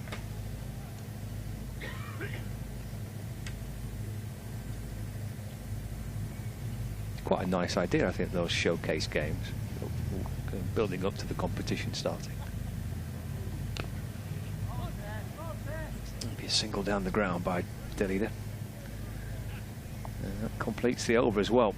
So it's a good one for Durham, and indeed for Delida. He's 50 coming off 53 balls. For Durham's second wicket came off 102 balls in 62 minutes. 51 from 49 to Alex Lees, 50 from 53 reminiscent for of and there were two extras. The old Gillette Cup when the minor counties were in the first round of the draw. Bigger counties always used to dread having to go down to play a minor county on a club ground. It was good cricket though. I mean, I remember playing Dorset down in. I have a feeling we played them in Hampshire somewhere, but Cumberland we used to probably played. It's good shot that, isn't it? Looking to scoop again and just slightly leg side off Balderson. And the leader quick on his feet, just gets enough bat on it to beat the keeper. Fine legs up in the circle. Another boundary. 200's up, 201 for one. Is there there's a suggestion that maybe that could be reintroduced, that kind of knockout 50 over competition, play it maybe at the start? Early summer. Yeah, we're just talking to Stephen Croft about that actually. He said he enjoyed playing one-day cricket at the start of the summer. And of course, going back, when I was playing, that's what we did. We played Benson Hedges early doors. 55 over competition as Balderson is pushed into the leg side. Just gently enough to enable them to come back for two. It was a bit of a scamper in the end for Lees. It was, to force that second run out pretty quickly. Yeah, I mean, we were just saying up on the, on the players' balcony, talking to one or two of the coaches, how disjointed the season is. It wouldn't have been beyond the wit of man to postpone the 100 by a week so you could get the T20 in. And that would allow your overseas players that every county has got to stay on and finish the competition. Then it runs into the 100, so they might be tempted to do a double shift, as it were. 4 more carved away, out through point by Delida. 66 to him now, 207 for one. Fantastic shot on the up, just a fraction wide. Neither really front nor back foot, but the width allowed the leader to pick the gap between cover and point. Nobody out on the boundary. No, there's a ring of fielders inside the offside, but all inside the circle. Hammered back down the ground. That'll be 4 more. Fine batting by Delida here. Thumping it back where it came from. Carving the ball away, square of the wicket previously. He moves on to 70. Takes Balderson out. Yeah, it's good batting. 3 4s and a 2 from Delida. Improvised little flick off the first ball. Well run. perfectly positioned little poke for 2, and then 2 stunning shots. One through the covers and one straight back past the bowler. 2 11 for 1. Pace off from Balderson. Nudged away to the leg side for a single. 212 for 1.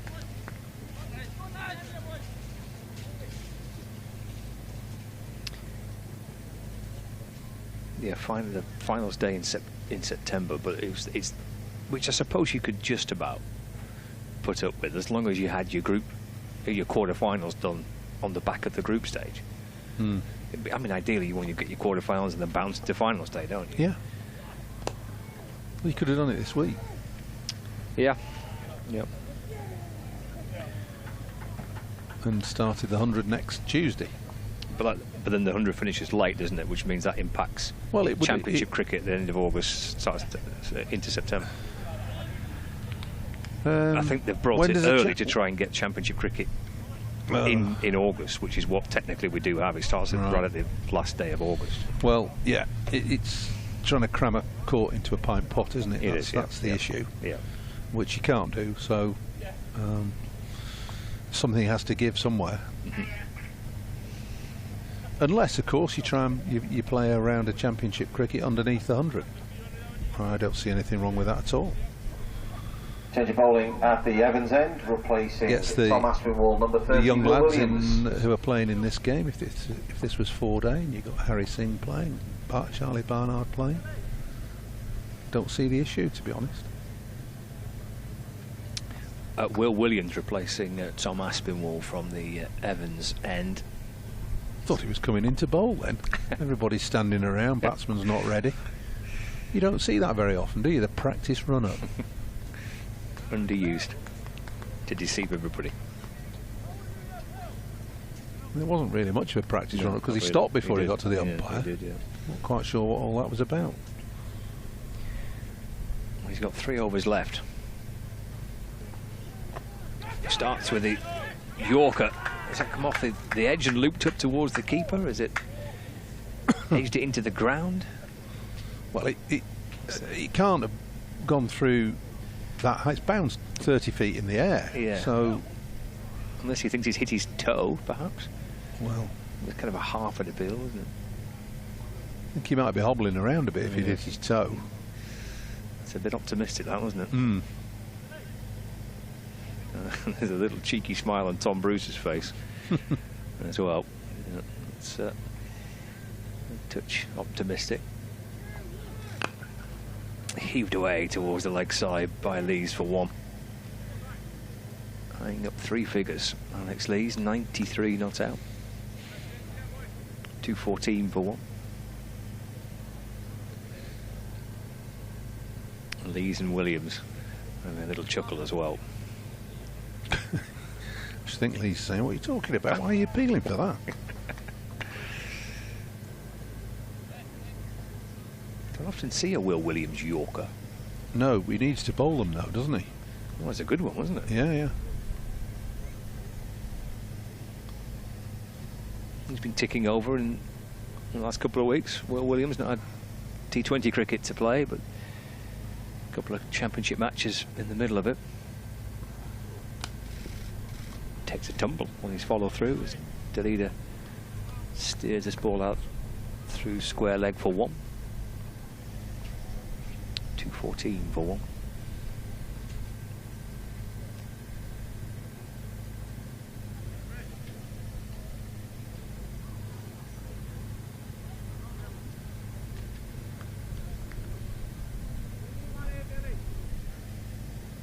Halfway through the 39th over. Lee's 7 away from a century to start the competition off this year for Durham. Skipper of the team. Wanted to bat first. So far has made the very most of it. Slow ball which is tapped away by Lees towards the leg side for a single.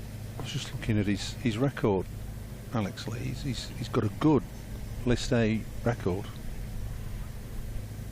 Averages, he's got 2,500 runs. This will be his 600 if he gets there. Average is 42. Got a good strike rate, 80. Player. Yeah, yeah.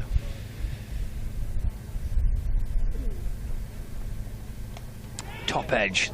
Now the keeper's under it, and Bell takes the catch. With the tall figure of Tom Bailey looming not too far away from his eye line. But Bell gets the gloves on that. The top edge from Delida. The bowling of Williams, and that's the second wicket to fall to 16 for 2. Good cricket that. Well bowled from Will Williams. It was the the slow knuckleball bouncer. 72.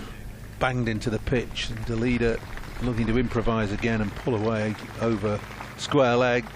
Gets a looping top edge. Good catch from Bell. Because initially he might have thought it was going higher and further. He had to run backwards and catch it quite easily in the end, but it looked as though it might have been a bit of a challenge at one point. So good dismissal, and Delida just looking to push on there. He'd had a good over previously, taking that Aspinwall over the 3 boundaries, and he's gone now, so that's a good wicket for Lancashire to take. Yeah, it'll be a welcome drinks break that for Lancashire. Captain and vice captain in conversation, Josh Bannon and Keaton Jennings. Colin Ackerman is the new batter He can joining play a bit. Alex Lees. Why is he not in the 100? I think he has been in the past. Pretty sure he's played 100 cricket in the past, but obviously not got a gig this time round. It's a good 20 over player, T20 player.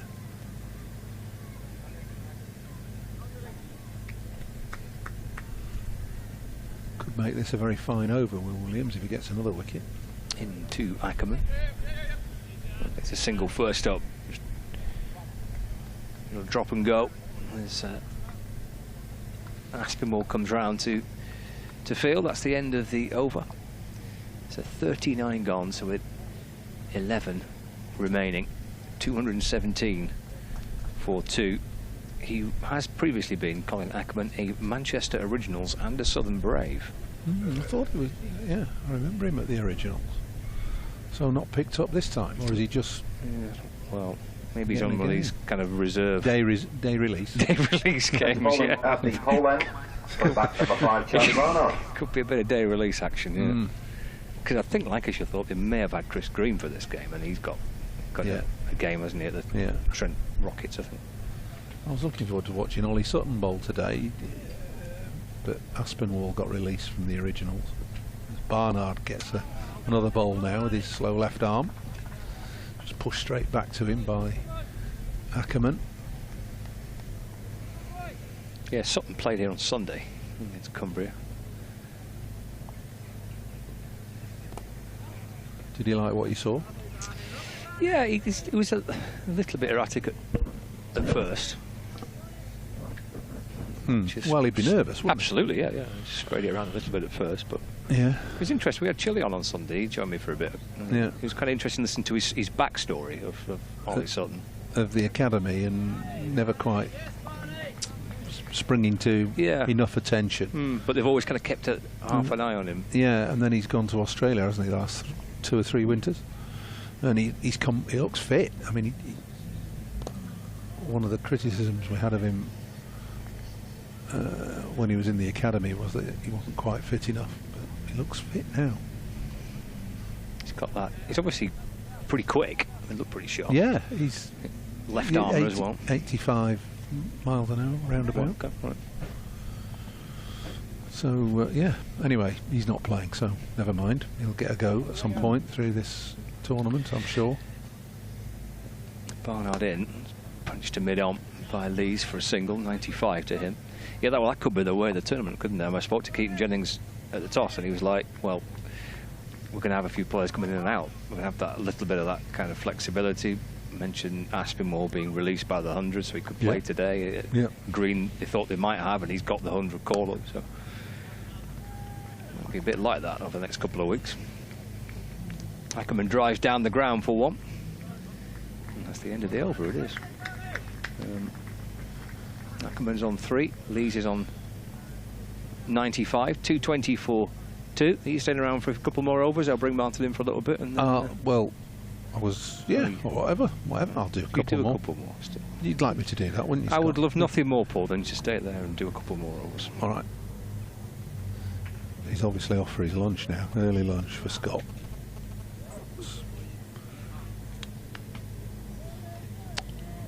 So, into the last 10 overs now, which is fireworks time as far as the Durham batters are concerned. In a really strong position at 220 for 2, with licence to really pick up the scoring now. Lees is 95 not out. He'll want to get to 100 as quickly as he can. Ackerman just come to the crease on 3.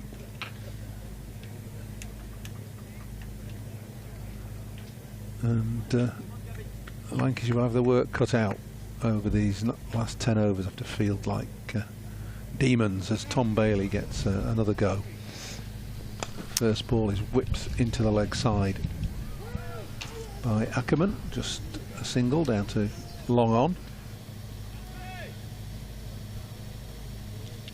It's interesting that Tom Bailey has played for so long now, but he's yet really to fully establish himself as a white ball bowler. How many matches has he played? 35th game. Not many over 10 years, is it? No. Ball pulled away by Lees off towards the square leg boundary. It's gone for 4. The man out there couldn't get across in time. Haven't seen many 6s, have we? No, surprisingly. I think the ball's just holding up in the wicket a little bit. No, it just looked, it might be a little bit too pace, this pitch, because there's 1 or 2 gone through quite nicely. Be interesting to see how they go in this last 10 overs, because I was always thinking it was a 300 plus. Yeah. And there is a century for Alex Lees, his 6th in List A cricket. He raises his bat towards the pavilion. For Alex Lees from 117 balls. It's a really fine innings from the Durham captain. 7 4s, 1 6 in there, and he's having won the toss and decided to bat first, is leading the way, leading by example, the captain. It's been a very well controlled innings, never looked in really too much trouble. Next ball played back up towards mid-on by Ackerman. It's a dot ball, so Lees 100 straight. Durham 226 for 2 in the 41st over. Got 2 balls left of the over, and Ackerman has 4. Just looking at Lees's figures here. His highest score was 144 at Sussex last year. That was played away by Ackerman off the hips, out towards mid-wicket, 1 run. Stopped by Will Williams. He was on to 6. Has already gone on 5. So that was the highest score by a Durham opener, actually. His 144 at Sussex last year. Previous best had been 126 not out in a home win against Essex in 2021. Has had a previous century against Lancashire, 115 in 2019.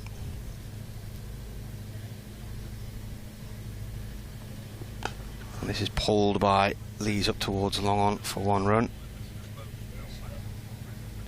Moves on to 100 and 1, and that is the end of the 41st over. So Durham 228 for 2. Will Williams just leaving the field after that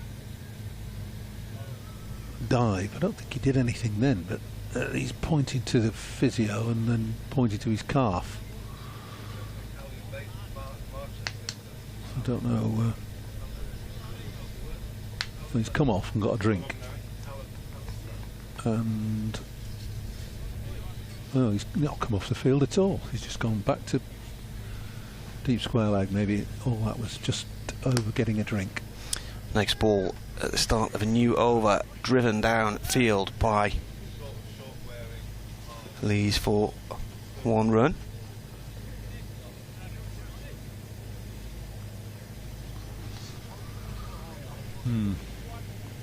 Barnard bowling now. From the school end of the ground. Comes in, left arm round. Ball cut off towards the cover boundary by Ackerman. He goes for a single, takes him on to 6. Fielded by Williams, just in front of our extended gazebo. It's slightly overcast now, so it's a little bit cooler than it was, but it's a nice warm day. Lovely. Barnard in again. And that's a slog sweep down towards long leg from Lees for 4 runs. Williams is down there, but he can't get round to it. The groundsman's hut in the bottom corner of the ground at the church end there is where the ball ends up. Lees moves on to 106, Durham 234 for 2. It's a relatively short boundary down there. Williams is very square. Actually like him a little bit finer than he is. Bowler in again. Lees stretches a long way to reach that one. Drives it up towards mid-off. It's parried. He'll get a single. Is that Bohannon out there? No, it's not Bohannon. It's Singh. Good stop it was. So he moves on to 107. So Durham Cricket 235 for 2. There's Barnard bowls again. And that's driven hard, and that's 4. Up towards wide. Long off by Ackerman. Takes him up to, I can't see the fielder on the far side standing right in front of his score, 10. 239 for 4. It's 239 for 2.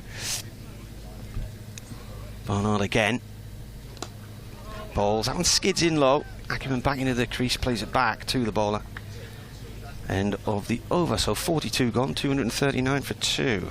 It keeps tripping you up, that scoreboard, doesn't it? A, you can't see it because there's a post in front of you, and then there's a fielder standing in front of it. And then sometimes you get the batsman, it's batsman 4 as wickets. Anyway, it's confusing to say the least, but it is 239 for 2. Yeah, I did say 239 for 4, didn't I, earlier? Because the 4's right next to the 239, but the wicket is underneath. You have to read top to bottom, not left to right. Yeah. Anyway, no matter. No matter. Ackerman looking in good touch. Just got to the crease. Handsome drive off Barnard in that last over. A little bit full and wide from the young spinner. Tom Bailey. Tall, isn't he, Tom Bailey? Yeah. Comes in and bowls. Lees pulls that up too long on and gets a single. He moves on to 108. 240 for 2 now, Durham. You would feel this would be a 300 ground, wouldn't you? Yeah, I mean, I said it early on. It's 300 plus. How many times have Lancashire played here? Oh, crikey. Well, they've been here a lot. It's rained a bit. They've played Sussex here, haven't they? Played Sussex in a fantastic win for Lancashire. 80 for 6, I think, or 80 for 7. And then Danny Lamb, who's now at Sussex, and Tom Bailey put on, I think, about 120 to win the game. 130 maybe.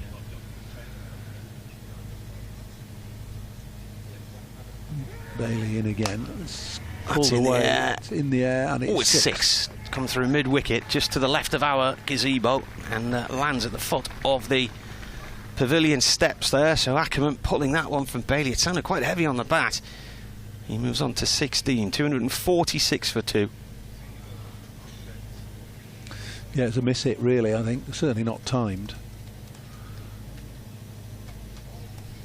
Ball sailing over deep mid wicket. There's 2 fielders on the leg side have got pretty close together now. They're no more than sort of 20 paces apart. Bowler in again, and this is played back to him by Ackerman. Lees and Bailey get in a bit of a tangle at the non-striker's end. Ackerman says, no, don't run on the back of that.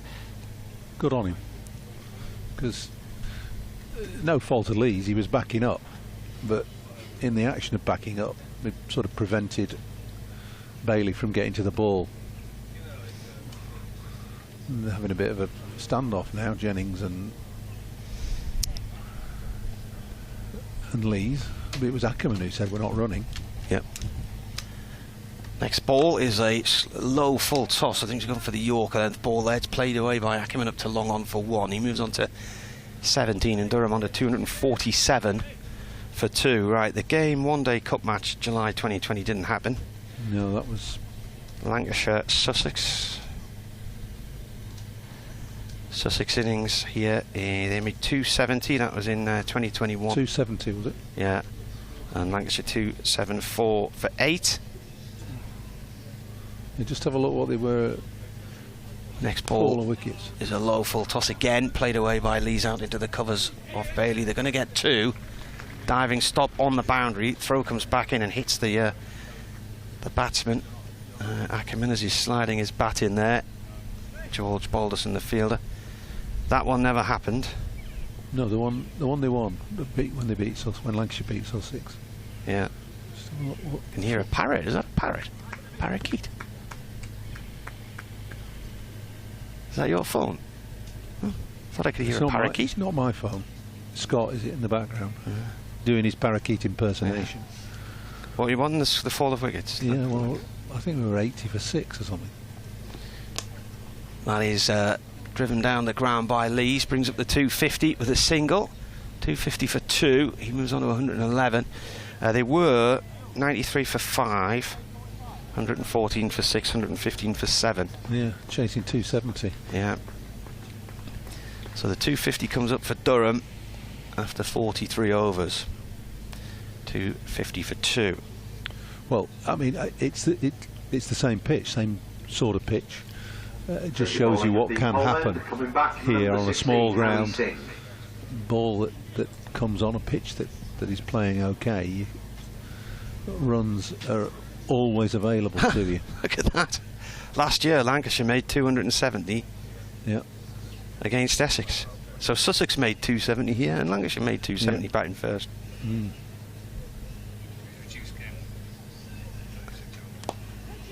Oh, that one slammed into the bowler by the batsman. Sings back into the attack here.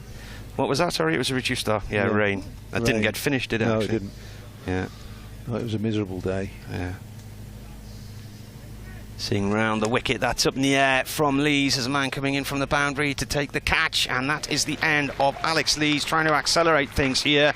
He is caught at long off on 111 by Josh Bohannon. He's got a strop on as Alex Lees. He's the bowling of Harry Singh for 111. marching off the ground, remonstrating with Lancashire's captain Keaton Jennings. Now Stephen O'Shaughnessy is telling him to pipe down.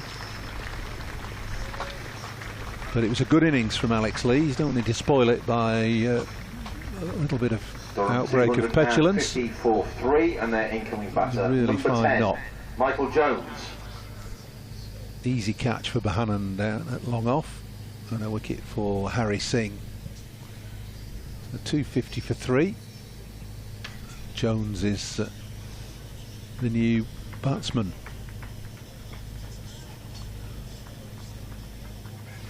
So first wicket for Harry Singh. Caught long off. Just held it back a bit. Lee's not getting to the pitch and just giving a dolly of a catch out to Josh Bohannon, who ran in 15 paces or so and took it comfortably. Michael Jones then, the new batsman, recently at the World Cup in the West Indies and the USA with Scotland. Him and Delayed didn't particularly have a good time of it out there. And, they're both home early, as their sides failed to get into the latter stages of the competition.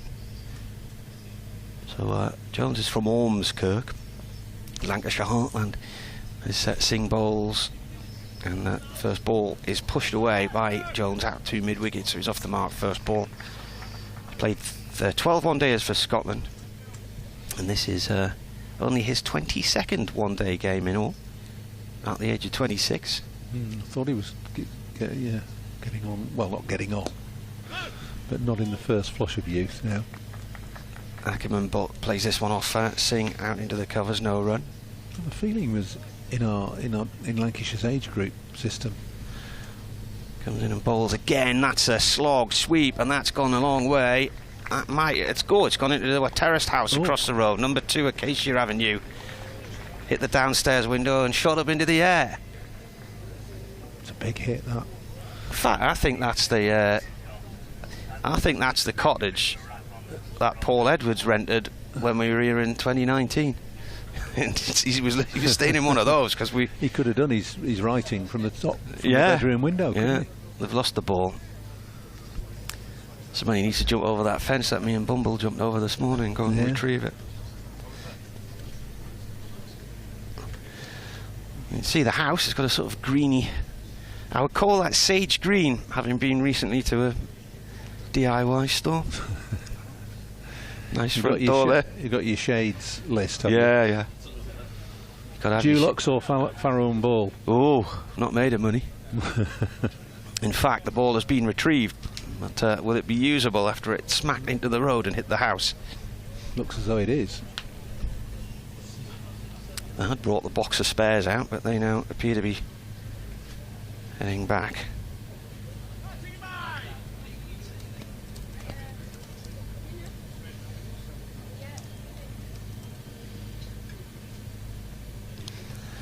They continue with it. Sing balls to Ackerman, who cuts to point. He's a bit hesitant in calling Jones through, but eventually they get a single.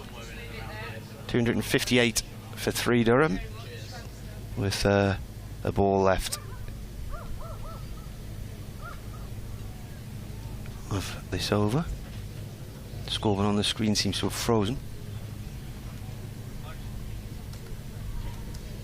Yeah, 1 or 2 technical issues on the old TV coverage at the moment.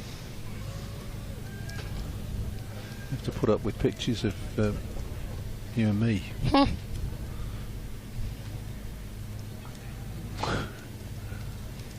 Well, I deliberately chose this top so that it wouldn't strobe.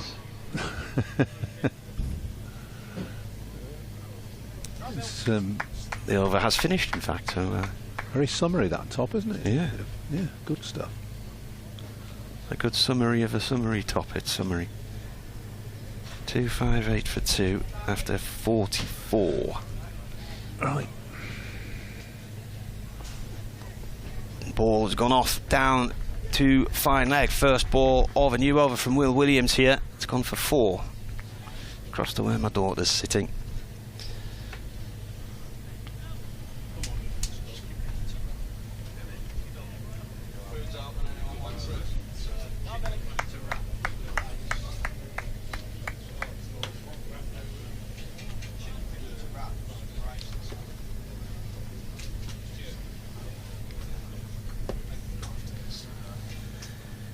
Williams comes in, right arm over. It's a short one. That might be a no ball on height there. It is. Signalled by the umpire at square leg.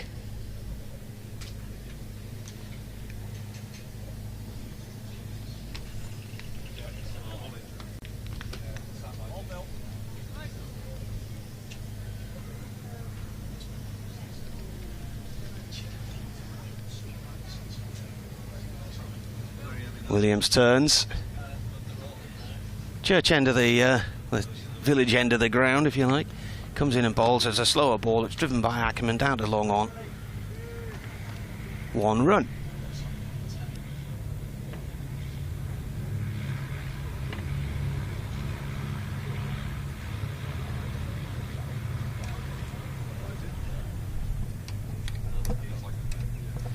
Hearing discussions about lunch. Scott. Yes. Sounds nice. Well, I've heard a whisper that it's a chicken fajita wrap. Ah. It was made to sound like a sumptuous meal. I don't think it's that. No? No. But well, you know, confirm that report. Can't complain. As somebody said to me yesterday, there are people still working down pits. As Williams comes in and bowls. And that's guided down to third man on the discs by Jones for a single. Takes him on to 2. So Durham are nearly at that 270 mark now. We were talking about a moment ago with Paul Allett. 266 for 3. So was that the Sussex game then? Because that was a 450 over game, that. Yeah. And that was... Sussex made 270. Right. And Lancashire chased them down the loss of 8 wickets. Okay, right. Scoreboard at the far corner of the ground saying 266 for 3. Williams in. Driven down the ground there by Ackerman for a single, up to long on, takes him on to 30 to 6-7. Well, going off that game then against Sussex, the Essex match was reduced. I think that was 35 overs aside, something like that. Basing off the Sussex match, it'll be the same pitch, I would have thought. And this feels like a decent score so far. Williams with a slow bouncer. And it's cut out towards the far boundary by Jones. 2 runs. Who's that out there? Who feels George Lavelle. George Lavelle. Good stop. Well, doesn't it? Yeah.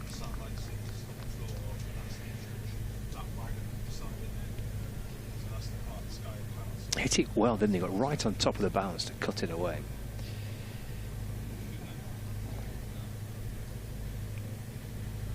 $269 for 3 here on the BBC. Williams is tickled down towards long leg by Jones. Should be 2 here as Balderson comes around to field the ball right in front of our commentary position. He gets 2. Moves him on to 6. 271 for 3 after 45. Yeah, expect real acceleration in these final 5 overs. You know, plenty about Colin Ackerman's ability in T20 cricket to score quickly, to be aggressive. Expect that Change of bowling to continue here. Poland coming back, number 13, Tom Aspinwall.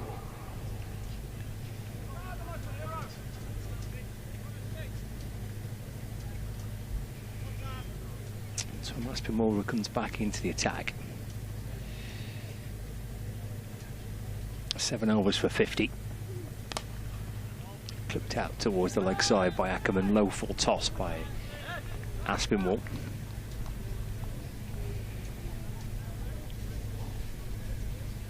Ackerman moves on to 31, 272 for 3. Bailey's got 1 over left, and Balderson's got 1 over left.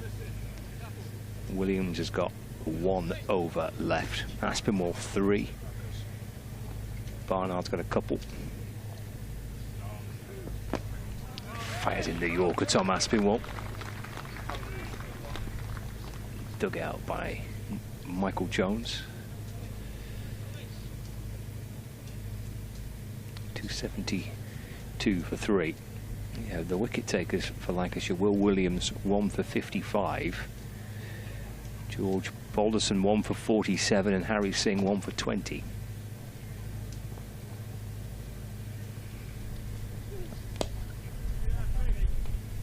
Played down the ground by Jones through mid-on. Correction, mid-off. Comes Singh to field. 273 for 3. Bringing Colin Ackerman back in strikes. There'll be 4 overs to go after this one from Aspinwall.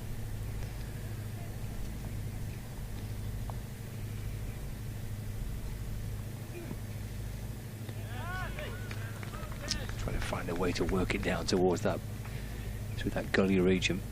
Stepping to the leg side, trying to cut the ball late. Through it goes to Bell. Just followed him, did Aspinwall.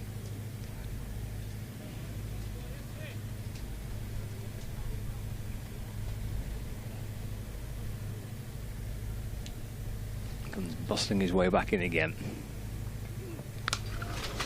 Oh, where's that gone? Racked away towards the leg side, out towards wide long on.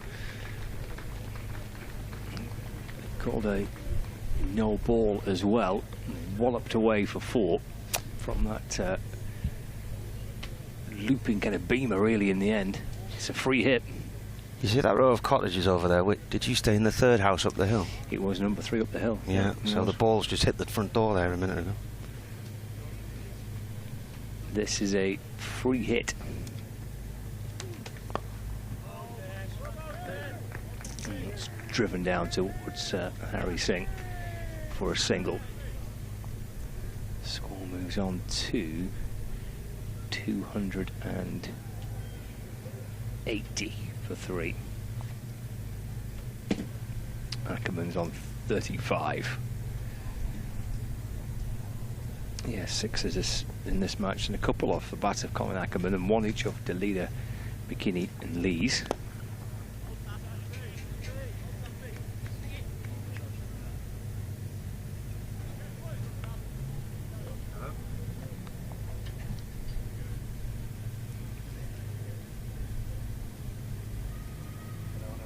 Final ball of the over, so 4 remaining, 281 for 3.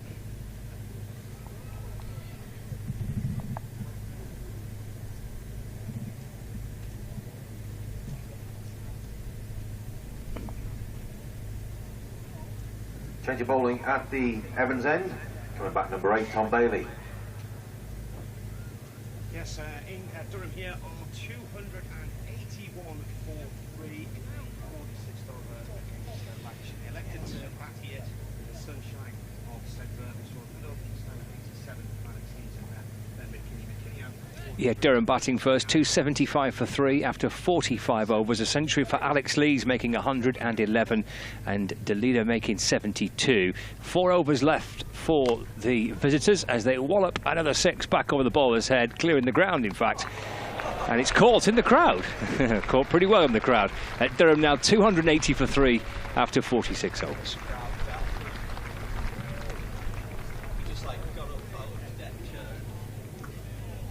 How about this for a catch in the crowd? Terrific take. Well done. I wonder if he's looking pretty happy about things. That's going to be 4 more. Taken away off the pads, whipped away down towards fine leg. 291 for 3. I reckon that's Ackerman on to 36 now. What's the scoreboard? Yeah, scoreboard on the far side says 36 to Ackerman, 18 to Jones, 291 for 3.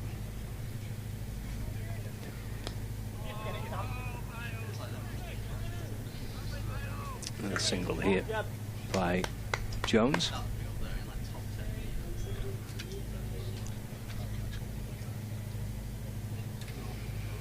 Take a look at this for a crowd catch. Yeah. Happy days. Yeah, did it well. Shoulder height. That's quite superb. casual. Nice white t-shirt and Lovely. red shorts. Got the biggest cheer of the day, though, didn't it? 292 for 3. That'll be 6 more. Hit straight. Hits the corner of the sight screen. Deflects back onto the outfield. This is turning into a terrific over for Durham.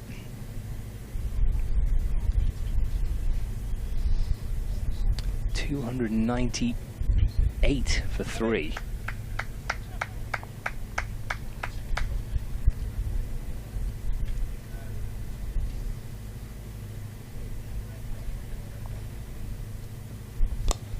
Oh, that's gone Clearing over our us. roof. Yep, over us, in towards Hit the nets. The nets. 6 more. He's giving it what they would describe at Whitburn Village as some clapy. It's on to 48 as well. I like that phrase. It was a low full toss down the leg side.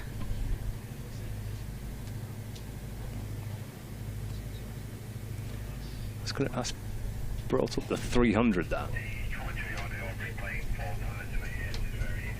There we go, it's 6-4-1-6-6 for Birdie's final over. And that'll be 4 more.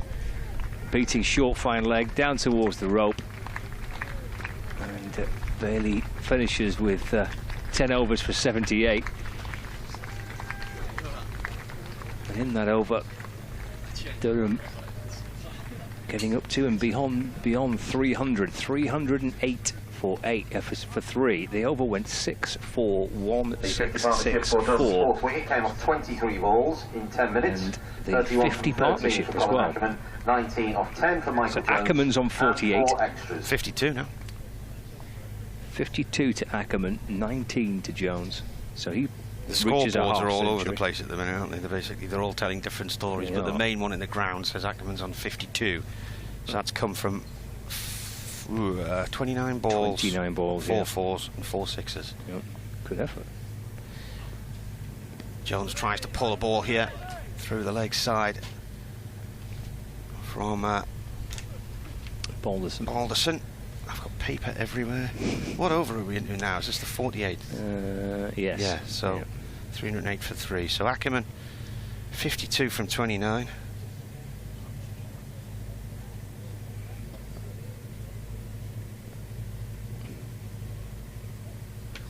Next ball, Jones looks to smash that down towards Nicker Pendle, and he's played it thin air. It's about that direction. It definitely is that direction. Yeah, spot on. Maybe if he'd middled it, he might have made Dent Station. It's up on the hilltop somewhere, isn't it? It is, yeah. Nowhere near Dent. It's about 4 miles from the village of Dent, I think. Balderson comes in.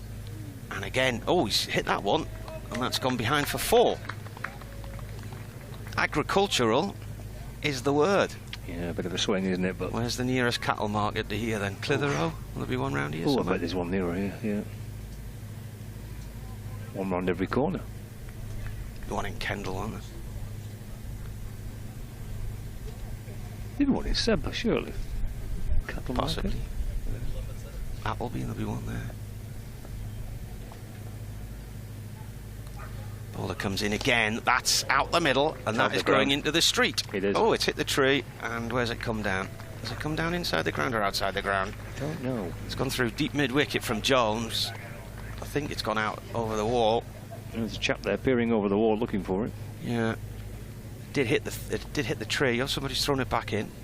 Got it back quickly. Risky business walking past the ground at the moment. It is a bit, yeah. Tin hat job. Jones is on 29. They're 318 for 3. Partnerships 68 from 28 balls. They're really motoring on here, Durham now. Balderson comes in and bowls. Oh, it's a slower ball. Jones has gone down on one knee and has played it at one-handed, and he's missed it. He's still on one knee. Asking himself the question, how did he con me there? Camera angle shows Alan Walker, one of the Durham coaches, sitting on a bench on the far side of the ground in his shorts and his t-shirt. It's a very lovely day. These are the days you remember. Balderson bowls, tries to York Jones, and there's a lot of dust came up there as he played it. That one, it's gone wide of off stump and through to the keeper. End of the over. He's done well there, Balderson. 10 from the over. Ended with a couple of dots, started with a couple of dots. He got hit for a big 6. What was the previous over then? 19. 20. Let's have a look. 27. Wow. Yeah. Yeah, it went 6-4, 1, 6, 6, 4. Coming back to number 30, Will Williams. Yeah, I think he's done well there, Balls, and that's a pretty decent effort. I mean, the 4 was just a swing and a hit, wasn't it? Little top edge for 4, and he's hammered 1 for 6, but then in and around that, he's bowled pretty well. It's quite expensive, that, isn't it? 7.8 and over. Tom Bailey, none for 78. Will Williams, this is his final over as well, and that's pulled out towards the leg side. That's 6 to start it. Some meaty shots here from Colin Ackerman and from the Durham batters. It's in towards the balcony on the pavilion. Powerful looking shot for 4. He was right onto that, wasn't he? Banged it in, Williams. Hammered away leg side. 6 to start the over. He came off 29 balls in 33 minutes. It was 4 4s and 4 6s. That was hours ago. Everyone's just catching up. Yeah. This is the 36th match between these two. Durham have only won 9, lost 20. 6 have fallen to the weather. Big score here for Lancashire to chase. This is nearly their biggest score against Lancashire as well. Williams in. Goes for the Yorker. Well sent down by Williams. Can't hit that for 4. Full on off stump. Durham beat Lancashire at South Northumberland in 2021. That was when we were eating ice creams on air. You remember that one? Yeah, that would be true. So Durham's highest score against Lancashire in a one-day was posted that day when they made 327 for 6, with Sean Dixon making 103. Durham went on to make the final that year and then lost in the final to Glamorgan in Nottingham. Bailey to Ackerman, driven down the ground. Right, well, 2, no, just a single. 3.25 for 3. So Durham's highest one-day score against Lancashire's 3.27. Yeah, right, there. 3.27. Lancashire's highest score was 307 for 5 at Old Trafford in 2006 until they made 314 for 7 in 2018. And a victory margin of just 192 runs. That was when Alex Davies got a load of runs at the top of the order. It was 147 or something, the highest score by a Lancashire player in a one-day at Old Trafford. Durham were bowled out for about 120, something like that. Williams to Jones. It's a diving effort from Bailey at backward point, going to run away down towards the boundary for 4, and that is now Durham's highest score in one-day cricket against Lancashire, and Lancashire will have to get their highest score to win it. 329 for 3. So going past their previous highest one-day score against Lancashire, which was 327 for 6. Here's Will Williams and bowls. That's hammered down the ground. It's in the air. It'll land safe. They'll hustle back for a couple. That's really good running. They're forced. That's excellent. They're forced to that. Jones and Ackerman, excellent running to come back for that second. It bounced in front of Barn, who was coming up from the boundary.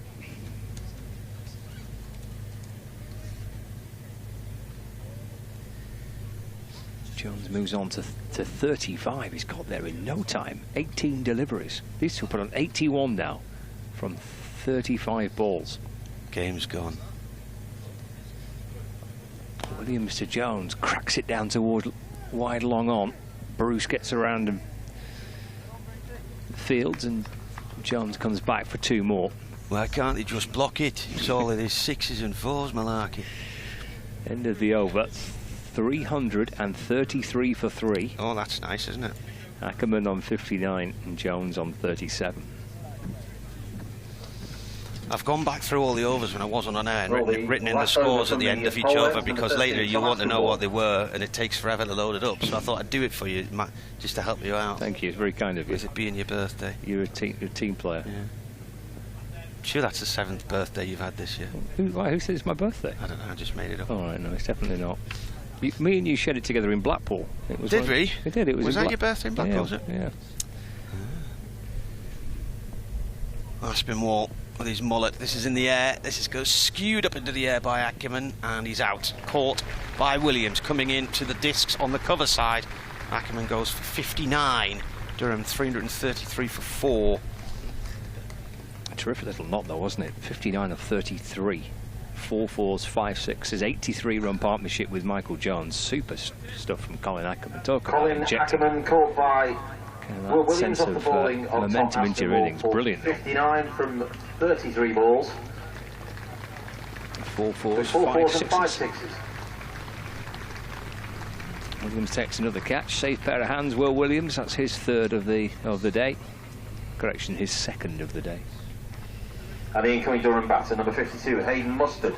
And we see Hayden Mustard, the new batter. 333 for 4.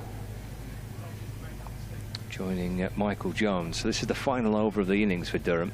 333 for 4. Oh, Hayden Mustard's the new batsman. On debut. His dad's still a record run maker at Durham in the T20. Aspinwall bowls a low full toss, and it's driven away towards cow corner for 4.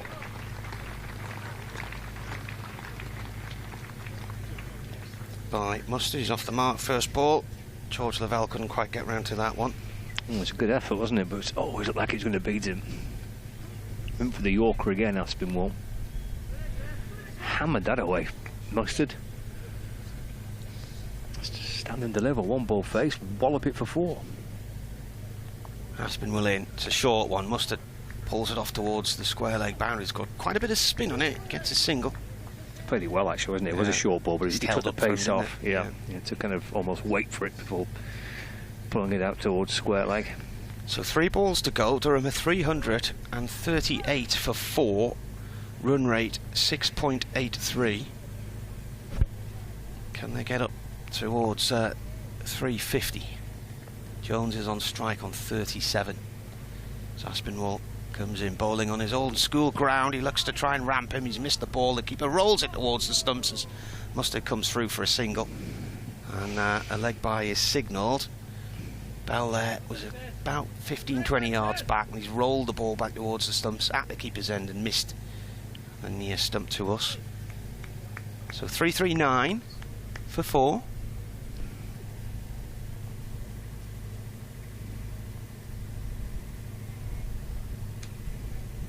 Mustard is on 5 from 2 balls. Aspinwall bowls. It's in the air. It's out towards the leg side boundary, and it's going to come in short of the fielder out there. They're only going to get 1 run though. Could have possibly got 2 because the throw was over the top of the keeper and backed up eventually.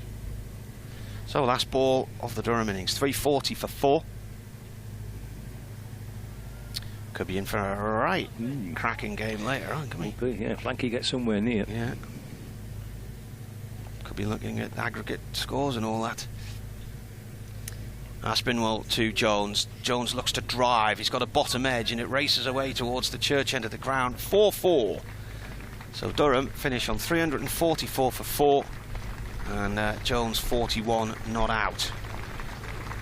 They took their time when they got in. They were very methodical after winning the toss. Innings on 344 for 4. Well, that is not a bad knock, I would say. Yeah, I agree. I think that's a super innings. And I think it was set up beautifully with the way that Lees and McKinney batted. And Hayden Mustard on 6. So they took their time. They built slowly to begin with, and then they've knowing that they've got some big hitters to come. Keep off the outfield during the leader, the interval. 72 from 63. Ackerman 59 from 33, and then Jones hitting 41 from 21. So I think that's a really good innings by Durham. They're pretty pleased with that. We've got 344 on the board, so 345 to win it will be for Lancashire. The Worcestershire Rapids the players head off for a little bit of lunch. 3 for 1. Against Middlesex. Williams finished his 10 overs. He took 1 for 70. Bailey, none for 78 from his 10. Aspinwall, 1 for 70 from 9 overs. Balderson, 1 for 57 from 10. Harry Singh, 1 for 20 Nottinghamshire from just the 3 overs. Chelmsford, Essex, Barnard, none for 48. 48. From 8 overs. And there is a friendly going on. And there wasn't a maiden in the match. Maiden in the innings. College Challengers posted 179. Right, so that's 345 then to win for Lancashire here at Sedbergh School on the BBC Sport website and app and on Lancs TV. We'll bring you that run chase in about half an hour's time.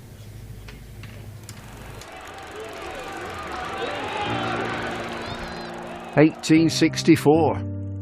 We were first class then, and we're first class now, with a dream to spread cricket through Lancashire's towns, where girls and boys, with willow and leather, become more than a badge, but the red rose together. A club where more than legends are made, but friendships, obsessions, moments replayed on our screens, in our minds, in our hearts forever.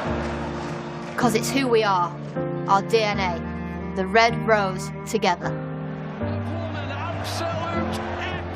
Statham, Briggs, Jimmy, Freddie and Joss Chappie, Sir Clive Lloyd, Carol Hodges, Kate Cross.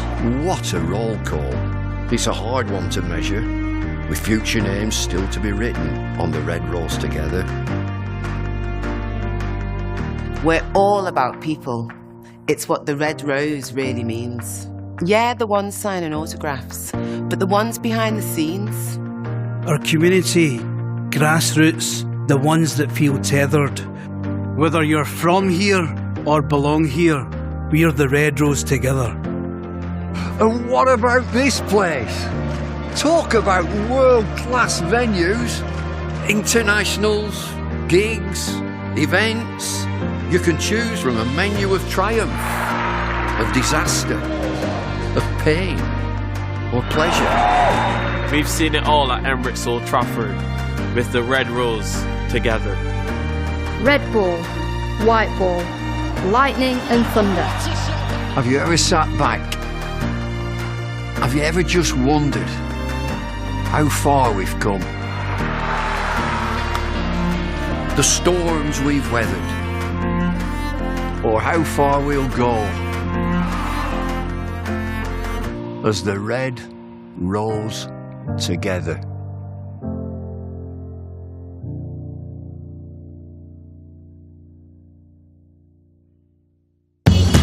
Welcome to Conrad Dubai. Here's your key. Thank you. Let me help you with the bags.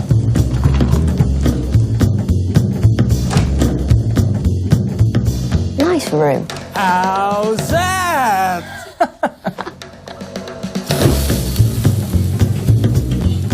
How's that?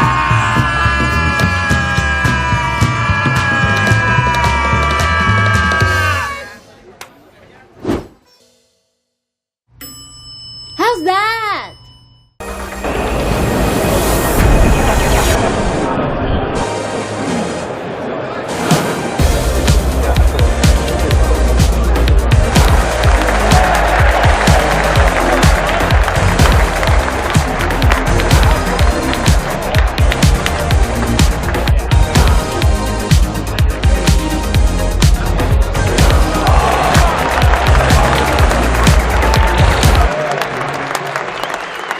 This is a call for hungry dreamers and hard-working self-believers.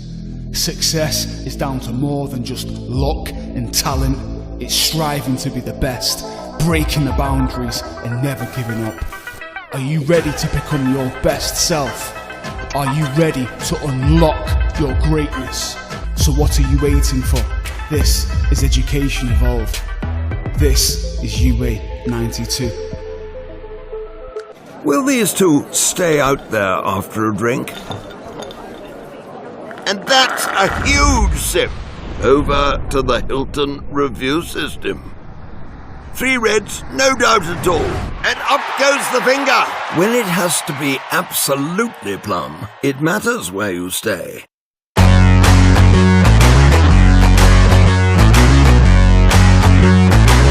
Hi, I'm Keaton and this is Luke. We are the giraffe opening pair at Lancashire Cricket Club. We are here today at the Astoria Estate Agents. Let's see what they have in store for us. One of the highlights for me probably was making my Test debut. You aspire to play international cricket, and I think for me making that Test debut in Mumbai was a special moment I think I'll look back on. Property is potentially an option that, well, I've already started to go down. I'd like to explore more options in the future for sure. I've seen how positive an investment strategy that can be. If I could, I'd get a little clay pigeon shot up in the garden. I'm not entirely sure the neighbours would be all too happy with it, but yeah, a little clay pigeon trap. The idea of dealing with the day-to-day stress of everything that comes with being a landlord isn't something that I would necessarily want to be a part of, to be honest. So using an experienced agent like Astoria would definitely be something I'd be interested in. I think it's our devilishly good looks, to be entirely honest. I'm not sure where the reference comes from. I think it's fairly self-explanatory. I think just making sure the advice you're getting is aligned with the goals. It's a big investment, it's a large chunk of your savings, so to make sure it's taken care of and taken care of in a really sort of professional manner.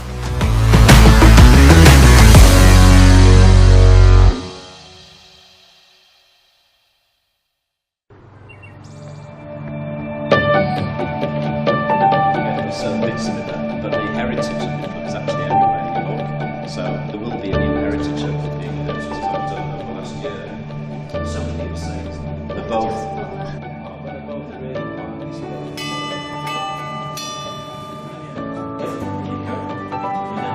Hi Noah, nice to meet you.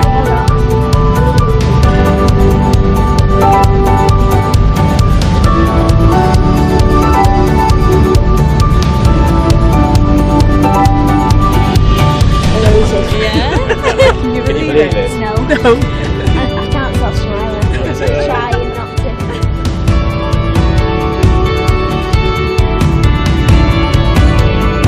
Yeah, that's it.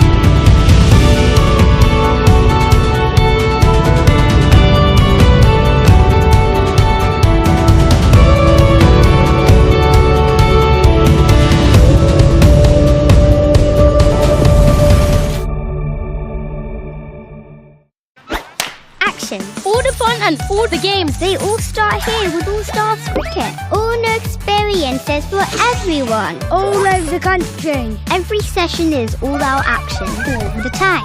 All welcome, all invited. Even mums and dads. Skills, friendships, smiles, dreams. It all happens here. All you need is delivered right to your door. Best of all, it even has your name on it. All the activators are fully trained. And all they want is for us to have a great time. Always. That's ball. Catch. Throw. Try it all. It's time to go all in, all together. And it all starts with All Stars. All you need to get started is at allstarscricket.co.uk. 2 local favourites are staying at the Hilton Garden Inn. She's gone for the chip. My goodness me.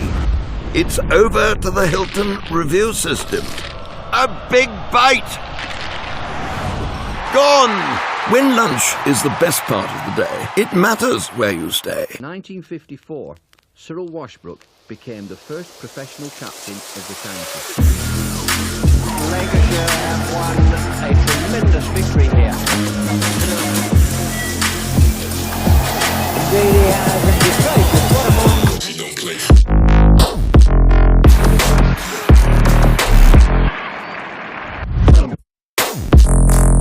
Well, a real suspect instinct from Hagen's Fair Brothers. Fine chance to run to the winning hit. On come the crowd.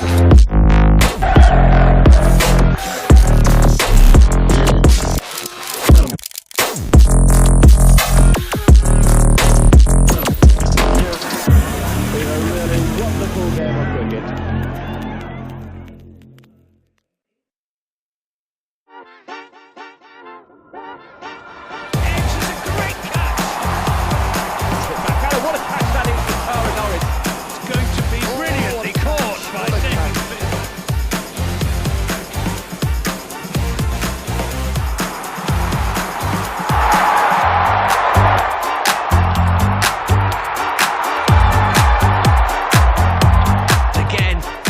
Big hit.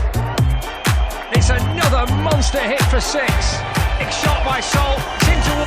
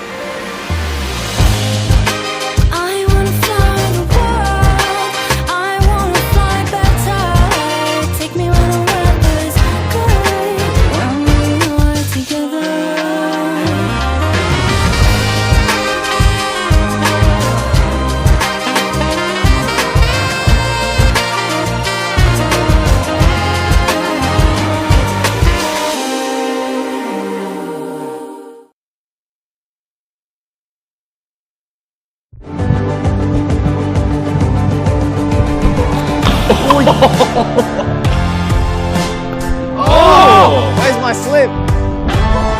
Oh. This is comfortably the quickest I've ever faced.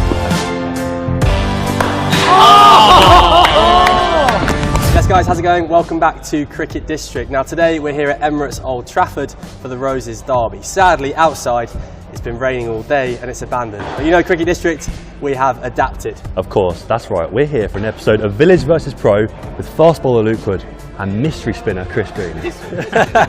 We've managed to borrow some kit from the Lancs lads. Massive thanks to you guys for doing this. I know you're short on time. Let's get into it. Wish us luck.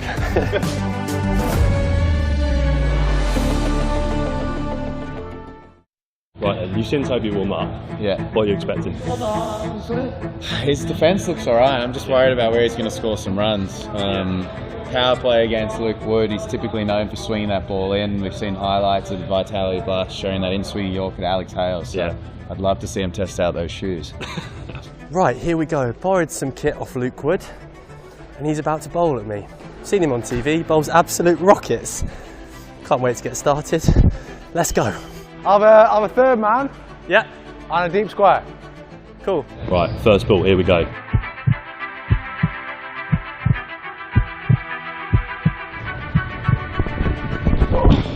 Oh, that is good. Bit of swing, bit of shape. I'll give you one. One. Jam down late on it. 1 run. 1 run. Lovely start. Lovely start. Come on, Toby, watch the ball.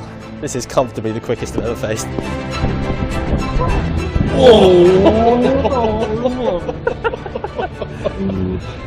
The junior thigh pad's going to get a testing here, I can feel it. Oh, that's cut him in half.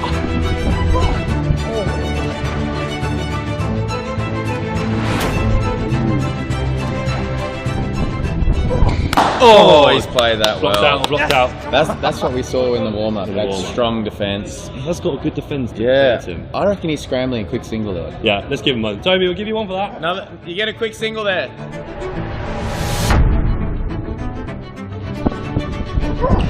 Oh, again those. Beautiful technique. One again? Yeah, easy one. Another one. We just need you to extend a little bit further to try and get the gap, but we'll give you 1 run. I'm taking this power play. Yeah. We got a 2 or 4. 3. I'm on 4. 3 or 4.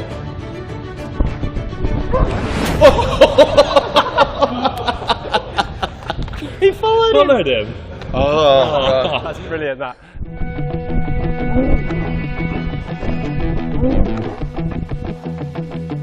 Yeah, no ball. 2 runs for that. Great, free hit, yeah? Free hit, yeah, I think. Hit? No, is it not a free hit? Oh no, it's not. Sorry, the new rules. I get confused. 2 left. Two balls 2 left. Yeah, you're on 5. Yeah, he's getting so lucky. Oh, great lead, mate. It's amazing how much swing you get indoors. Humid. I say it's humid.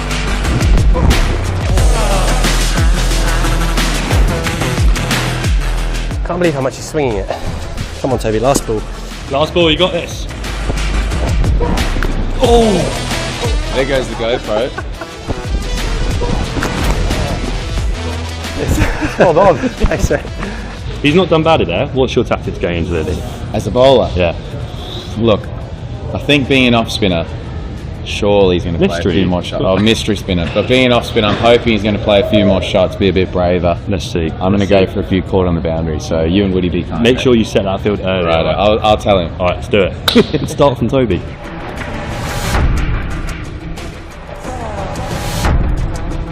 Right, Toby just said to me about how you're getting it to swing indoors and he's mesmerised. Yeah. What's the secret? I just reckon it's quite humid. Fair. The weather's actually quite humid. So even indoors it makes a difference? I'd say so, because sometimes when the wind and it's freezing, it just doesn't do anything. Just go straight. Whereas I think it's quite like football muggy. Yeah. It's swung I think it's just swung that much this year outside. The colder. Yeah. Like us. That's hoot. That's hoot. Yeah, that's good. To be fair, he's got good defence, hasn't he? Yeah, I mean, if that was a game, he'd blocked the first 2 quite well there, so I think I would have bounced him anyway. You would have bounced him anyway. Perfect.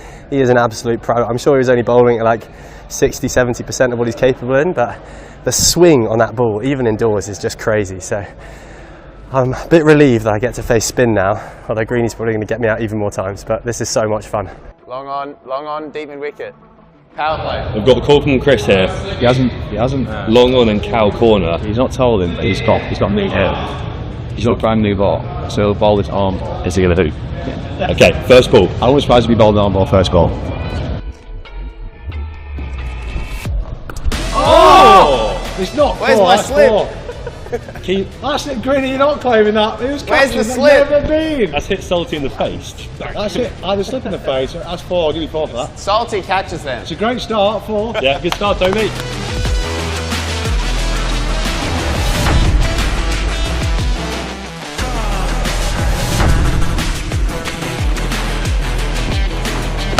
Oh yeah. Oh! How was that? Sorry, partner.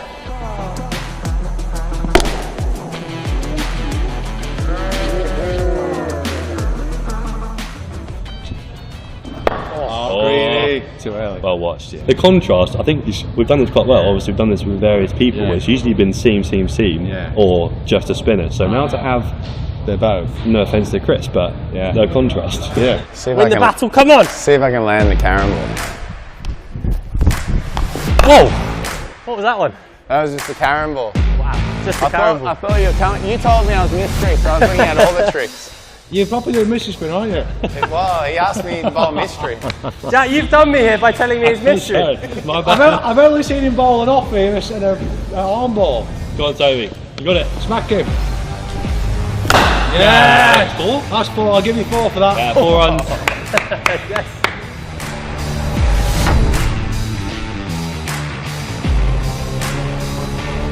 Well weighted, well weighted.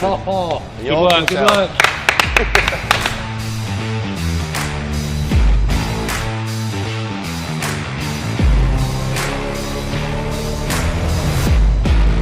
So before we watch my innings, the reason we're up in Manchester was to watch the Roses Derby, which, if you didn't know, a lot of people would say is the biggest derby in domestic cricket. We managed to catch up with a few of the players to find out what makes the Lancashire versus Yorkshire clash so special. It means so much, especially to the homegrown lads. We're usually a team full of homegrown lads as a Yorkshire.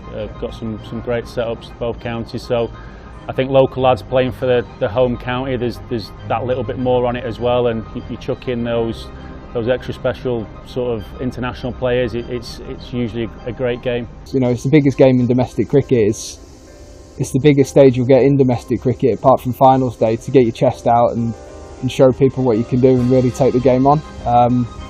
You know, sometimes the atmospheres aren't the friendliest in these games, and it adds another element to it. And I feel like the team who gets the chest out and puts it on the table that day, more often than not, will be the team that comes away with the points. A couple of years ago, I had a Yorkshire pudding lobbed at me from the stand over there, frozen Yorkshire pudding. So those kind of things kick off. I think in my career in Blast, we had so much success against Lancashire, but the last few years we've had a couple of wins, and it's been nice to get one back. And like I say, it's always good for the Yorkshire fans to experience that. Apart from those people who are lucky enough to represent England, it's probably the best game they'll ever play, and the best atmosphere, beating the 100 or other franchise stuff around the world even. I mean, you get 20,000 plus fans behind you, all cheering for your team. Some people who play football don't even get that kind of atmosphere. So for cricket to get it, it's special. And without doubt, this is. I mean, if it is even disputed, this is the best derby in the country. I don't want anyone saying that Middlesex against Surrey or what anything else comes close to this, because it doesn't. It really doesn't. It's a real shame about the weather, but we'll definitely be coming back up to watch this match live in the flesh. Right, time for my innings and see if I can beat Toby's score. Right then, here we go. I think I've ever felt so awful in all sorts of mixed match kit. Luke Wood at the top of his mark. This is going to be interesting. I want that full in-swing York. Just a heads up. I played village cricket. Jack's gone up in the leagues, so actually could be classed as a Premier League cricketer. So feel free to stick it up. Premier League. So feel free to stick it up 20 miles an hour. I've heard you're Premier League. Yeah, go on, in-swing yoga first ball. Okay. Test those shoes out. Oh no.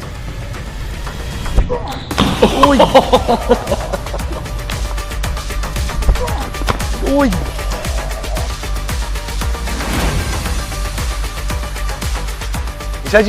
He said you're a Premier League cricketer. No chance. Well played. To be fair, you kept that out pretty well. Yeah, 1 run though. To who? Mate, you're not fielding that. You got to turn around and it's too hard. And plus the non-striker's backing up heaps. Okay. Swung in so far. Actually, white ball and black curtain emphasises that even more. Oh no, that's on. I hope that was pad. You alright? That's actually alright. That hit your neck? Yeah. Hit the pad? We've given the okay. Here. Oh. That's going to hurt in the morning.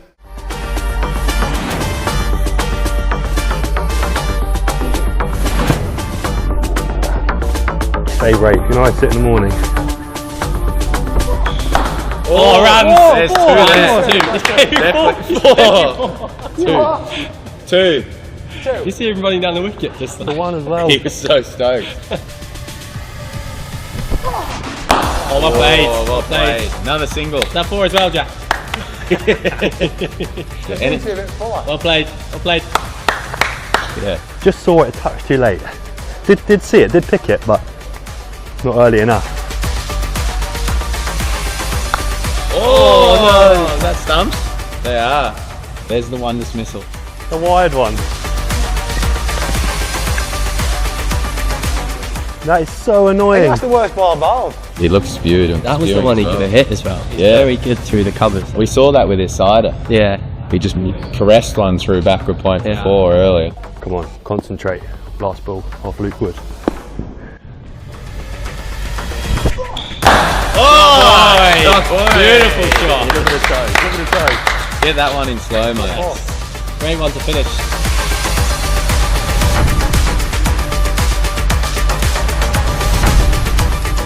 That last one was very toey, but they give me 4.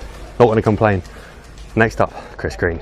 Right, so what are we giving him off that first over? Same field. He hit boundary last ball. Yeah. 2, probably got 7 or 8.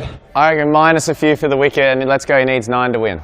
Magic calculator's popped up, you need 9 to win. There we go. First ball. Whoa! What is that? You done him by saying mystery spin. Yeah. You said mystery spin. I didn't say it, he said it, it's in my head. He's not balled that ball. Oh yeah. Oh yeah. Cultured. That is 2. That is shapes, that. How many, Greeny? 2? 2, yeah, 2. give him 2. 2, yes. Nice to the offside gap. Nice shot, Jack. Yeah.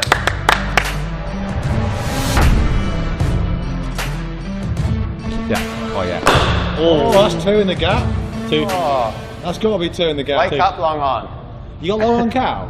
Huh? You got long on and cow? Long on and deep mid, yeah. Oh, it could be 4. That might be 3 though.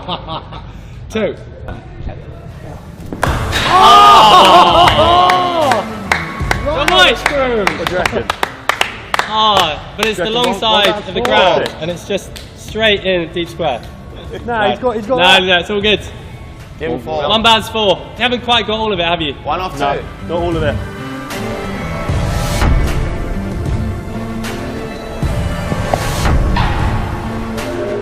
I need, everyone's up. Everyone's up. 1 off 2 you need, scores a level. I'm playing for a super over. Catch it! Shot over? I think that's a shot. It's a great shot, that's the game. Genuinely 4. Yeah, that's 4. It's a great shot. I'm not sure, I think it's genuinely 4. 4. Right, bonus ball if you get a wicket. Bonus ball, everyone's up. So wicket and you win. Yeah, everyone's up. Everyone? Yeah, everyone. Must be. Get behind it. Catch it! I think that's out. That's out. No worries.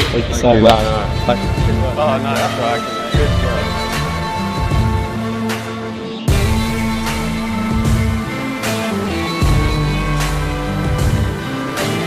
Right, that was brilliant fun. Massive thanks to the legends at Lancashire Cricket and of course Emirates Old Trafford for hosting us today.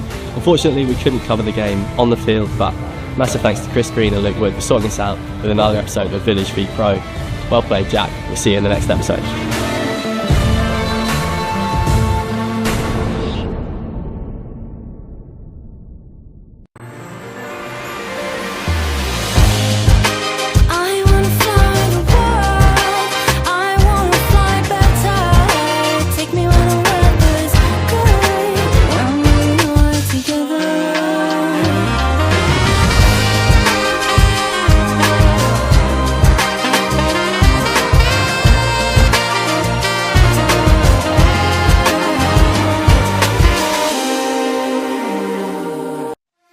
When I was a kid, there was no professional women's cricket. I didn't even think that women could be professional sports people.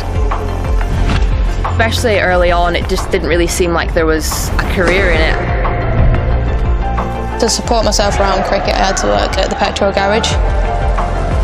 I was the only girl, so I stood out. I'd love for young girls to be able to dream about being an athlete and it to be achievable. Thanks to the Hilton funding my contract, it's allowed me to play the game that I love all day, every day. We're like an engine and we need to be fueled with the right gas. Without funding, we can't be visible. You can't be what you can't see. As a team, it feels like we're breaking boundaries. Thunder and Lancashire always want to put women's cricket at the forefront, and now I think that's really shining through. It's mad to think that without the Hilton funding, like, we wouldn't be playing cricket every day, training. Well, we could be, but we wouldn't have any money. We wouldn't, yeah, true. This is a call for hungry dreamers and hard-working self-believers. Success is down to more than just luck and talent. It's striving to be the best, breaking the boundaries and never giving up. Are you ready to become your best self? Are you ready to unlock your greatness? So what are you waiting for? This is Education Evolved. This is UA 92. Welcome to Canada Dubai. Here's your key. Thank you. Let me help you with the bags.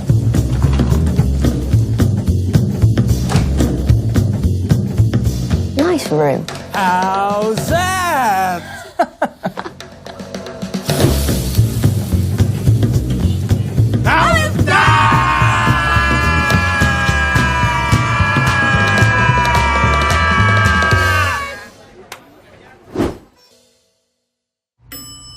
How's that? In 1954, Cyril Washbrook became the first professional captain of the county.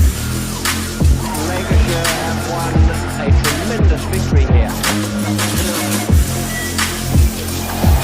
Indeed he has. It's great. What a moment. He don't play.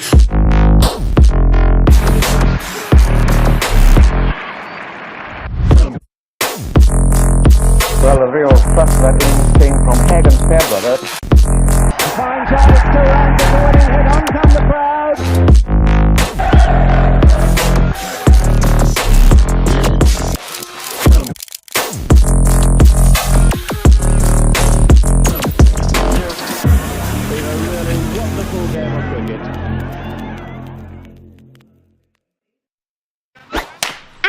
All the fun and all the games, they all start here with All Stars Cricket. All new experiences for everyone, all over the country. Every session is all-out action all the time. All are welcome, all invited, even mums and dads. Skills, friendships, smiles, dreams, it all happens here. All you need is delivered right to your door. Best of all, it even has your name on it. All the activators are fully trained, and all they want is for us to have a great time. Always. That's ball, catch, throw, try it all. It's time to go all in, all together. And it all starts with All Stars. All you need to get started is at allstarscricket.co.uk.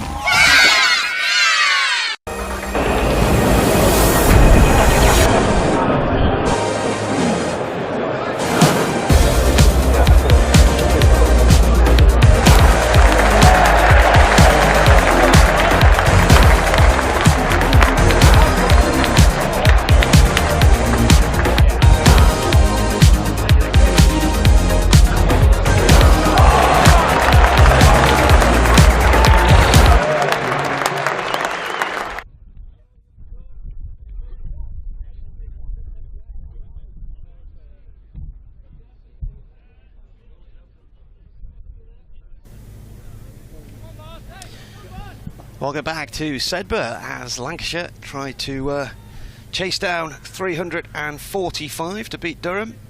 Durham's score of 344 for 4 was their highest against Lancashire. In terms of overall totals against Lancashire, it ranks at 8th. And in terms of Durham overall scores in one-day cricket, it ranks 6th for them. So it looks like Basteleda is going to open the bowling here, and George Bell and Keaton Jennings are opening the batting for Lancashire. It's Bell who is on strike, the wicket-keeper batsman. Keaton Jennings this year got hundreds in both innings against Durham at Blackpool. David Beddingham did the same thing for Durham in the same game. Bit of a delay as people are walking past the side screen at the far end of the ground, at just in front of the churchyard, making their way towards Henman Hill, as Bomble called it earlier. Sedbergh Hill. And the breeze is just picking up. It's got a bit overcast this afternoon now, but it's still a beautiful day. Really lovely here in the Howgill Fells. The leader is about to bowl the first ball, right arm over, coming in from the church end, and Bell plays the ball towards point. It's a dot ball, diving stop. Is this classed as Westmoreland or not? This area? Well, it's the Yorkshire Dales. Yeah. But we're actually in Cumbria. Yeah. Well, yeah, it's part of the Yorkshire Dales kind of national park, but we're in Cumbria. I noticed one angry Lancashire fan yesterday was complaining that it's in Yorkshire. Well, it's not. It's in Cumbria. Dull, isn't it? Yeah. There's a delayed bowls and a play and a miss from Bell. Shoots through to the keeper with a bit of swing on it there. Yeah, but you could also point out that Glen Chappell was from Earby. And that was in Yorkshire for a while before it moved into Lancashire. It switched sides of the border, doesn't it? So yeah, it's true. Yeah, it doesn't it? That's one of those ones that did back and forth a little bit, didn't it? Todmorden, might be Todd. One. Yeah, kind of went to Yorkshire and then back to Lancashire. Yeah, it does, doesn't it? Yeah. Delayed her in. Bell defends. The ball runs back up towards the bowler's end. I saw Todd play at Rammy 2 years ago.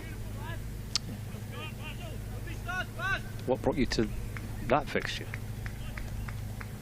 You may very well ask. I was Durham had played a T20 on a Friday night at Old Trafford, so I stayed in Manchester. Okay. And then on the Sunday, Durham were finishing their T20 campaign at Nottingham, I think. So I went and stayed with my friends Paul and Christine in Ramsbottom on the Saturday. They laid a bowls. This is pushed away out through mid-wicket by Bell. He gets off the mark with a single fielded by Coghlan. And anyway, I got to there sort of Saturday lunchtime. It was a red hot day, middle of July. Got my hair cut in Rammy, little barber shop near the railway. And we had a barbecue for lunch, and then they said, what do you want to do this afternoon? I said, I want to go and watch Ramsbottom against Todmorden. And they were like, what do you mean, at the cricket club? And I said, yeah, we don't go down there. Why not? And I said, why not? Oh, it's a bit stuffy, isn't it, the cricket club? You've got to be a member, and it's a bit cliquey. And I said, well, I've got a pass, we can get in. And then I hit them with my best shot and said, there is a bar. So we went down, had a great time. It's a nice little ground. It's a big ground. It is, yeah. Big ground. The pavilion's lovely. Yeah, it's gorgeous. Looks like it's been plucked out of Alice Springs or something, doesn't it? Yeah. Low full toss from Deleda to Jennings here. Jennings plays it off to square leg and gets a single. He's off the mark as well. 2 on the board for Lancashire. Anyway, the lad who was opening the batting for Todmorden, we were sort of at a similar angle to this, but I could see the crease. 3 times they appealed for a stumping, and 3 times I thought, no, his foot's on the floor. And then the 4th time he was given out, and he was about 46. So he collapsed down onto his knees and pressed his forehead on the end of his bat. As Deleda bowls, that skips through to the keeper, just left alone there by Bell. End of the first over, then 2 off it. And he picked himself up after what seemed like an eternity. And there might have been a clue in the fact that it was the first game I'd ever seen where umpires were wearing cameras. And as he walked off, I said to my friends, we were sitting in the front row, I said, right, just watch out, this lad's not happy. And they said, how can you tell? And I said, I've watched a lot of cricket over the years. And he got to the discs and let out this massive grunt of anger and kicked one of the discs, and it came flying through the air like a missile. And as he passed us and went up to the back of the pavilion, I said, right, the bat's about to go off the dressing room wall now. And sure enough it did, and he was rather angry, and that animated one particular member of the crowd who came and called him a crybaby. That didn't go down well. But then he calmed down, and Coghlan. Start of a new over from Coghlan down the leg side. That's gone. They were appealing for a leg side strangle, not given. Yeah, so I noticed about an hour or so later he was sitting on a seat next to the sight screen, so I wandered around the boundary to chat to him, and I said, just to put your mind at rest, I said, I know you were upset about being out, and I explained who I was. I said, the first 3 appeals I think you were in, I could see the crease line, I could see where your foot was. I said, but the 4th you were out. Coghlan bowls. This is played by Jennings on, it's missed at mid-off, and it's away for 4 runs. That should not be 4 runs. Who's missed that there then? Is it Stanley McAlinden? Did he just slipped over there? Might be Jonathan Bushnell, actually. He's hurt his hand. That's is it Ben McKinney? It's McKinney, yeah. He's got fluffy hair like Stanley McAlinden's hair, very fluffy.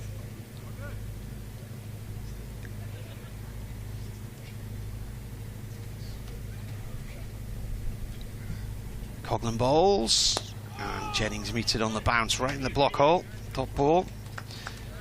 So I said, yeah, I think you were definitely in the first 3, but you were out the 4th. And he said, really? He said, I thought I were out the first 3 and in the 4th. He said, I hate playing here. I hate Rammy. Oh dear. Anyway, it was Ramsbottom won. Right. Well, somebody pointed out to me that Lancashire League matches are on a Sunday, so it was suggested it must have been a cup tie on a Saturday. Because in the North East, all the league games are on a Saturday and they play the cup ties on a Sunday. Coghlan bowls and pushed away by Jennings out through mid-wicket for 1 run. Takes him on to 6 and the score to 8. 337. The runs required mark. The last wicket shows 9, but they said on the PA system that last wicket would actually be DLS for this innings. Scott in a tangle of wires here as Coghlan comes in and bowls. Right arm over, and an attempted drive from Bell as the ball swings away, goes high to the keeper. You all right, Scott? You managing?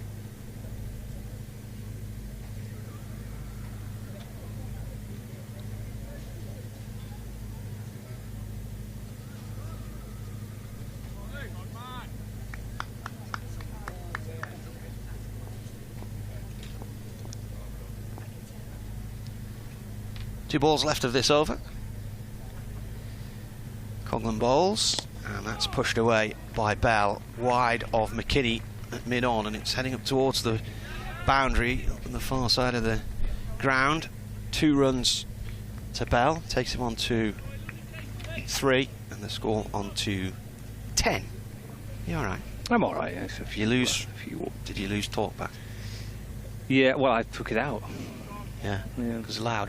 It was a bit. It's a bit hissy. Yeah. So you had a hissy fit, is that what you're saying? Yeah. Last ball of the over, and a play and a miss from Bell off Coghlan's bowling there. So 2 overs gone, 10 on the board. Durham were 2 for none at this point in time. So there you are, Rammy and Todd. Then we went for a pizza that night. It was lovely. Rammy's quite a good night. It's because it's really gone up in the world, Rammy, hasn't it? There's a lot of nice bars and restaurants there now. I remember when I first went there in the early 90s, it was quite a sort of industrial feel to it down in that valley. Factories and whatnot. Yeah, but it's quite a few swanky little bars around there now. Some good pubs. Yeah.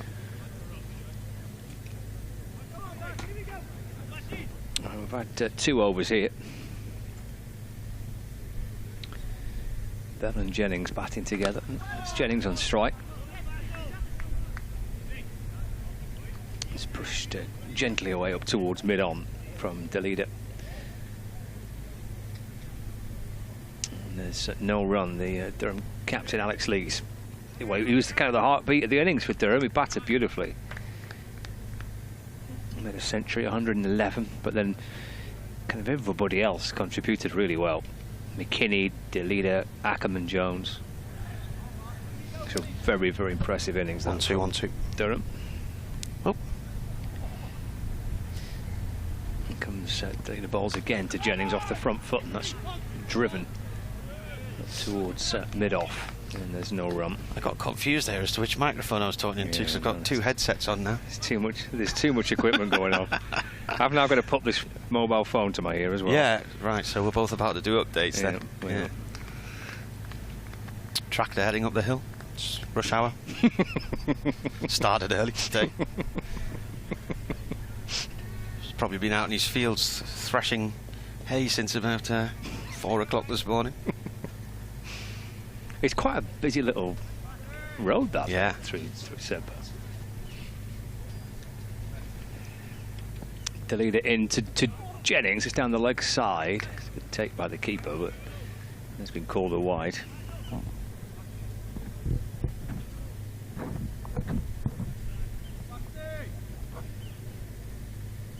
10 without loss.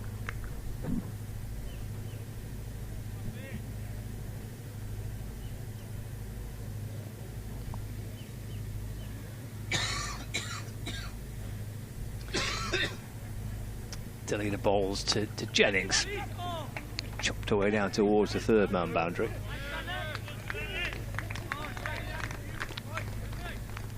McLinden with the throw in. Jennings gets a single, moves on to 7. Still got a bit of movement, I think, behind the bowler's arm here. The umpire's pointing in the direction of the sight screen and some of the spectators moving about a bit.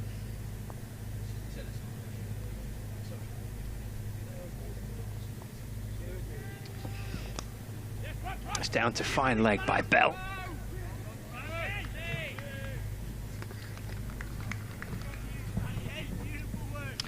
Yeah, Lancashire being set a big target to win here. 345 to win. Durham reaching 344 for 4 from their 50 overs. Alex Lee's top scoring with 111. George Bell and Keaton Jennings have got Lancashire's innings up and running. Target of 345 to win. Lancashire 13 without loss in the third.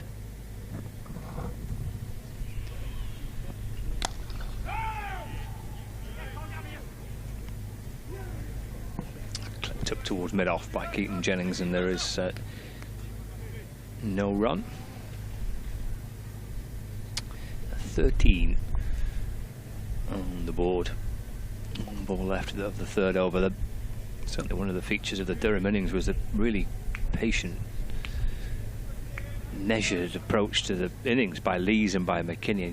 Batted really well and then accelerated later on in their innings.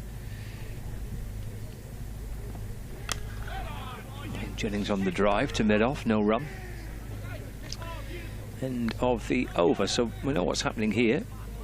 Lancashire's set 345 to win. Elsewhere in Group A of the Metrobank One Day Cup, we've got Worcestershire against Middlesex. The following 2 vehicles, which are in the accessibility Worcestershire 371 for 3. Return to their vehicles. You've both got your hazard lights and then Middlesex, here we go. They're the live pictures. They've got a big target to chase there. 372 for Middlesex to beat Worcestershire at New Road. And the other game in this group is Northamptonshire against Derbyshire. I'll come back to that maybe in a moment. It's cut away by Bell. That's a nice shot. He's timed that beautifully. That's 4 for Bell, and he'll double his score. He moves on to 8. Played nicely away by Bell. Lovely timing through point for 4 runs. Lancashire move on to 17 without loss. Bell on to 8. Paul Coughlin from the pole end of the ground is back in and bowling to Bell. Sliced away, thickish edge of the bat. Hustles back for a good 2. Moves to 10. 19 without loss. If you think about it, that's actually the South Pole end of the ground, isn't it? Actually, yeah, it is. Didn't get the doom at 3 o'clock. Oh. I could hear news stories from Whitby. That's not. I don't know how I was hearing that. I definitely hit the right button, but I was listening to a different radio station entirely. Coughlin to Bell. Lovely delivery. Look at that bounce and carry through to the keeper. It's a terrific ball. Watch the bounce and the carry through here to the wicket keeper. Whoa, off his feet to take the catch. Into the gloves of Hayden Mustard. Tall man, Paul Coughlin. Might just extract when the balls are new here. A little extra bit of bounce. Into Bell. It's defended to mid-on, and there's no run. So the other game in this group is Northamptonshire against Derbyshire. Northamptonshire were all out for 235. Take a quick look here at the reply. Derbyshire set 236 to win, 15 without loss. Just got their innings up and running. That match taking place at County Ground in Northampton. So the other two games in the group.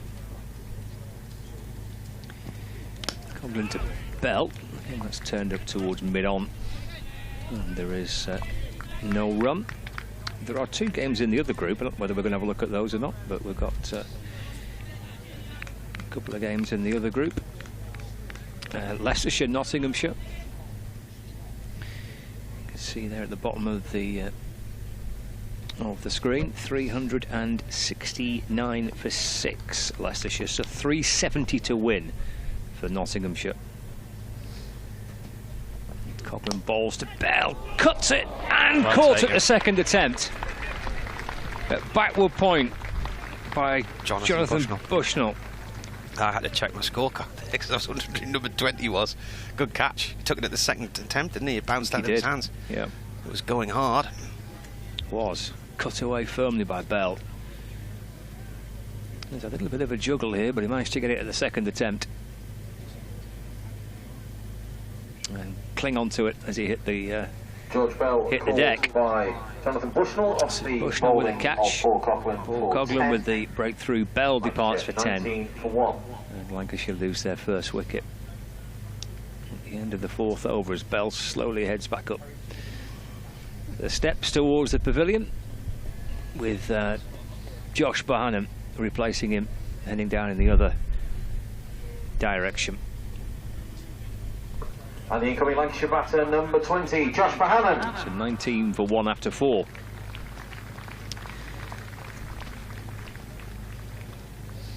Slightly different start at Durham because they were 87 before they lost their first wicket when McKinney was out for 43. Josh Bohannon, the new batsman, I've always liked watching him. I think he's a canny player. That game at Essex and Warwickshire there, you can just see 325 is the target for Warwickshire to beat Essex, and they've got their reply underway in the other games in Group B.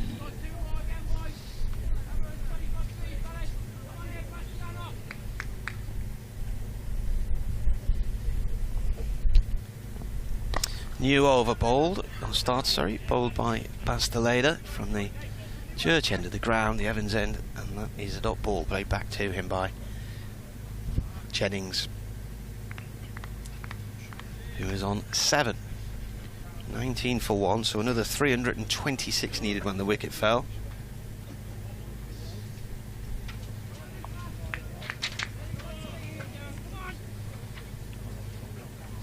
Wicket coming at the end of the fourth over.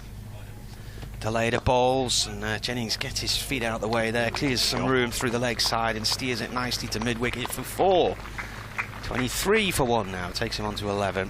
It's a lovely shot, isn't it? Beautifully timed. Well, Stuart Manger, who listens to our cricket commentaries, I mentioned him this morning, lives in the village, used to teach here. Right. He's just emailed, said, I've just tried to walk my regular way past the cricket ground to the shops, and Stuart said I'd have to pay £15. as the walk along the track would have taken me past the pitch and through said Briscoe.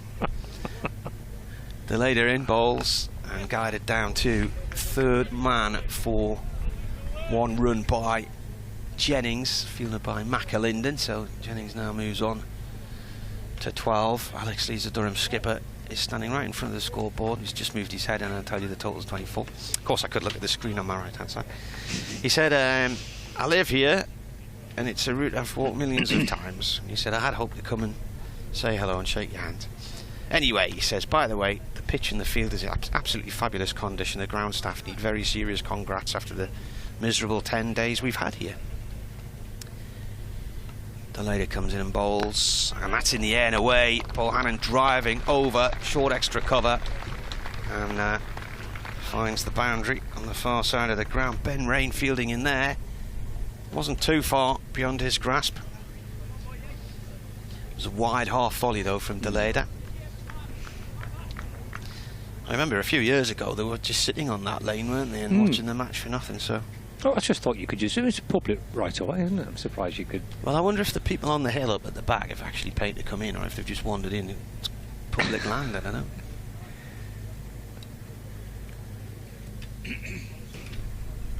Delayed bowls, and that's gone down the leg side off the pad there from Bill Hannon. I think this is going to be a leg by signal from the umpire, is it? Or not? Or was the batter nut? There was batter nut. I would love to know that, whether or not those people on that little hill have paid. Have you, is that, you can't charge folk to sit there, can you? I don't know, maybe you can. I don't know. Go and ask them. There's a path round the back of the pavilion. Yeah, there is, yes. Walk around there and lout over the fence and see what they say. So has anyone coughed up any money here? Yeah. 29 for 1 as the later balls here to Jennings. Jennings plays it to Jones, short on the offside. Dot ball, end of the over, so 5 gone. 316 needed. 29 for 1. I haven't looked at my emails, so there's quite a lot here. That's this little field we're referring to. For viewers on Lancs TV. This Henman Hill. Henman Hill, yeah. Is that complimentary? I mean, you need your crampons to get up there, don't you? You do. You've got to hike it, haven't you, to find a place to sit. No good if you've got a few beers there. They look nice and cold, don't they? They do, yeah. Deck chairs. The word of the day there. Hardly a spot to be had on the boundary. It's Coghlan. And that's played away to the leg side by Bohannon for no run. Davey Fennick emailed ages ago. I haven't looked at any of these emails since this morning, so I apologise. Hi, Marty and Scott. I was wondering if any of you had visited the National Railway Museum in York recently. I've been there lots of times, but not for a year or two. A friend of mine went last week. There's a new museum that's open next door to it, the National Bus Replacement Museum. Got clever. See what he did there? Did you see what he did there? He had me going a bit there. Yeah. 29 for 1. Coghlan in and bowls. Short ball to Bohannon, ducks underneath it. I noticed there's a station road in Sedbergh, but I would imagine that station was probably last used before Beeching's axe fell in the 60s. There's no trains come this way, is there? No. The Carlisle Settle goes up through Appleby, though. Nice. Passed over that yesterday. Okay. John Hutchison messaged, he says, greetings from a sunny Bolton. I was hoping to get up today, but Mrs H is under the weather and I'm on nursing duties. Coghlan to Bohannon, that's 4, cracked away off the front foot, through point, raced away along the grass for 4 runs for Bohannon. He moves on to 9, and it's 33 for 1. Nearly hit the camera operator at mid-wicket there. The ball hit the rope and leapt up about head height. I think that's Liv in the danger zone there. And he says, a massive congratulations to you and your co-commentators on identifying the Durham and Lancashire players despite there being a colour clash. Both sides in dark blue. There's a lot of blue in the One Day Cup. That team seem to wear blue. Lancashire had a season playing in green. Tries a catch. That's worked down to 3rd man by Bohannon. Shot by Bohannon, just opened up the face of the bat and almost kind of uppercuts it down towards the 3rd man boundary. Just for 1, moves to 10. 34 for 1. 2 balls left of the 6th over. A little bit of sunshine trying to come through again. A bit more hazy this afternoon. It was lovely in the morning, plenty of sunshine. A little hazy, but you could not really wish for a kind of better conditions. It's been just about perfect, really. Yeah, but Jennings off the front foot and defence just eases the ball away into the offside. No run. 1 ball left of the 6th. Bushnell taking the catch. It was a good catch. He had to juggle a little bit, but it was hit hard by Bell. That's the only wicket to fall.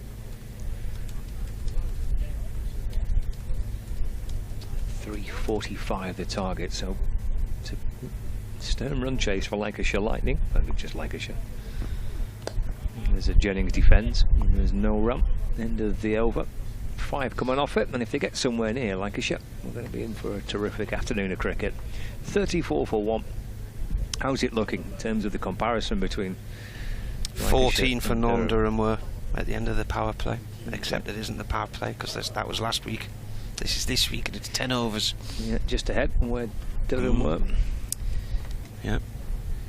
See, we used to get all excited in 6 overs. Now the excitement lasts for a whole 10. It does. It does. Craig Porrett says, hi Marty and the gathering of commentators at Sedbergh. Great to have the one-day cup back. I'm going to the game at New Road on Sunday and will enjoy the view of the cathedral, but I think Sedbergh wins the scenery competition. Yeah. I don't want to say this out loud, so just between me and you, but that cathedral could do with a clean. Here's Deleda, comes in and bowls to Bohannon, who gets a Yorker out. It's bottom edge of the bat and it bounces down into the crease and loops up behind him. Dot ball. What's wrong with the Worcestershire? It just needs a bit of a sandblast, I would say. It's a bit dirty these days. And once you see it, you can't unsee it. One of the windows looks like a giant plug socket, right up at the top. So next time you're there, have a look. Okay. Last game of the season, that. Not the way it was. Yeah, way it was. I'll look forward to it. Deleda to Bohannon. Bohannon back into the crease, guides the ball down to third man for 1 run. Takes him on to 11. 35 for 1. Durham have quite often finished the season there. When they won the title in 2009, they went through the entire season unbeaten, and it was a beautiful week. The temperature never dipped below about 19 degrees all week. Sunshine. And then the last couple of times to finish the season, then it's got to have been at least 3 times in the last 6 or 7 years. It's been quite wet, so it can be a bit mixed, obviously. It's a wideish ball here from Deleda, and it's left alone by Jennings. And I was going to say, it looks like it's just inside the wide line there, but as I looked up, the umpire had wided him.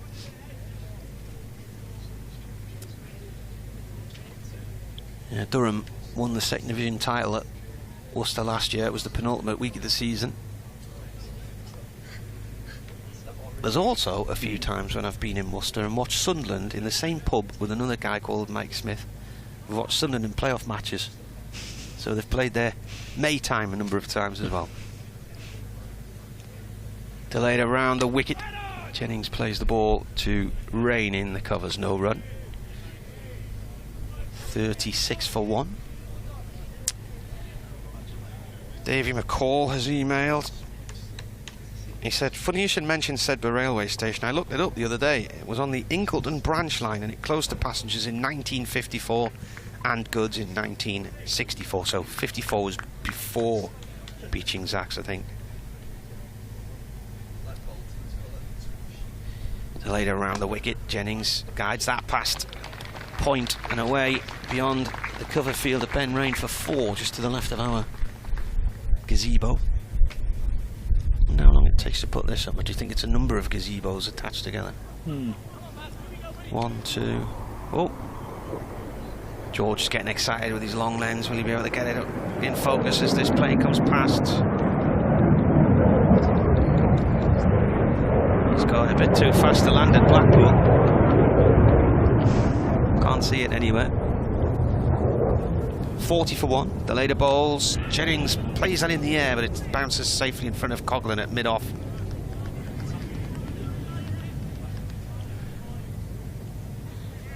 We were at a proms night at Ripley Castle near Ripon a few years ago, and the Red Arrows came and did a display. Okay.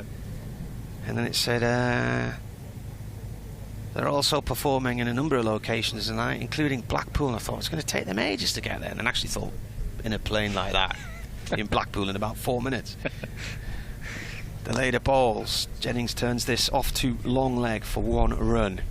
Takes him on to 17, and that takes the score from Lancashire's point of view at the end of the over. 7 overs gone.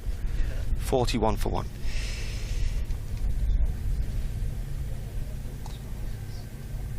This is the wicket that's fallen, that cut to battle point. Bushnell with the juggling catch.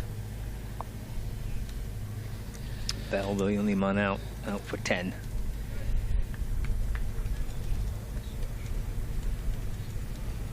Run rate required at about 7 and over. Currently just under 6. Lancashire going at. Paul Coghlan will start over number 8. Did have a slip in place, but he's been relocated to backward point. So backward point, cover. In fact, there's 2 covers and mid-off. Coghlan to Jennings. He pulls. It's in the air. It will land safe. In fact, Jones kind of overruns it a little. But, no damage done. Jennings crosses for a single. Moves on to 18. 42 for 1. It is taking me a while to get used to who's in these blue outfits. You get used to the look of a person, don't you? But dark blue. The best top that Durham have had in recent years was that the pale blue one, which looked like the old England top from the 1992 World Cup. Okay, they brought out a retro version of it 3 years ago, season when they got the final, and it sold out instantly. Collector's item now. Coghlan to Bohannon. Again, he hits the deck on his follow through. Driven to cover by Bohannon. No run. Yeah, well, I think we're going to see a lot of blues, aren't we, in the One Day Cup? Blue is the colour, is it? Seems that way. There's not a great deal of difference, is there, between that Durham top there and the top, basically what Lancashire are wearing.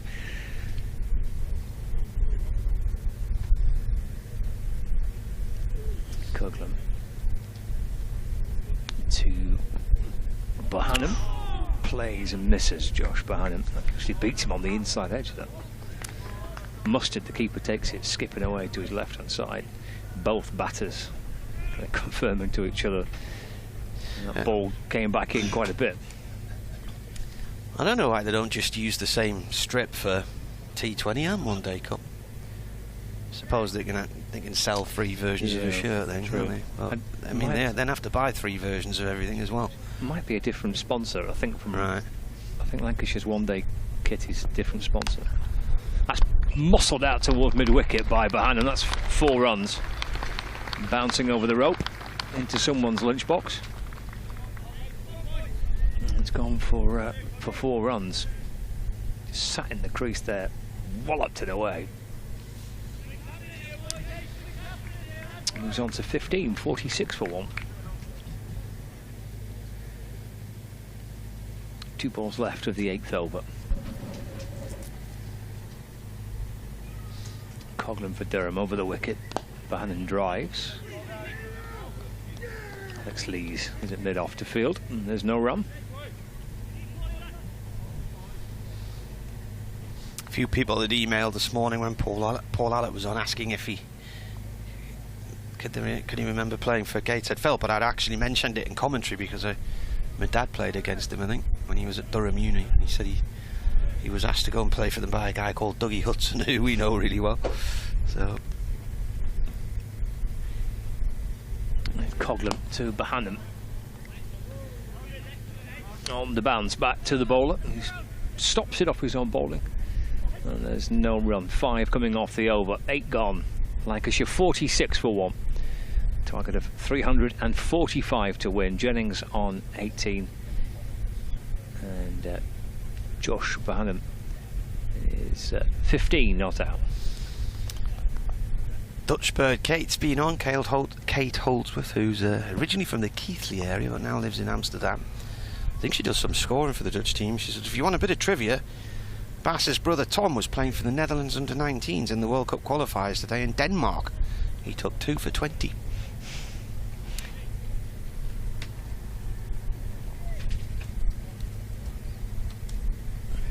Dad Tim went to a few World Cups for the Netherlands as well. I think he played in 3.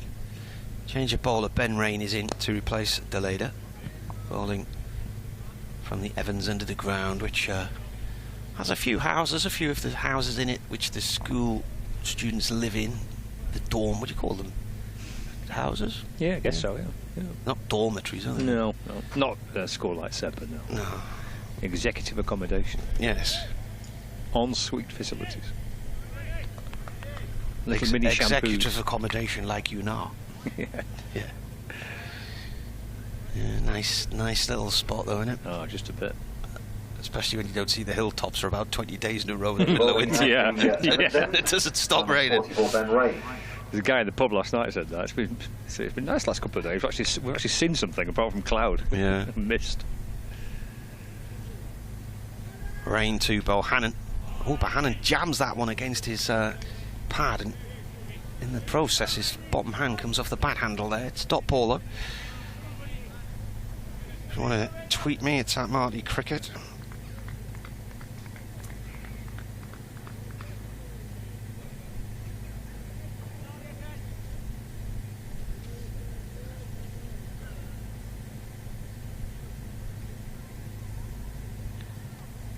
Next ball bowled and cut by Bohannon, a diving stop, a backward point, and one run as it ricochets across towards the covers. Bushnell with the diving stop.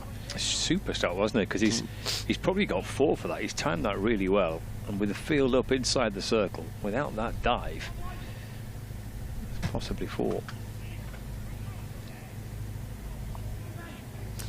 It's a score 48 for 1 in this 9th over.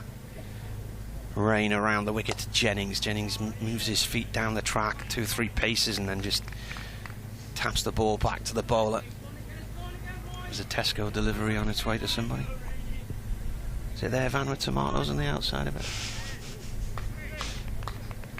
Gone quiet on the main road now, isn't it? We had tractors and convoys of sheep trucks earlier. Rain bowls. Jennings plays short on the leg side. Dot ball.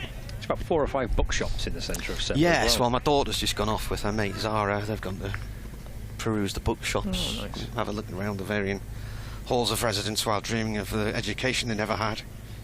Well, you've ruined their life, refusing to pay for it. Yeah. I just can't remember where I put. You know, when you put down £33,000 and then you forget the next minute where you put it. It was one of those moments.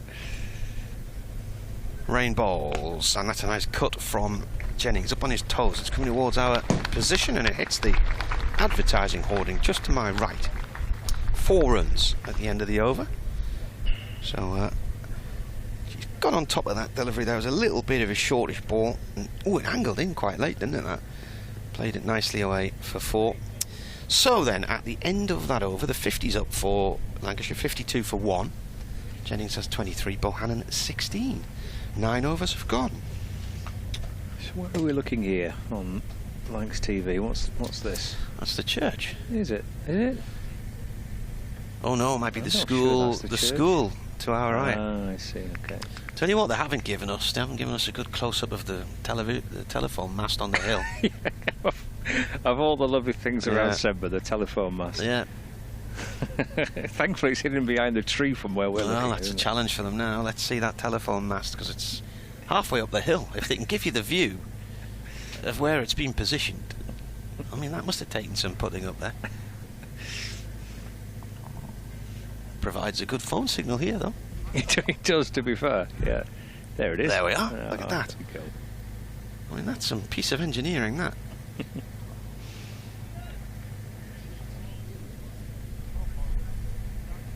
So that's the hill you went up yesterday? The one there to the left of it, yeah. That's the that's Winder. Winder? Yep. It's Coghlan. Flashed away by Bohannon to the leg side, no run. How long did it take you to get up there? Well, it was a little bit slow, really. It was quite a warm day, and so we wasn't rushing. Like, for me, 3.5 hours, something like that. Right. Was it worth it? Oh, yeah, it's lovely. Yeah. Was the pub shut when you got up the top? The pub was open at the bottom, the Dalesman. Yeah, about 3.5 hours, something like that. And driven away into the offside by Bohannon. Stopped by Ackerman. Again, Coghlan's tumbled over. And Keith Jennings comes forward to give him a helping hand back up. So you kind of walk around the back of it. So that last... Is that why they call it winder, because you wind your way around it? Could be. The last image we saw of the TV mast, you can see the 2 fells.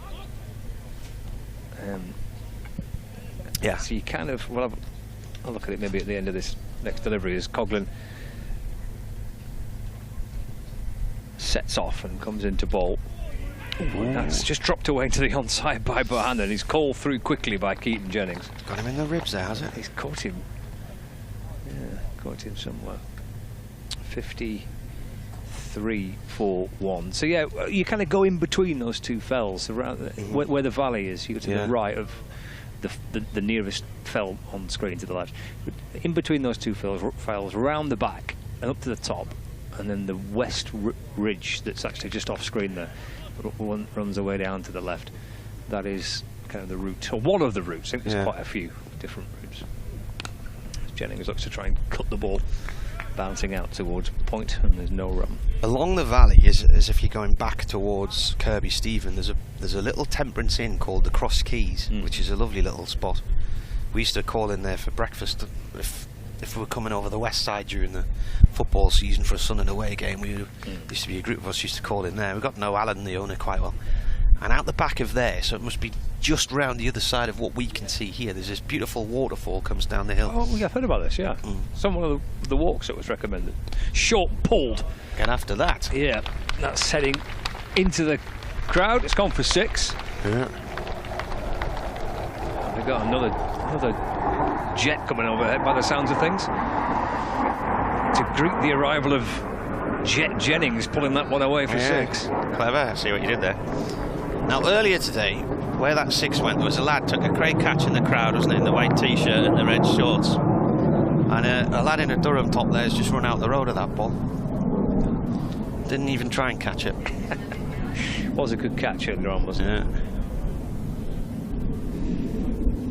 Final ball of the over, Coghlan to Jennings off the front foot and drops it away into the offside. And there's no run. End of the over, 10 gone. Lancashire 59-1. Jennings on 29. For those of you who use the shuttle bus to get Bohannon on this morning and they want to 16. part of the return journey, the first shuttle bus run target of 3:45. is going to be at 4:45, so just over 10 minutes time from lots of shuttle bus time across the road. Why would you leave now? The first one's due to leave in 10 minutes. Get on the bus back to the train station. The first shuttle bus back. 59-1. 10 overs gone here on Lancs TV and the BBC Sport website and app. Metrobank One Day Cup. Could be in for a really good finish to this game as well. Ben Rain bowling here to Josh Bohannon. Church end. Ball defended by Bohannon, rolls out in the offside, no run there. Picked up by Ackerman. There's George back. He says he's retired, you know. Who, George? George. No. That's what retirement looks about, 1,000 pictures a day at the cricket. Oh, busy man, isn't he, George?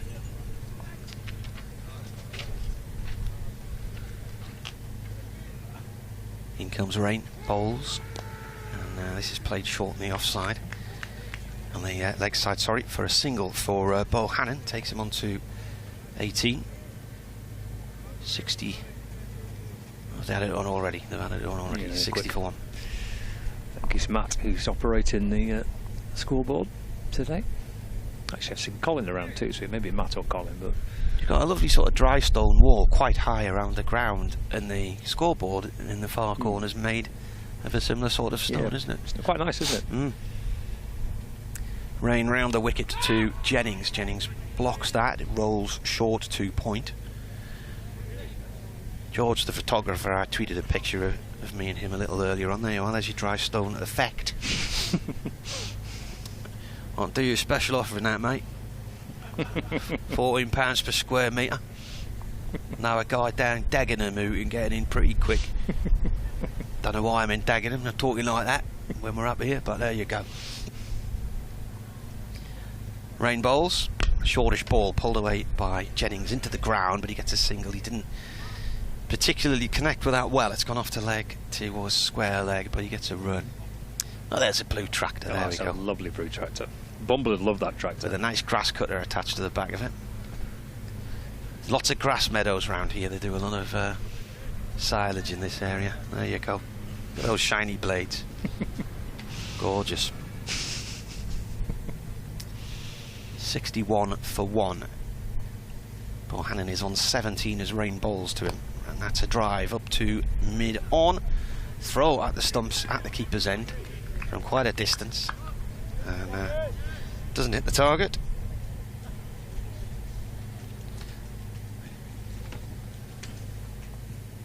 Daniel Hogg on as a 12th man. Tall lad, Daniel Hogg.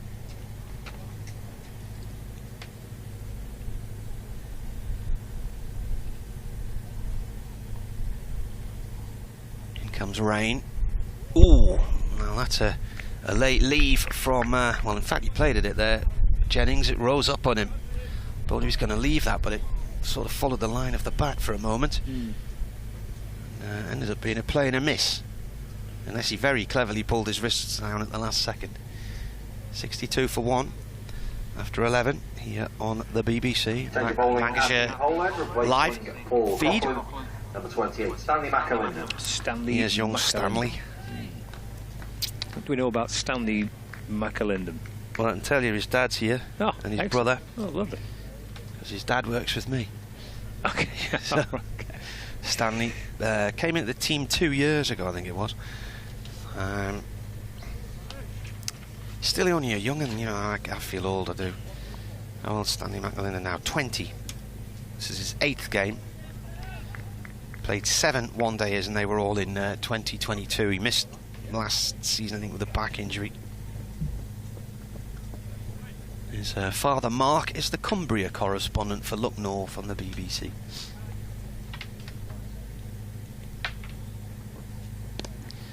McAlinden bowls again. This one is played out through mid-wicket by Bohannon for 1 run. Takes him on to 20.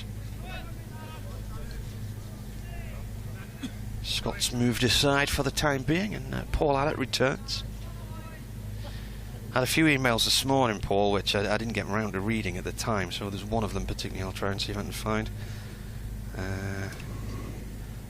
Norman. I'm intrigued. Norman already. says... Norman? Yeah, Norman. It's my dad's Robinson. name, that. Did your fellow commentator play for Gateshead fell during his time at Durham? Well, we mentioned that, didn't we? As McAlinden comes in, right arm over to Jennings. Jennings plays the ball out into the covers for a single. He'll move on to 31 as a result of that. 64 for 1. He said, if you played there, then there's a chance you may have played... Oh, he mentions you may have played against my dad, yeah. He was mentioning a South African player who may have played for Lancashire a couple of years ago. I was trying to think of the lad who was fielding here in the game against Cumbria. The ball came out and we weren't allowed to touch it because of the COVID restrictions. Oh, right, yeah. And I wouldn't pick it up, but he got a bit miffed. That's played away by Bohannon out into the cover area, no run. Sorry, 1 run. So a South African who played for Lancashire? I'm trying to think who it was. 3 years ago? Yeah. I said I'd like to pick the ball up, but I'm not allowed. COVID protocols. We haven't had many South Africans in the last few years, have we? Ashwell Prince, of course, but that wasn't then. No. I might be mixing countries up. Maybe. Right, okay. I'm going to have to look through that scorecard now and find out who it was. McAlinden bounds in, and it's a shortish ball wide of off stump. It's cut away by Jennings out towards the cover boundary on the far side of the ground for 1 run. First time I've seen this lad ball. He looks alright, doesn't he? Tall. Yeah, tall. Good run up. Nice and high in delivery. Just again is another young lad who's How old got to is he? watch his back. 20. Oh, right. Back issues last year, I think it was. Always going to get those, and they get picked up very early these days. Comes in and bowls. It's gone off down towards the gully area. Bushnell chases it. 1 run for Bohannon. Takes the score up to 67, and he's now got 21. Jennings at the other end on 32. The last wicket to fall was when the score was on 19, when Bell was caught by Bushnell off the bowling of Coghlan for 10. That was in the end of the 4th over. Pushed to the wide one, didn't he, really? It was a bit of a steery shot. Hard work keeping Wicket for 50 overs and opening the batting. Yeah. McAlinden bowls, and that's jabbed down into the ground on the offside by Jennings. Played it one-handed, end of the over. 67 for 1. Just been having lunch with, among others, Tim Bostock, who's the CEO at Durham, and 3 or 4 of the Durham board. All very pleased with the way Durham batted and the total they've managed to get up to. Yeah, it's a good total. But they think it's going to be a good game. Yeah. That's the consensus. You know, it's a lot of runs, but as we've said, decent pitch, short boundaries, lovely conditions, and they reckon that these two, Jennings and Bohannon, are the key for Lancashire. Start of a new over from Rain. Church end of the ground. That one whacks into Bohannon's thigh pad. What I can't see here, but what the cameras have just showed for those watching on the stream, the people on Henman Hill, there's some sheep behind them. Wild sheep safely graze up here. There's a tune, isn't there? Was it Elgar? Was it? Someone on that. Anyway, they're not put off by the people, and the people aren't put off by the sheep. No. Call it Sheep Hill. Rain to Bohannon. Bohannon pushes off towards point and goes for a quick single. Throw comes in at the bowler's end, backed up eventually by Daniel Hogg, Durham's 12th man. So action out 68 for 1. Ticking the score over nicely, aren't they? I like the way Bohannon's just pushing, dropping the ball and running out short third or into the covers. Well, at the end of the last over, the 12th over, they were 26 runs ahead of where Durham were, but they were a wicket down, whereas Durham weren't. This is played by Jennings off towards the cover boundary for 1, moves him on to 33, 69 for 1. Well, Durham accumulated their score in a sort of time-honoured way now in 50 over cricket, where they form a solid base, keep wickets in hand, and then press the button on 15 overs to go, basically. They added 124 in the last 10 overs. Yeah. So it's a sort of T20 approach, isn't it, in the last 15 overs. Rain bowls. It's a shortish ball, and it's pulled towards deep square leg for 4. Michael Jones is out there, but can't get across to it. Bohannon with the shot. Saw it in plenty of time there, just seemed to sit up nicely for him. It's too short from Rain. Bohannon on its way to his boundary. 50 partnership comes up. Balls in 35 minutes. 26 to Keaton Jennings, 22 to Josh Bohannon, and 2 extras. He's good against the short ball, Josh Bohannon. There's a lot of smaller batsmen are shorter batsmen. Square of the wicket, very strong. Rain again. Bohannon back into his crease, plays that up towards mid-off, goes for a quick single. And I didn't think he was going to bother there. He was called through by Jennings and was a bit late setting off. But he gets another run to his name. He's on 27 now, 74 for 1, so 271 needed. And I've had 12.5 overs. The shuttle bus has just reversed into the yard of the village hall across the way there. But why anybody would want to go to the train station now baffles me. Round the wicket comes Rain. That's heading towards our direction as it's cut by Jennings, and it's gone for 4. Just down to my right hand side there's one advertising board in this corner. It's the second time the ball's hit that now. So that was the end of the over as well. So that takes Jennings on to 37 and Lancashire 78 for 1. Productive over that for Lancashire without too much effort. A couple of boundaries. Yeah, 11 from it. Yeah, and be pleased with the way they're going, these two. 78 for 1. Sheep may safely graze by bark, says Mervyn. Thank you, Mervyn. Of all of the listeners, Mervyn's the big opera and classical music fan. I knew he'd have the answer. Well done.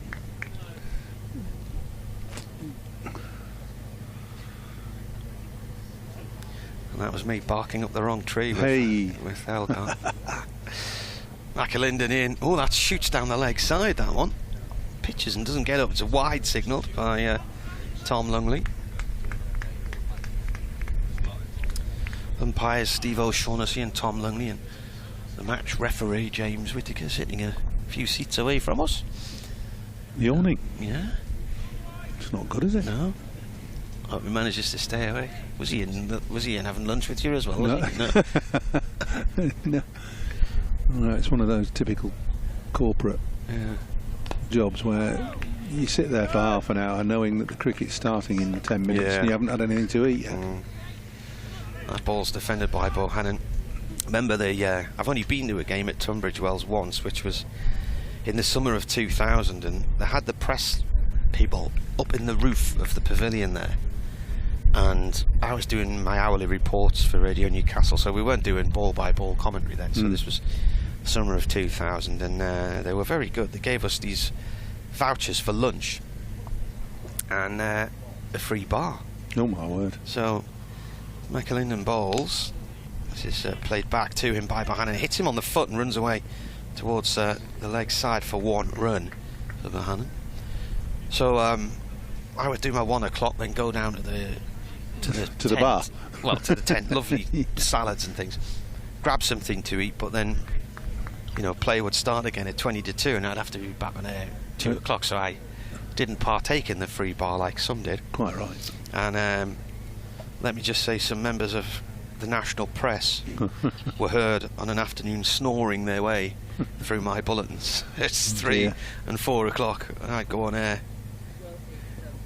McAlinden bowls. That's driven nicely, that by Jennings, over pitched, and he's given that the treatment, and that's straight as a die back up the other end of the ground for 4. So he moves on to 41 and 84 now for 1 on this partnership. Oh, it's nearly cleaned Bohannon up, that. Yeah, had to dive out the road. He did. It was all along the deck. He had to jump over the path of the ball. A clean strike from Jennings. 65 off 57 balls, this partnership, I think.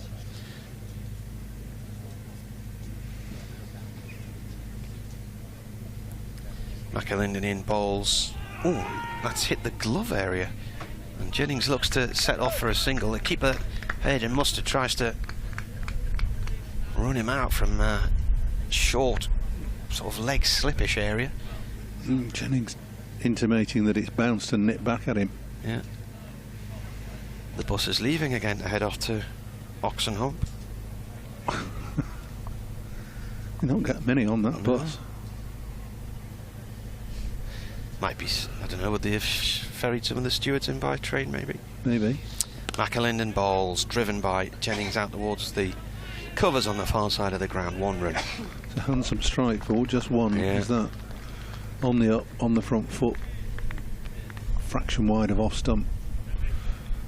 Jennings got the utmost surety in his stroke and confidence in the pitch as well at the moment. He's on 42, 85 for 1. Bohannon on 28. 260 more needed. McAlinden up to the stumps, balls. Bohannon plays it safely back to him. And that is the end of the over. So 14 gone, 85 for 1. Durham were 54 without loss at this point in time. So a sizable lead of 31 runs. But wickets do make differences. Yeah, and I think in Lancashire's approach, they don't want to be leaving or left with the opportunity of having to score 120, 130 in the last 10 overs. That's not what they'll be looking to do, I don't think. So just be a little bit more up with the rate. Rain coming in here now to start a new over. Around the wicket to Jennings. Jennings plays the ball off the square leg for 1 run. He now has 43 of the 86 on the board, 86 for 1. That shot was indicative of the confidence Jennings has in the pitch, because it's a good length ball on about middle and off, and he's just waited for it, worked it into the leg side. See the bottom hand come in and just turn the face of the bat to the leg side into the gap at square leg, and it's an easy run. And I think these two are looking to score a run of ball if they can, just by dropping and running. On strike to Rain, he drives at that, it goes up to mid-off, no run. Picked up by Lees. Yeah, he was a bit more sprightly there, Lees. He was on his heels in the last over and they pinched a single to him. A lot of a captain who's probably thinking about something else, field position or bowling change or something. Just snuck up on him.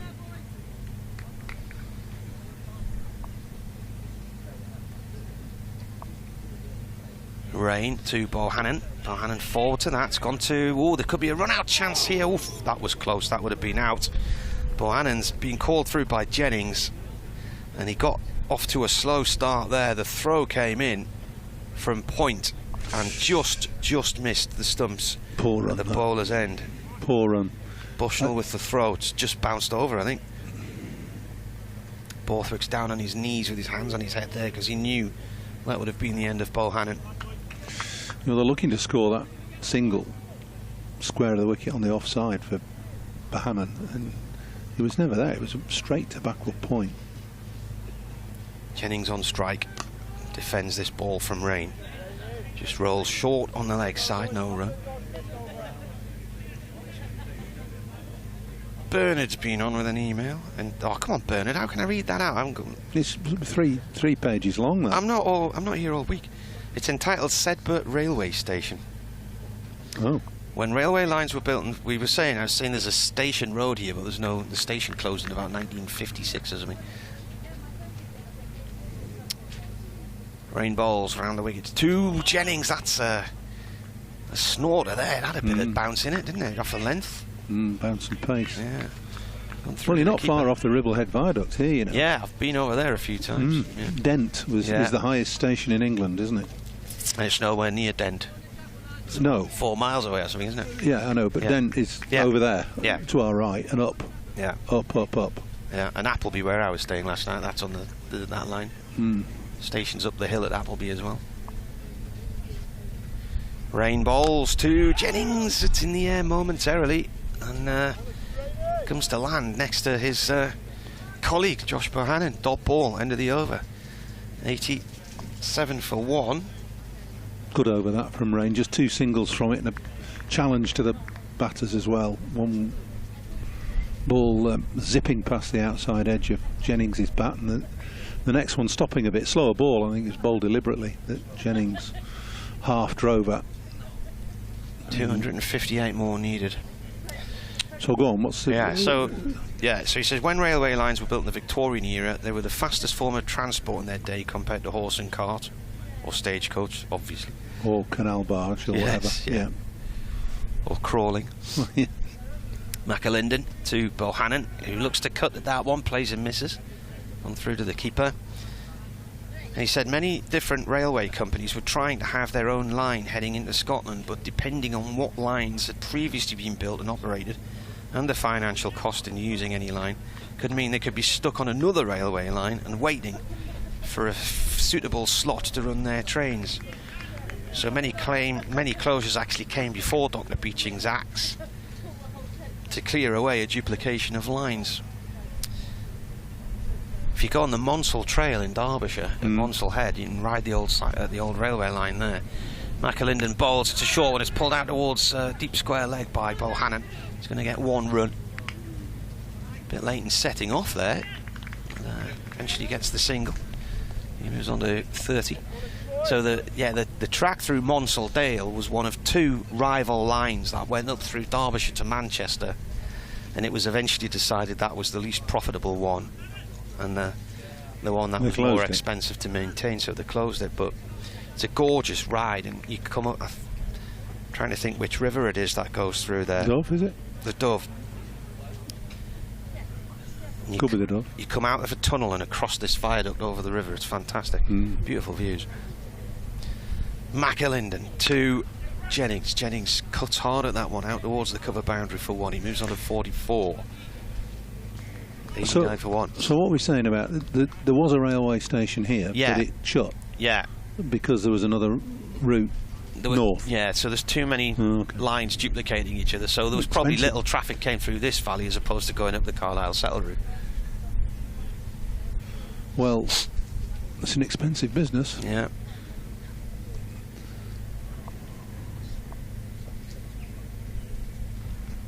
McAlinden to Bohannon, who plays and misses at that one. And a bit of a false shot there, the keeper. And Borthwick fielding it short on the leg side. Both thought there was a noise there. It's getting a bit scrappy, this, the last couple of overs. Just maybe the conditions have changed a little bit, sort of clouded over a bit, hasn't it? Just need to knuckle down the Lancashire batters here, Bohannon especially. He's just been a bit free. There's been a chance of a run out, badly judged single.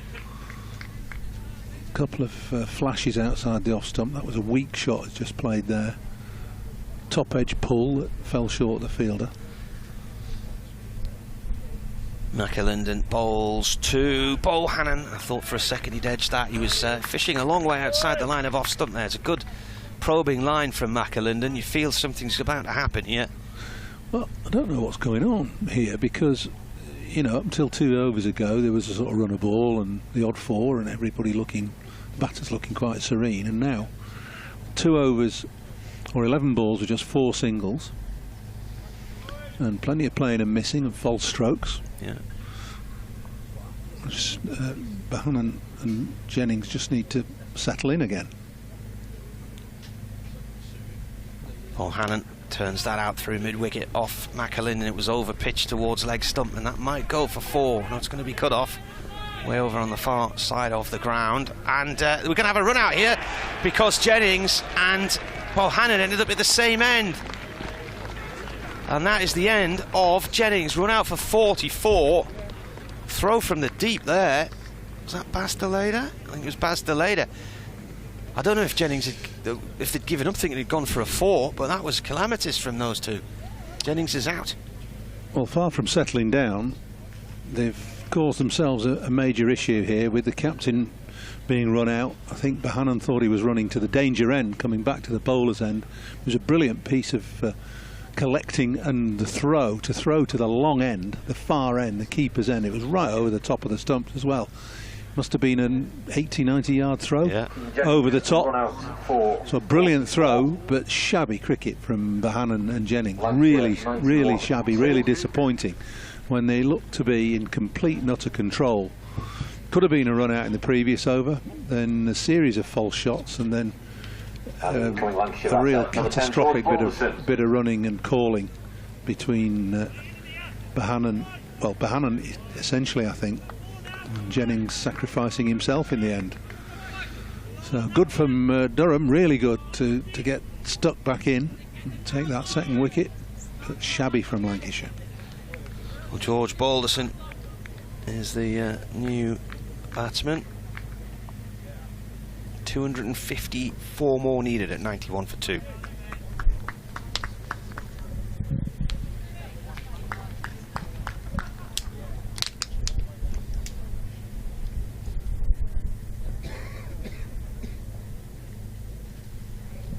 And the wicket came at the end of the over as well, so the start of a new over. Rain bowling to Bohannon, 1 run down to third man.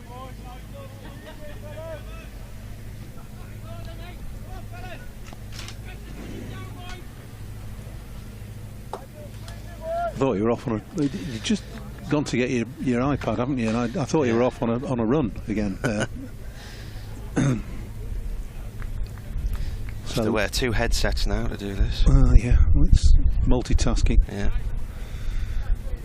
Balderson on strike for the first time. Rain in. Balderson forward to that defence.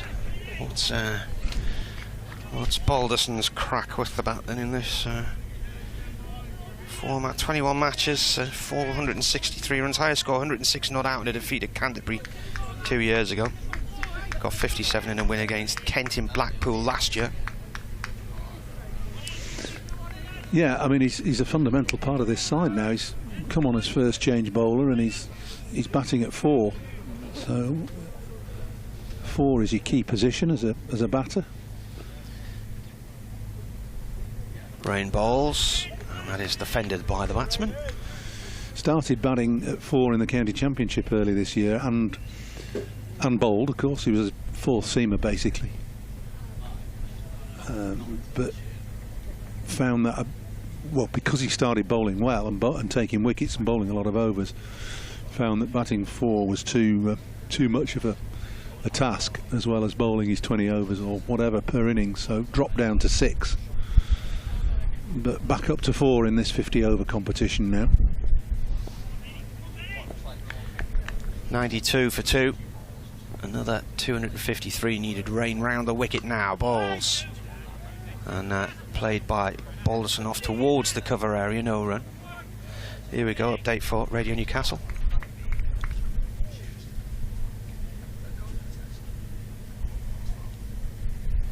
Well, Durham earlier making 344 for 4. That included 111 from Alex Lees and 72 from Baz Deleda. Half century for Colin Ackerman as well. Currently, Lancashire 92 for 2. They've just lost their skipper, Keaton Jennings, run out for 44.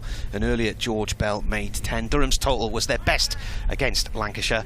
Still plenty of action if you want to join us on the BBC website and the sports app.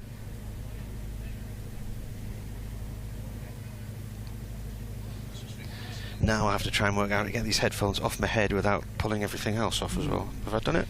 Yeah, you have. Oh, well done. It's a first. It's a fine performance, actually. You should have been out there doing the calling and the running for Bannon and Jennings. Yeah. There was no confusion there.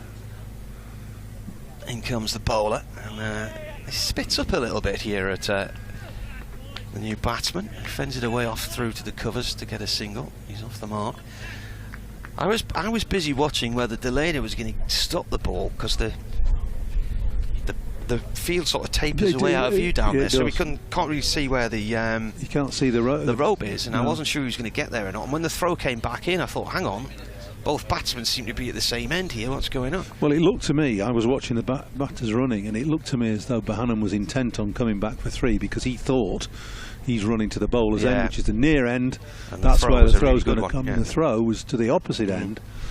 And Jennings, well, I think he said no initially. Yeah. But saw Bohannon was steaming towards him, so set off. Was it Cameron's who made strong arm? Yeah, I think probably. Yeah.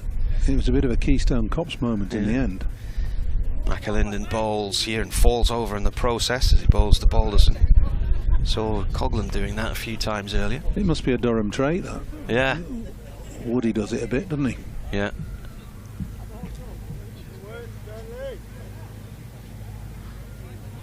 Oh, look at this. Oh. Graham, the Durham second team scorer, has been and bought ice creams for everybody. Well, not for him. Not everybody, including us. No. That's a bit tricky, mind. Yeah.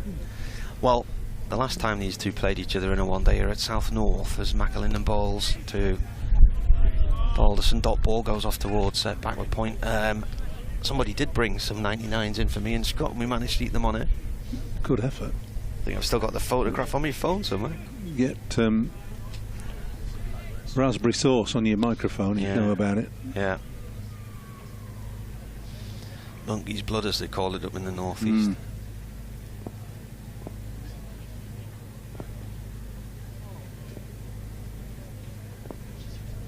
Chris thinks the fielder from a few years ago might have been Dane Villas. Oh, that's gone wide of off stump, and he's thrown everything at that. It's swung away to the keeper. It is a wide, though.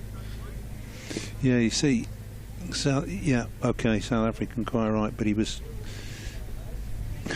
so much a Lancastrian by the end. I didn't think, and then of course he came over on a Colpack, but then had to rescind that in the end.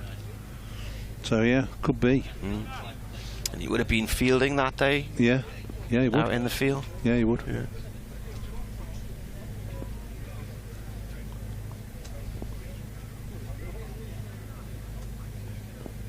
McAlinden bowls to Balderson, who's on 1.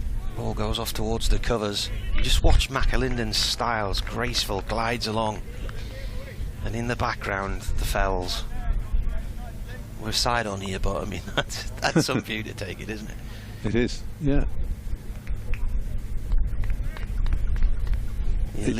When you climb out of this valley and you're going back over towards Kirby Stephen, and if the sun's in the right angle, the way it catches the valley, the Eden Valley to the north, it's beautiful. This big ridge line goes all the way up the north. 94 for 2. McAlinden round the wicket with a bouncer. Is that a no ball on height? It is. signalled by Steve O'Shaughnessy, who is at square leg. Got a bit of pace in it, that delivery. Yeah. We've had a wide end and no ball in this over, though.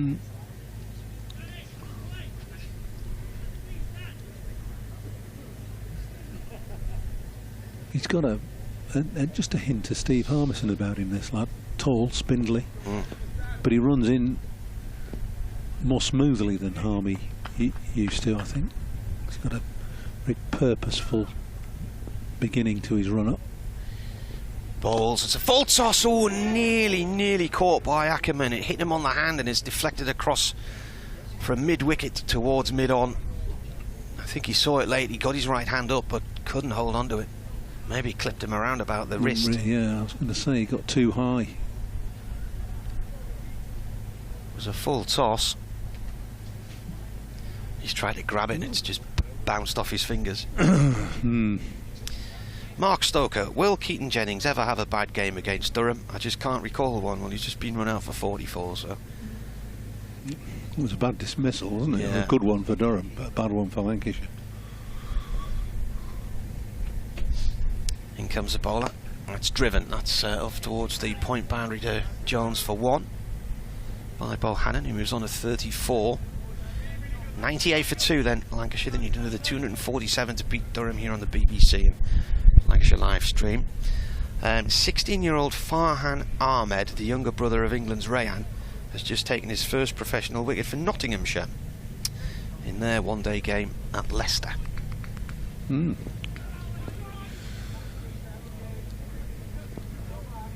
Yeah, Rayan Ahmed just in the background a little bit in terms of England.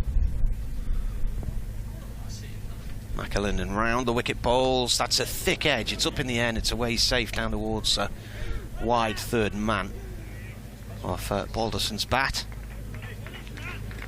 And that is the end of the 18th over. The TV's just pixelating at the moment.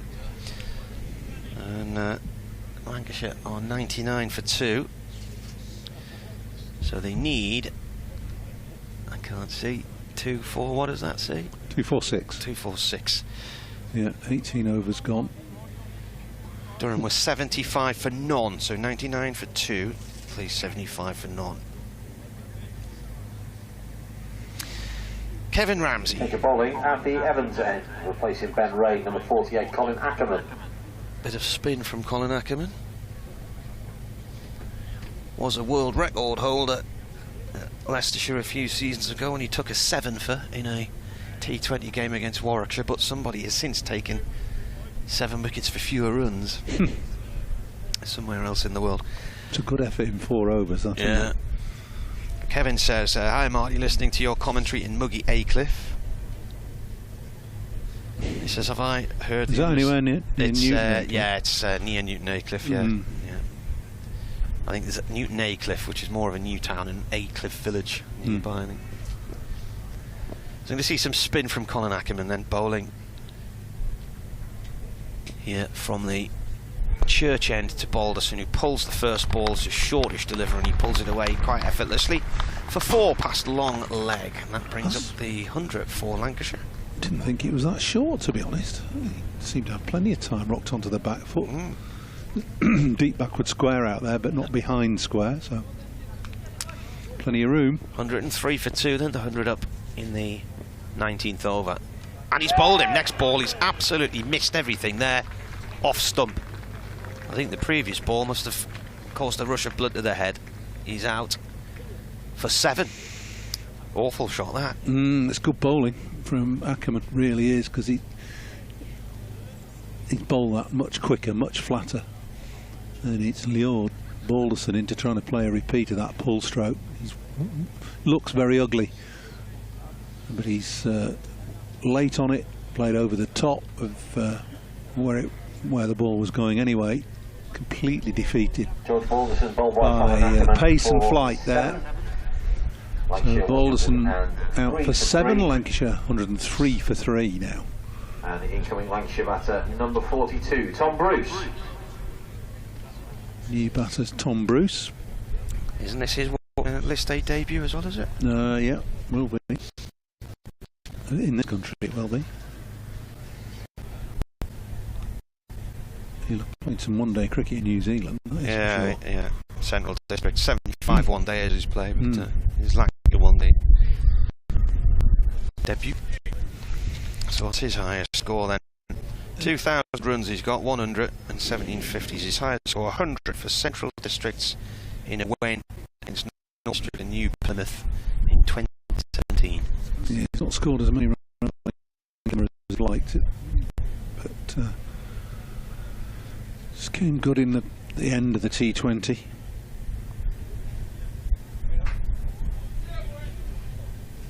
He's got an opportunity here, a good opportunity of trying to get Lancashire up to and around this Durham total.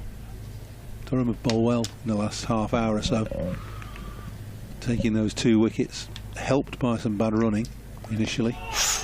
First ball skids in, and he's chopped that into the back of the pad roll there, the flap at the top of the pad. Here's the shuttle bus back again. It's just been quick to the station and back. because he had nobody to drop off. Ackerman in his sunglasses bowling here, and that one is played away by Bruce down towards third man on the discs. He's off the mark, second ball. 104 for 3, 241 to win. Kevin said, could he hear the unmistakable tones of Durham's #1 fan, Jamie? He's somewhere. He was here earlier. I could hear him down the far end of the ground, I think, with his dad. Ackerman comes in, bowls. Oh, forward comes Bohannon and steers that wide of the keeper, and it's away to third man for 4. Moves on to 38, 108 for 3 then the score. He says, Kevin says, my mate Mike Smith, same one bracket, sent me a glorious picture of this setting to add to my frustration of missing this game. Good score from Durham. And while Mr. Jennings was at the crease, I would have remained apprehensive, he said. This next ball is played away by Bohannon to point, 1 run. There's a rather large bird flying towards us here. What's that? Is that a heron? Beautiful, yeah, it's a heron. Yeah, it is. Solitary beings, heron, aren't they? We're looking for the... It's coming right over us. Where's the camera when you need it? Bowling at the pole end. This is way away off the river. The river's about a quarter of a mile to our right. Yeah. No, have you been down there? Did you what? Have you wandered down the lane at the side of the ground? Goes down over the river and along to the little golf course, 9-hole golf course. Lovely. All right. Oh yeah. Gonna see Jonathan Bushnell into the attack for the first time today. And Lancashire 109 for 3 after 19 overs. Durham were 85 for none. Bushnell then, right arm medium, comes in. School end, first ball guided down to third man by Bohannon for 1 run. He's now got 40. Lancashire's 110 for 3.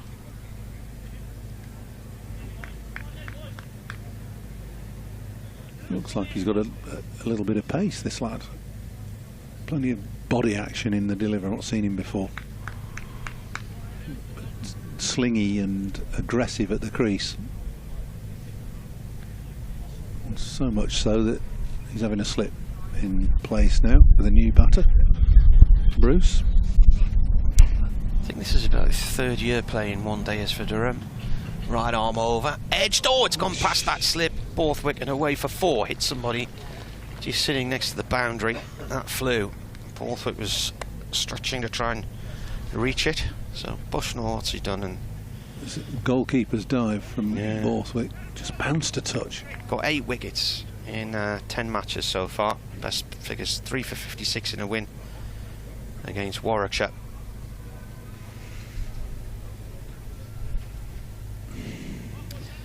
Went to Durham School. Comes in, bowls, and this is played by Bruce out through mid-wicket for a single. So the 4, and the single now take him on to 6 115 for 3. Remember the target 3-4-5. Durham's score of 344 for 4. Their highest in a one-day game against Lancashire. Beat their total set at South Northumberland in a win in 2021 of 327 for 6. Bushnell now to Bohannon. Bohannon back into the crease, guides the ball down to third man, gets a single. He's heading towards 50, he moves on to 41. 116 for 3.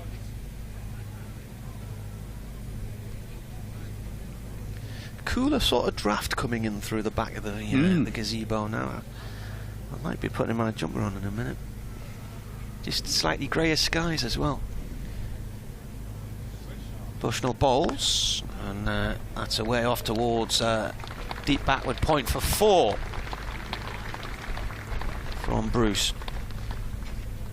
Too much room for the batsman there.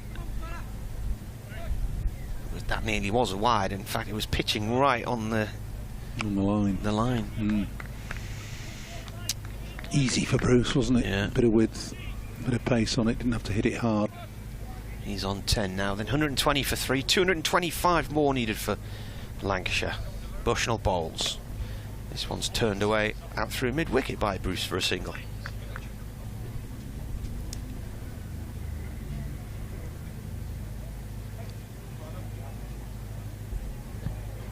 That's the end of the over then.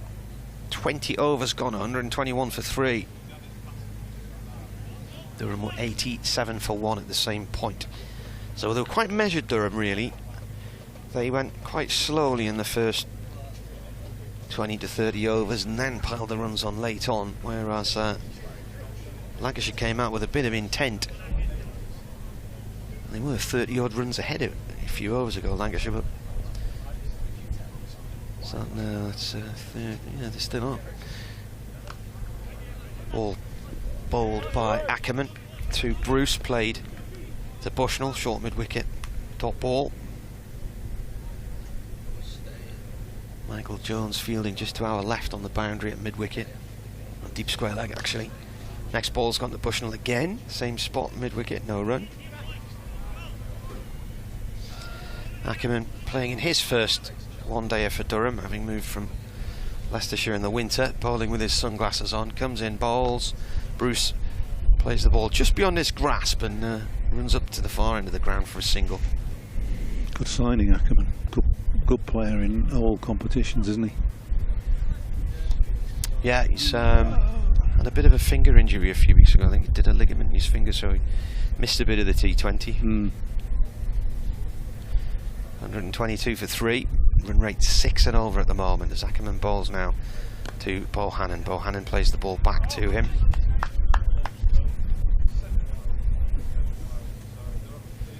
Bohannon's highest score came against Kent in Blackpool last year when he got 105 in a win. He's had 7 half centuries. That's turned nicely off the hips down to fine leg. That's going to go for 4 because Rain can't get after it.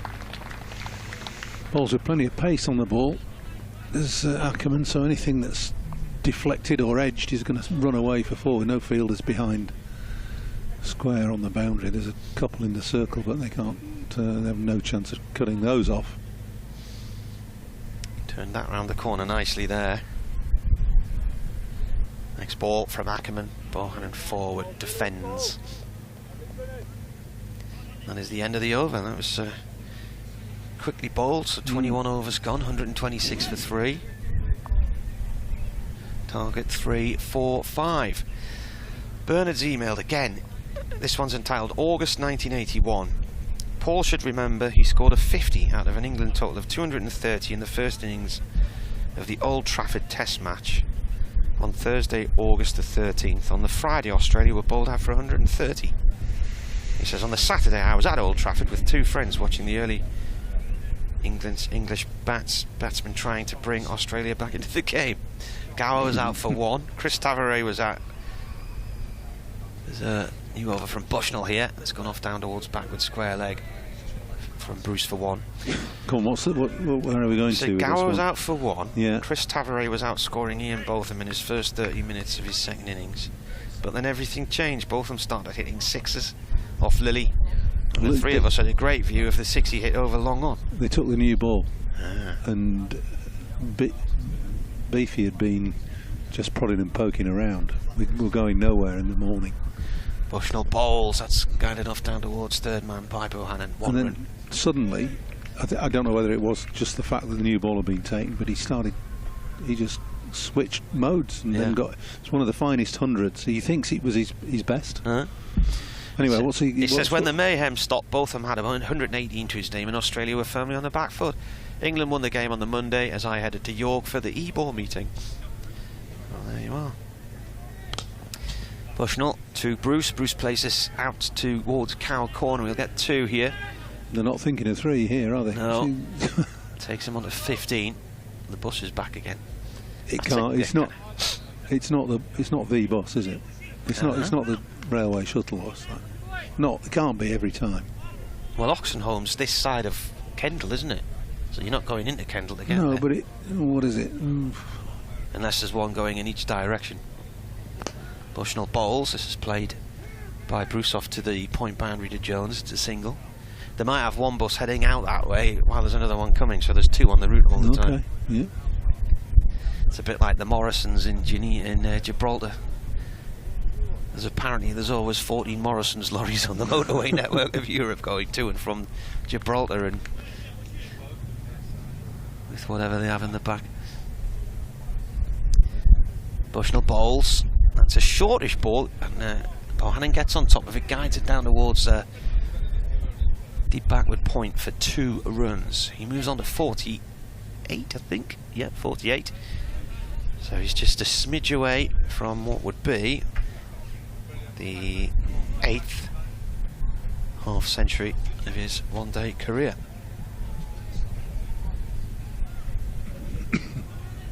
Has 105 to his name as well, of course, and that should bring it up. There's a 4 down towards wide third man, so he gets to his 50, and he's got there in 50 balls, a run of ball. 54 Josh Bohannon from 50 balls. Well played, Josh Bohannon. In actual fact, from 50 balls. He's becoming prolific in that area behind point, steering the ball away with a bit of pace on it.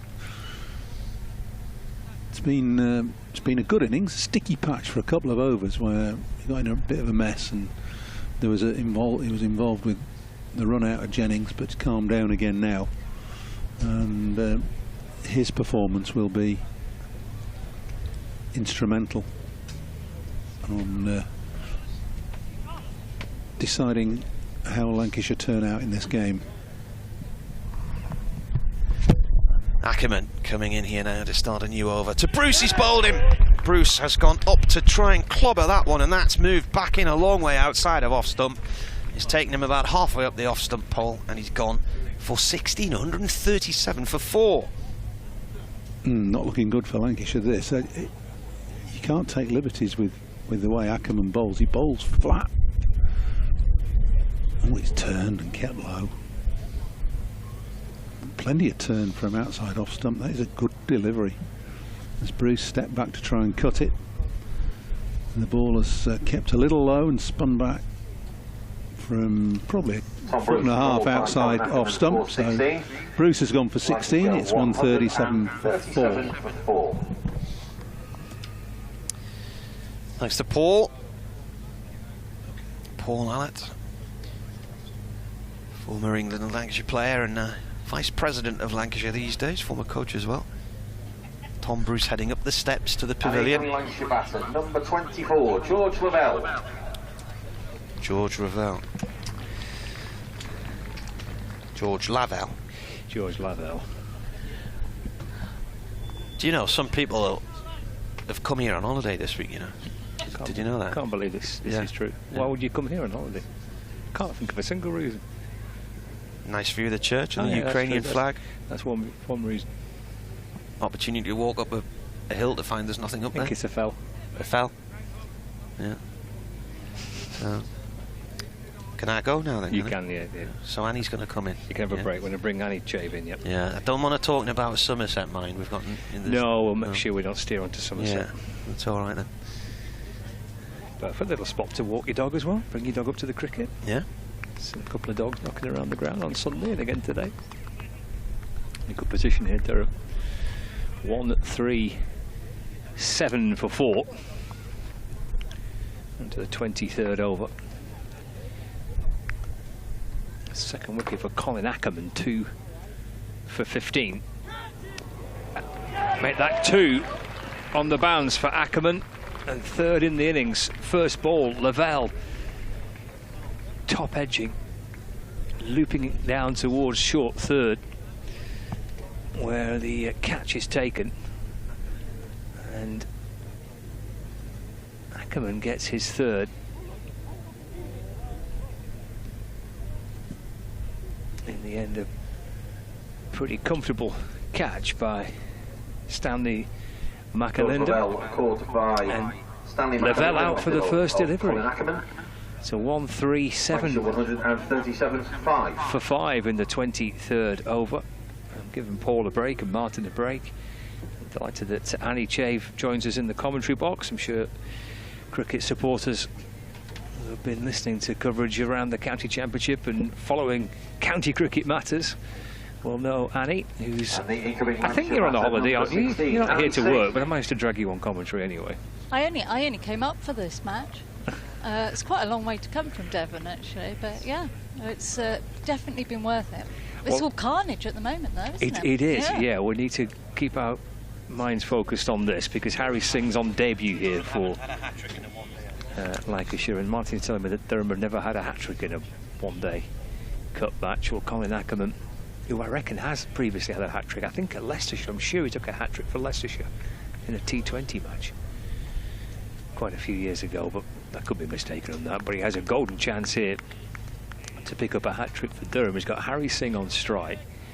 1-3-7 for 5, and Ackerman 3 for 15. Hat-trick ball cut away by Singh for his first runs for Lancashire. The score moves on to 138 for 5. Masterfully done there. It was, wasn't it? Yeah, avoiding that hat-trick.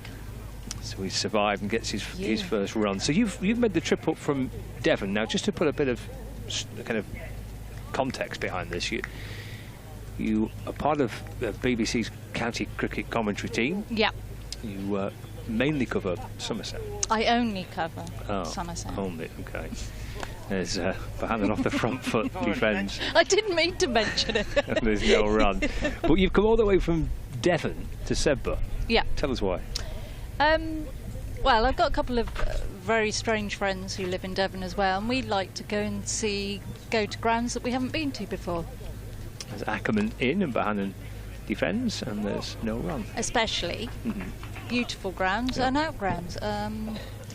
And Paul Edwards has been telling us to come to this ground for a few years now, and we decided to do it.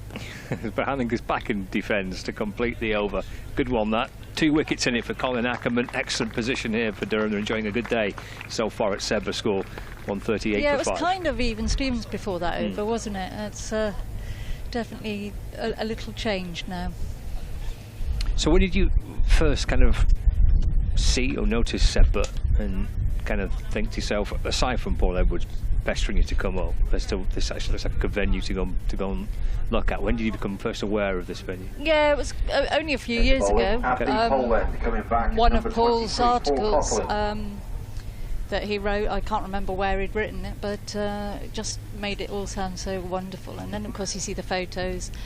I always love outgrounds. I want to go to every one that I possibly can do. And it just happened to fall at a time when we could come. So One Day Cup, I like the One Day Cup. Oh, perfect timing then, really.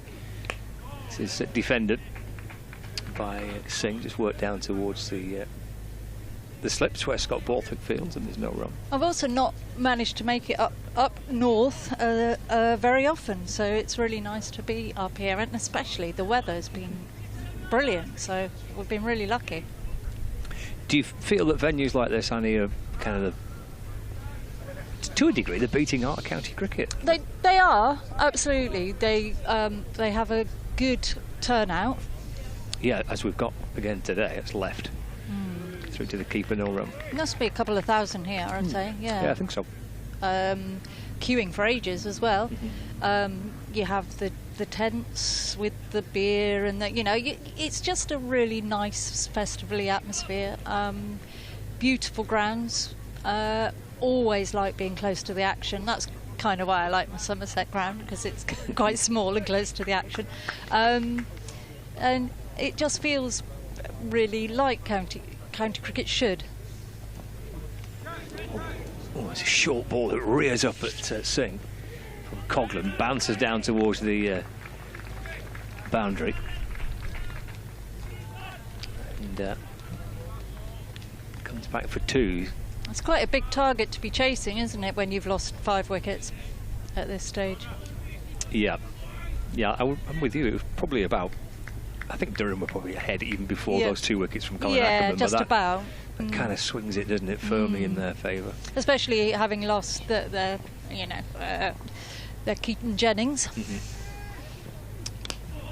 It's defended away into the onside by Singh. It's going back. And clips it out towards mid-wicket, so 141 for 5. How often do you come to this ground? Well, only when Lancashire play here. So the first game here was in 2019. Yeah. Which might well be the article that you're referring to. I think it probably was, Paul. yeah. Actually, me and Paul shared a cottage on the far side of the ground. Oh, there. did you? Oh, what a lovely place to be. It was. Mind you, you're never far from the ground here, are you at all? That's true, yeah. Run down to 3rd man by Bahanam for a single, 142 for 5. And that's the only championship match they've played here, was in 2019. And they've played 50 over cricket since. They've played against Essex twice, Sussex, and this game here today against Durham, as well as playing the National Counties match against Cumbria here as well. I'd love to see a championship match here. It feels right to watch one here. Coghlan into Singh, that's defended up towards mid-on. Like to, it feels right to have players in white here, doesn't it? Yeah. Yeah, it does. Jimmy Anderson played here in that game in 2019. It was just on the build-up to the Ashes starting, and he got himself a game here. Yeah, for viewers on Lax TV, we've got a terrific view of from the drone footage above the ground. It's not bad, is it? Looking out towards the village of Sebba. So we mentioned that you're part of the BBC cricket commentary team that covers Somerset, and you're also, as well, editor of the County Cricket Matters magazine. Yep. Just tell us, as we get through the next couple of overs, because we do have a spinner on, don't we, with Colin Ackerman. Yeah, exactly. Kind of where this magazine kind of started from and what it's all about. Bannon drives nicely away through the covers for 143 for 5. They need Bahanan to stay in big time now. Yeah. Hasn't he had a couple of amazing seasons? Really like watching him back. We basically, there's a few of us, we were on Twitter in 2019. I'll continue in a minute. Ackerman to Singh. And there's no run. We were at that point in 2019, before the 100 competition, fearful of what it would do to county cricket. Comes Ackerman again, a bit quicker this time, again trying to get that little extra bounce. Singh defends, no run. Yeah, he's causing some problems.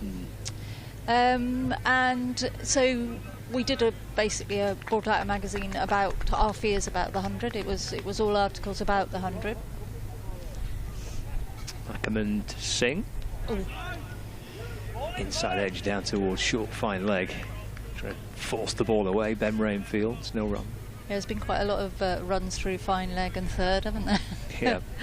And basically we did that, brought out that magazine.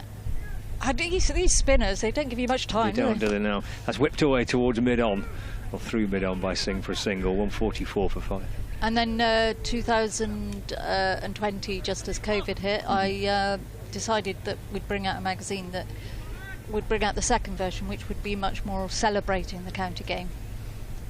There's Ackerman to complete the over. Bahanan on the defence, and there's no run, 144 for 5. 25 overs gone, target 345.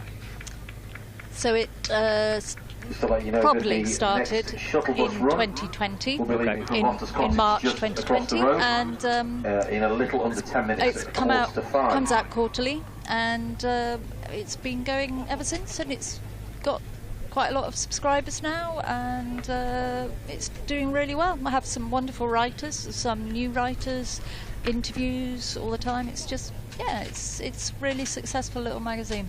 It's interesting how it came from the idea of it came about concerns about the impact of the 100 as Coghlan sets off and bowls, defended again, no run, and actually it's developed into more of a celebration of county cricket. That's quite. I hate the fact that, you know, continually banging on about something. There's no point, you know, just continually running something down. So instead of doing that, I really wanted to just concentrate on how much we love county cricket and how, you know, the good points of that. And I think it needed a bit of a champion. Coghlan balls again off the back foot, cut away, no run. 144 for 5. Because it's you know, it's in a difficult place at the moment, and it just needs a bit of a celebration, I think. So yeah, it's just a big project of love, really. Do you steer away from the slightly controversial issues now, or the thorny issues surrounding cricket, or do you still? I write an article in the cricket paper. It's pulled by Singh, played nicely, muscled that away towards the mid-wicket boundary. Good looking shot for 4 runs. 148 for 5 now. Yeah, that's just what they need. Now I write a fortnightly column in the cricket paper, which is an opinion piece. So those are the those are the places I will write my opinions. So this is just purely about. It's much more. It's just articles, historical ones, some relevant ones, you know. Plays off the front foot this time, Singh. Positive, both in defence and attack. Thumped that off the front foot to cover, no run. So yeah, it's just like I say, it's to celebrate, give it a bit of a platform, and say this is still happening, although it's quite well hidden. It's still happening, and yeah, we're a bit controversial every now and then, but not really. Well, there's nothing wrong with that, is there? From time to time, no. Nothing wrong with that. Coghlan to Singh. It's pulled towards square leg for 1 run, 149. Are you a fan of the one-day game then? Yeah, this competition in particular over the last probably 2 or 3 years has been one of my favourites to follow, I think. It's nice to watch the developing players. Yeah, it's really good. I think because he got kind of shoehorned in under the 100 and kind of ignored a bit, you end up maybe rallying around it a little bit more, don't you? But I think so. I think there is a sense of that. A lot of people come along and say, well, I'm going to come to the one-day cup. Yeah. Coghlan to Bahanan, that's pulled again down towards fine leg. End of the over, 150 on the board for Lancashire. 150 for 5, 26 overs gone. Target of 345 to win. I think one-day cup also gives you a bit of time to get your teeth into a game, doesn't it? Yeah. I mean, I'm a real championship fan, so I love the 4-day game. That's my real passion. But this, you know, you've got just enough to keep it interested and feel like a proper game. I wouldn't come all the way up from Devon for a T20, for example. It's a long way to come for a few hours, you know. So yeah, I mean, you do well to come all this way for a 50-over game. I mean, that's proper. That's a real commitment to come to Sebra, is that? Isn't it? But look at this; it's just glorious. We had we got a lovely little cottage we're staying in. There's Ackerman to Bahanan, sweeps powerfully away. 2 fielders on the leg side boundary, and he picks out the gap between them both. 154 for 5. To start the 27th over. George Franks, the photographer's gone after the ball. Steady on, George. A man of many talents, obviously. We've been watching that hill up there gradually get more populated. Have you seen it? They started off with the 2 at the top. Ackerman bowls to Bahanan and turned to square leg for a single. We can't quite work out whether you have to pay to be up there. I mean, I don't think you can. No, I don't think you do. No, excellent. I think that's probably why there's quite a few. It's a good little freebie spot. Yeah, and it's got quite a nice view, isn't it? Yes, it is. Yeah. That's elevated little hill just behind the bowler's arm. Yeah, I mean, there's quite a lot of vantage points you can see the ground from, really. You can't hide it, can you? It is a school, after all. Yes, yeah. Ackerman to sing. Takes a single off the back foot. Worked out to the leg side for one. And a school that Harry Brooke went to, of course. Yeah, yeah. And Tom Aspinwall, who's playing in this game for Lancashire, he went to Seb's so he knows it quite well. Yeah, must do. Van Waits, Ackerman in. That's clipped away down towards deep backward square leg for a single. What do you think the chances for Lancashire and for Durham in this competition? Well, Lancashire, I think, have had pretty good success in it the last couple of years. They've got quite a strong side. They have, yeah. With Keaton and Bohannon. They have. They've lost a few to the 100, but not as many as some and more than others. Run away down towards third. Man, that's a lovely shot. A lovely one, isn't it? It'd be worth 2 for Singh. I'd love to do a little, whatever they're called, those... what are they? The things where it shows where all the wagon wheel. Wagon wheel. I'd love to see how many runs come down third man and fine leg on this game, or certainly this innings. It's felt like a lot. It really has, yeah. A lot of runs behind square. And Durham, that's not such a strong side?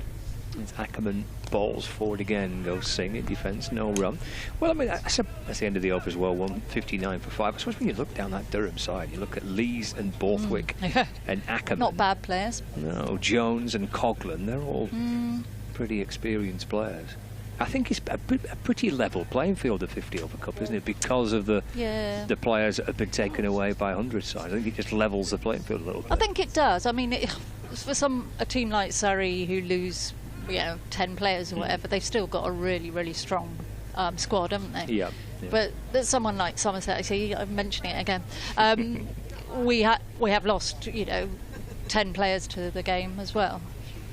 Coghlan to Bohannon trying to force the ball away, but right off the toe end of the bat. In fact, he wants a new one now. It's the old Q end, that, so he wants a new bat.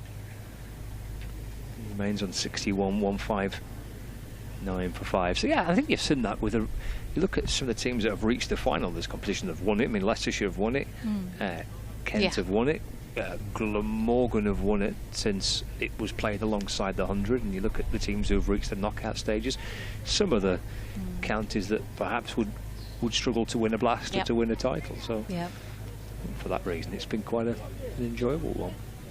It's got a little break in play here where Bohannon gets a new bat. Ferried out. What's he done to it? I think it was just a broken bat, as he's gone to hit it. It came off right at the bottom end of the bat, didn't he? He was looking at the bottom edge of it. And just there you go. He's got a selection of 3 to pick from. Which one do you fancy? Each one about 900 quid, probably, aren't they? It's just incredible, the price of bats now. Well, he's taking his time to pick the right one. 159 for 5. So Lancashire play a lot of outgrounds, Annie. So we've already this year, Lancashire have been to Southport for 4 days, and Blackpool for 4 days. I missed Blackpool. We got caught on the motorway and couldn't make it. Oh, you were due up for that one? Yes. Oh, okay. That's edged in the air for the new bat from Bohannon down towards third man for a single. Yeah, that was another outground I wanted to go to. Okay. Also, we were quite tempted to see a bit of like I wanted to go to Blackpool as well, but anyway. No, I was just going to say they've obviously got quite a few outgrounds. Is it important for you, do you think, and your viewers and I love outgrounds. I think readers that follow you? It's interesting because I'm just currently writing an article about 50 over cup in the cricket paper.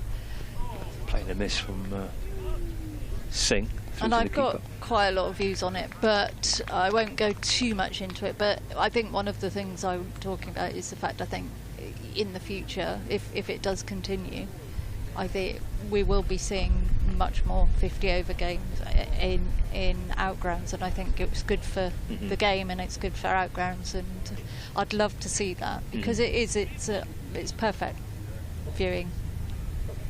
You know, especially with like the tier 1s coming in for the women. Coughlin to Singh. That's a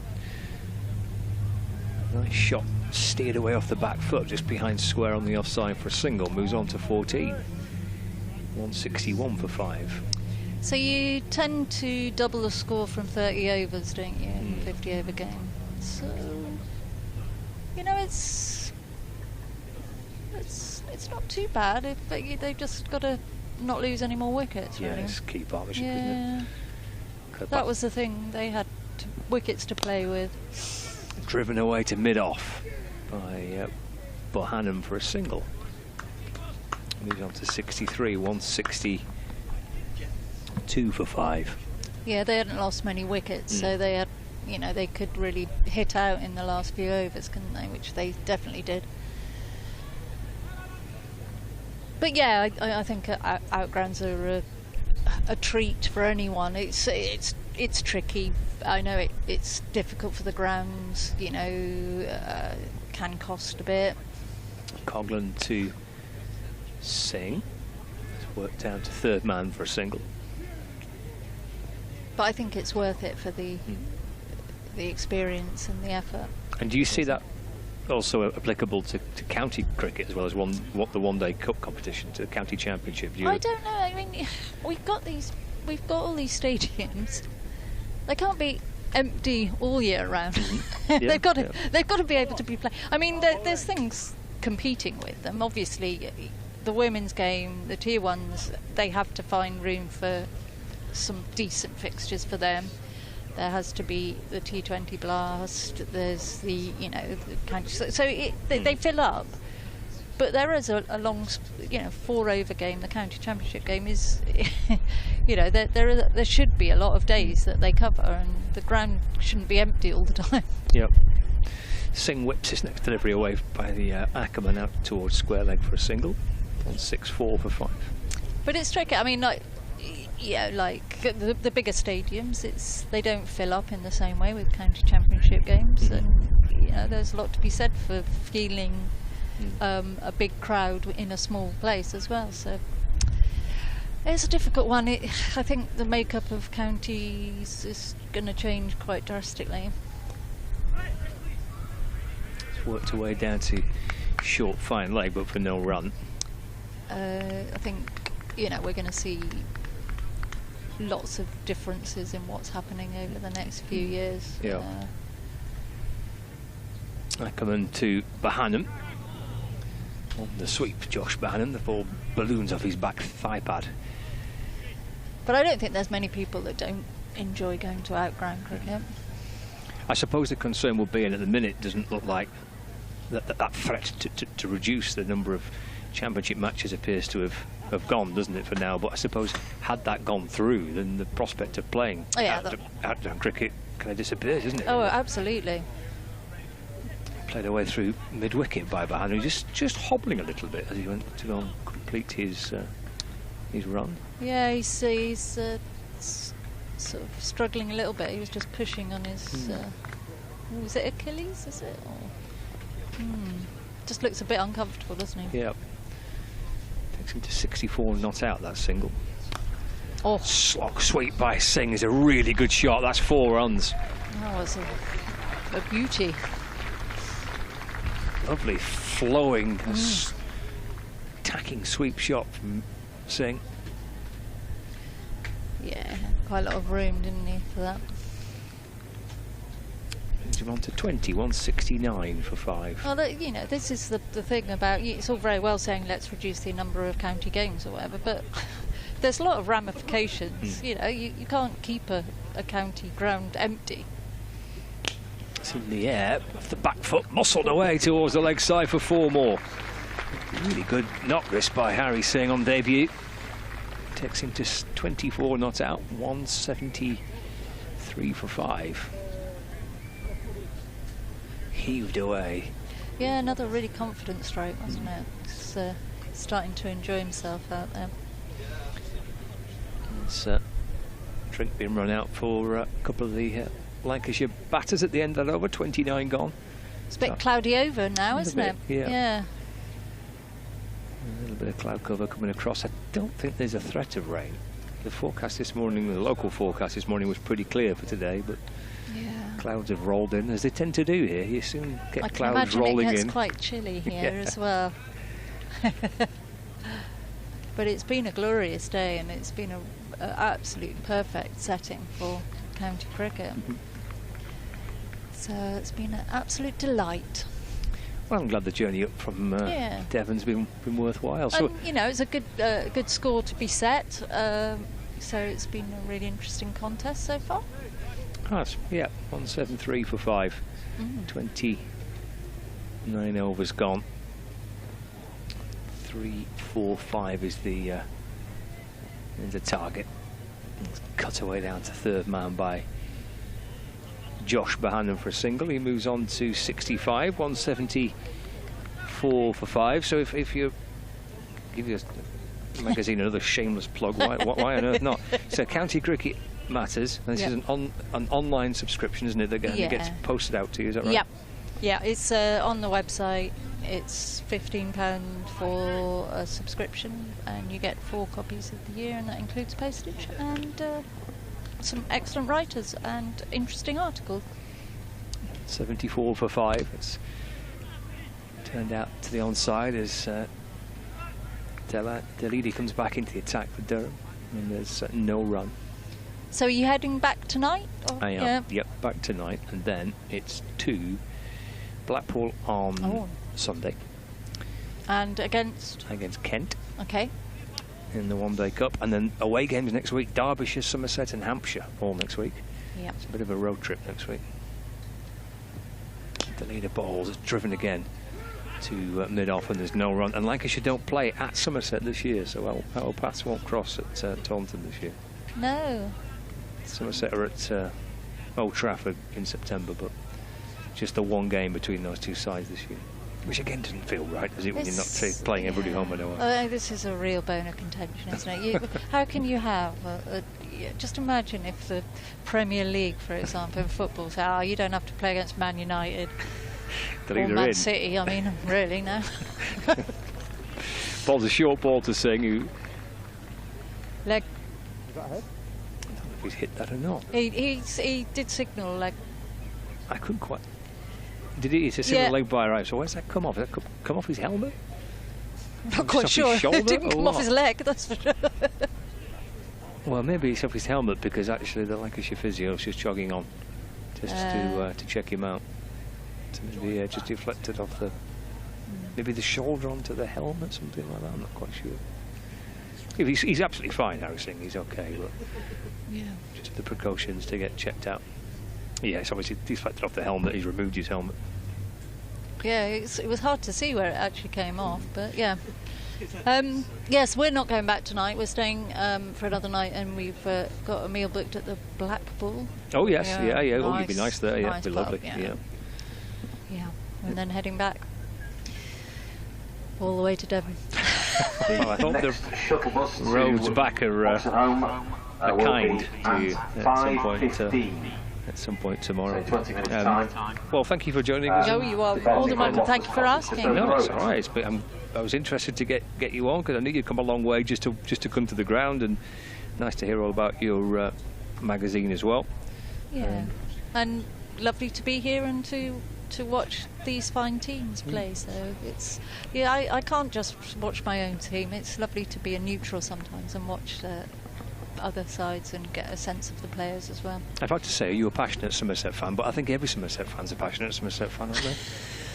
Or maybe every fan of every county is a passionate fan. I think so. I mean, I love all the counties. There isn't a county I don't love, but I know there's some fierce rivalries, and some people really don't like a certain county or whatever, but I don't feel that way at all. It's more of a genuine a sense of it all wanted to succeed and be. But I care much more about my county than I do about my country, for example. Much more. So yeah.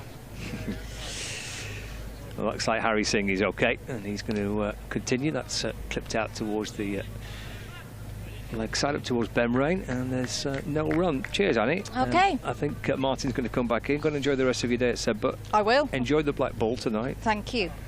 And enjoy your journey home. Cheers, thank you. All right, bye-bye. Annie Chave, who's part of the BBC Cricket commentary team that covers Somerset and editor of County Cricket Matters as well. As the leader sends one full just outside off stump, and he runs his fingers through his hair and is maybe a little bit in disbelief he's not got that one to sneak through onto the stumps, but it's a dot ball to end the over. So that's 30 gone. Change of bowling at the 170. Number 16, Scott Borthwick. 4-5. We'll see some Scott Borthwick from the Evans end of the ground, replacing that very successful spell by Colin Ackerman. He bowled beautifully for Durham, who were enjoying their day out at Sedbergh School. Ackerman picking up 2 wickets in an over, which helped to pretty emphatically swing momentum Durham's way. But his spell, 6 overs, 3 for 37, comes to an end, and Scott Borthwick comes into the attack. 178 for 5, Singh on 24, Bohannon on 65. Here's Borthwick from the Evans end, bowls to Bohannon, sends down a loopy full ball to begin with. Dips late on to Bohannon, who brings the bat down and defends, and there's no run. It's got very gloomy and dark, hasn't it? Yeah. Clouds have rolled in over the fells. Lancashire weather. Fair point. There's Borthwick in. That's muscled away. Bohannon out towards the leg side. There's a little hesitation as to whether to come back for 2. And he does complete the second. And moves on to 67 not out. 180 for 5. 3-4-5 the target for victory. Scott Borthwick with his leg spin for the first time today. This has been a canny little partnership, this. It has. Oh, it's a full toss, and that's 6. That's back over the bowler's head, and that partnership edging towards a half-century mark. There's a full toss, loopy full toss, which 47. 47 from 48 away. In comes Borthwick bowls, and Bohannon plays back down the pitch, and there is no run. 186 for 5. Is this Singh's debut? It is, yeah. He's doing all right, isn't he? Yes, Singh on debut. Charlie Barnard's was right on song. I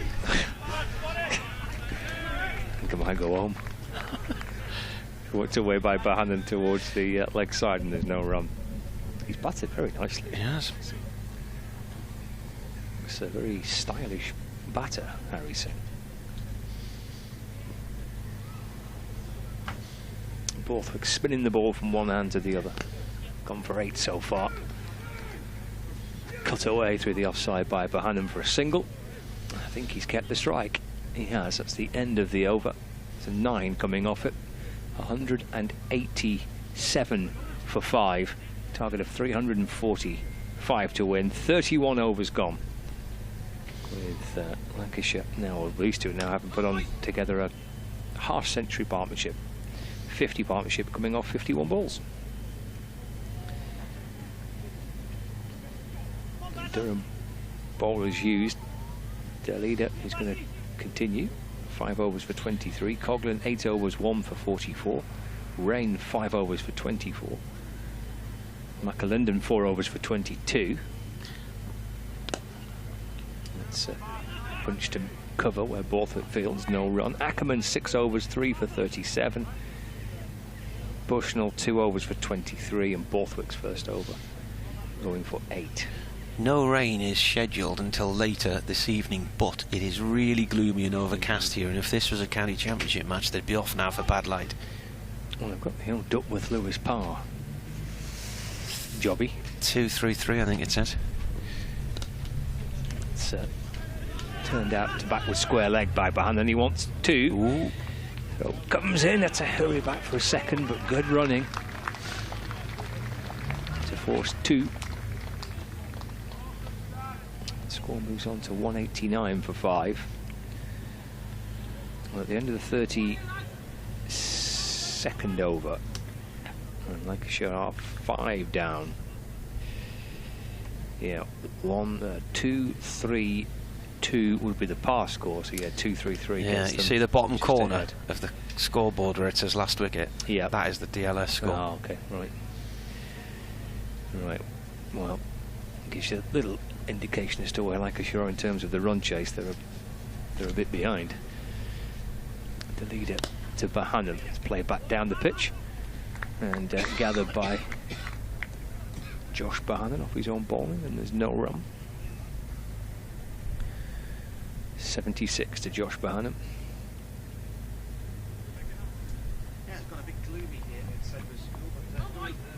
And Lancashire 189 for 5.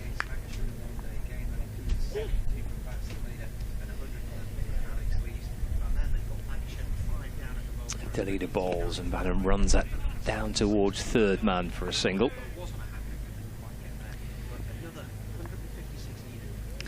Well, Josh Bahanan's kind of keeping Lancashire in the game, just about unbeaten on 77, with Lancashire 190 for 5. In the 32nd over, their target to win the match was 345, a century earlier today for Alex Lees, who made 111 in that score of 344 for 4. So 345 to win for Lancashire, the 190 for 5 in the 32nd over.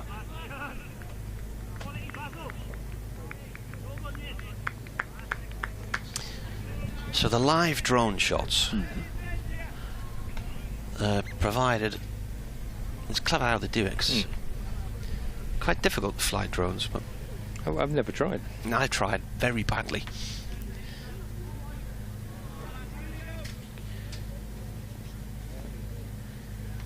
But he sent the drone up a few minutes ago, and it feeds a signal back to the main TV studio at Old Trafford. All right. Which is very clever. Delayed the balls, this one, and defended by Singh, played towards point. And that is the end of that 32nd over, 190 for 5. For Lancashire's 6th wicket came off 52 balls in 33 minutes, 22 to Josh Bahanan, 24 to Howie Singh, and all 4 extras. Come around pretty quickly, that really, hasn't it? Yeah, it has. Because they were in quite a fix after Ackerman took those 3 quick wickets earlier. Yeah, so he sent the drone up above us, and it pings the signal back to Old Trafford, and then it's mixed in with the television pictures from here. It's very clever how it does it. But while I was watching the drone, a swift started to sort of swoop down at it to trying to have a look and see what it was. And I thought, it's quite a small bird, a swift, to be taken on as something the size of a drone. Borthwick bowling here to Bohannon. Bohannon cuts hard towards point, no run. He is on 71.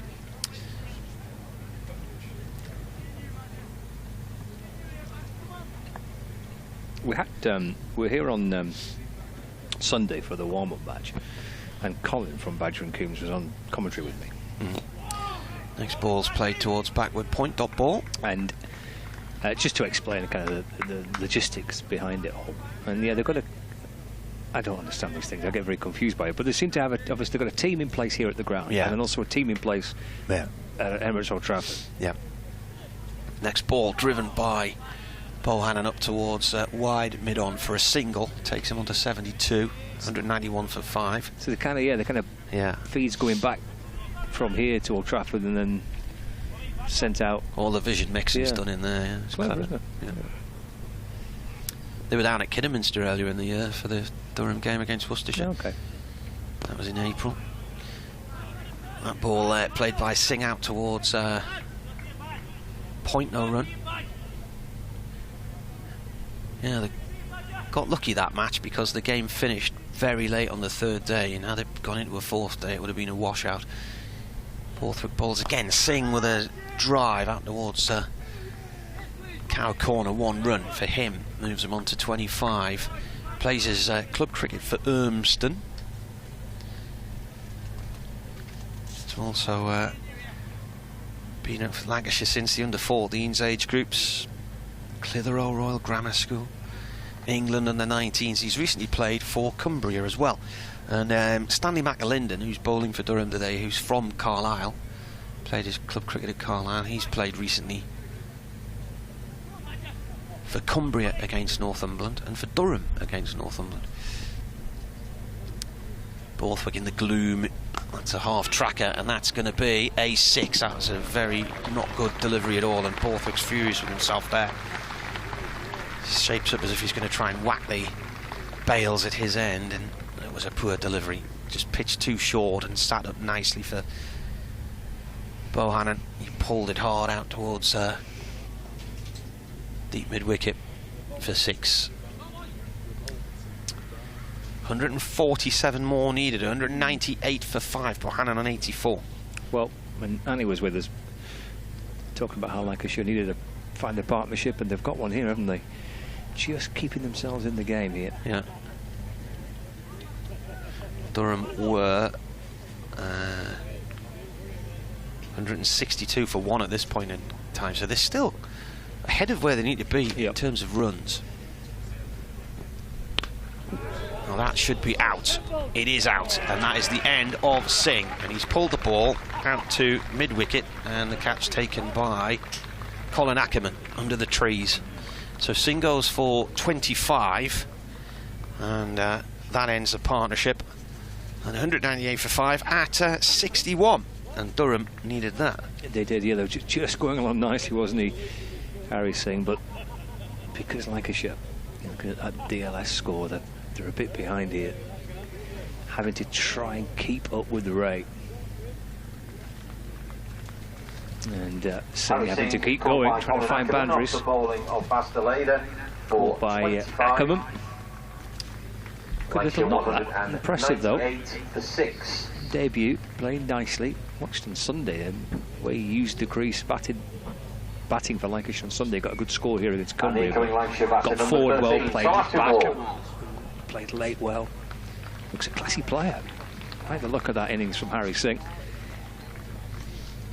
Tom Aspinwall is the next batter out to join Josh Bohannon, but that partnership 61 between Bohannon and Singh off 65 balls comes to an end. Maybe 2 concerns from Durham eased with that dismissal. Bohannon's still going. Can he find another partnership in Tom Aspinwall? Well, they need 147. First ball of the over.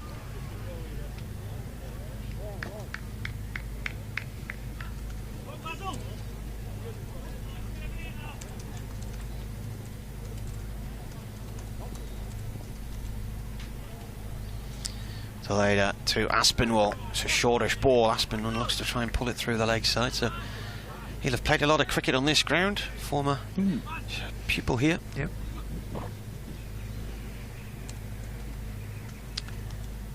He's been recalled because he was with the Manchester original squad, but not required for tomorrow night's game at Old Trafford. So brought back to Lancashire to play in this game. Next ball's in the air. That's going to be safe out through deep mid-wicket towards Cow, and it's hit the ropes for 4. So Aspinwall off the mark there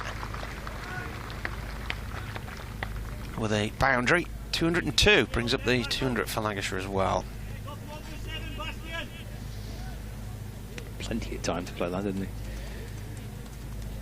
he? Eased away towards mid-wicket. He's a good player, Aspinwall. He can hit it. He's seen that already in white ball cricket last season for Lancashire. Peel for LPW. It looks to me like that was going down the leg side there. There's one of those appeals out there where it's laughter because they're convinced it's plumb, but that's doing too much, that.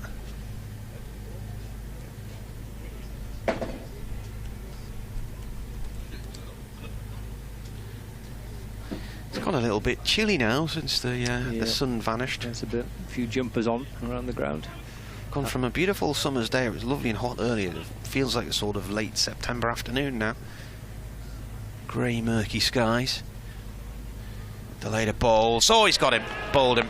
Off stump. Has gone. And that one angled back in quite a long way. And Aspinwall's out for 4. A brief appearance in the middle. And it may soon be all over by the shouting, I think. Yeah, could well be it. He'd come back in and may have just grazed the inside edge of the bat, maybe. For 4. Lancashire 202.47. If he's not just got a little thin edge on that, then it's come back and beat him on the inside edge onto the stumps. Been a couple of moments in this innings, hasn't there, where we've seen an over kind of swing momentum a little bit again, and the 2 wickets from Ackerman felt like that was pretty much the game for Durham, and then Lancashire found the Bohannon-Singh partnership. Singh departs, and then quickly after Aspinwall, so again another over where 2 wickets fall, and as Tom Bailey comes out to bat, that might be Tom Bailey. That might be that. 202 for 7. Delay's had a good day, hasn't he? Batted nicely. Got some runs for Durham earlier on. 72, so he was the second top scorer in the innings. He played really well, as indeed did all of Durham's top 5. And now he's found a couple of wickets as well. DLS at the moment's 283. Yeah, shot right up on it with those 2 wickets. Long way behind Lancashire. Tom Bailey, the new man.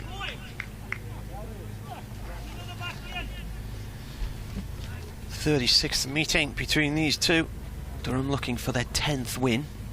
They have lost 20. Delayed it to Bailey, and he digs out the first ball. York length ball, just plays it firmly into the ground. Good over from Durham there with 2 wickets in it and 4 runs. Yeah, super stuff by Deleda. So what are they now? 202 for 7 after change of bowling at the Evans end, replacing Scott Borthwick, 34 overs. Ben Rain. Durham were 165 for 1, but Durham added 100. I think it was 100. I'm going to say 124 runs in the last 10 overs.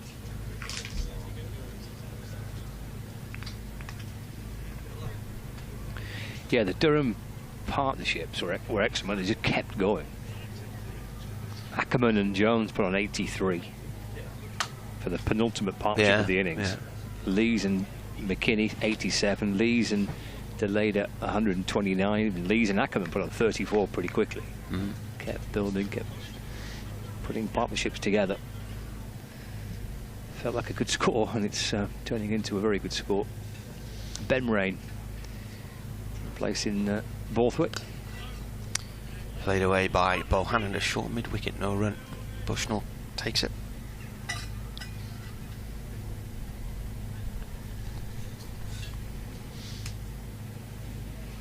Had one result through in this first rounds of one-day cup games. Worcestershire beating Middlesex by 183 runs.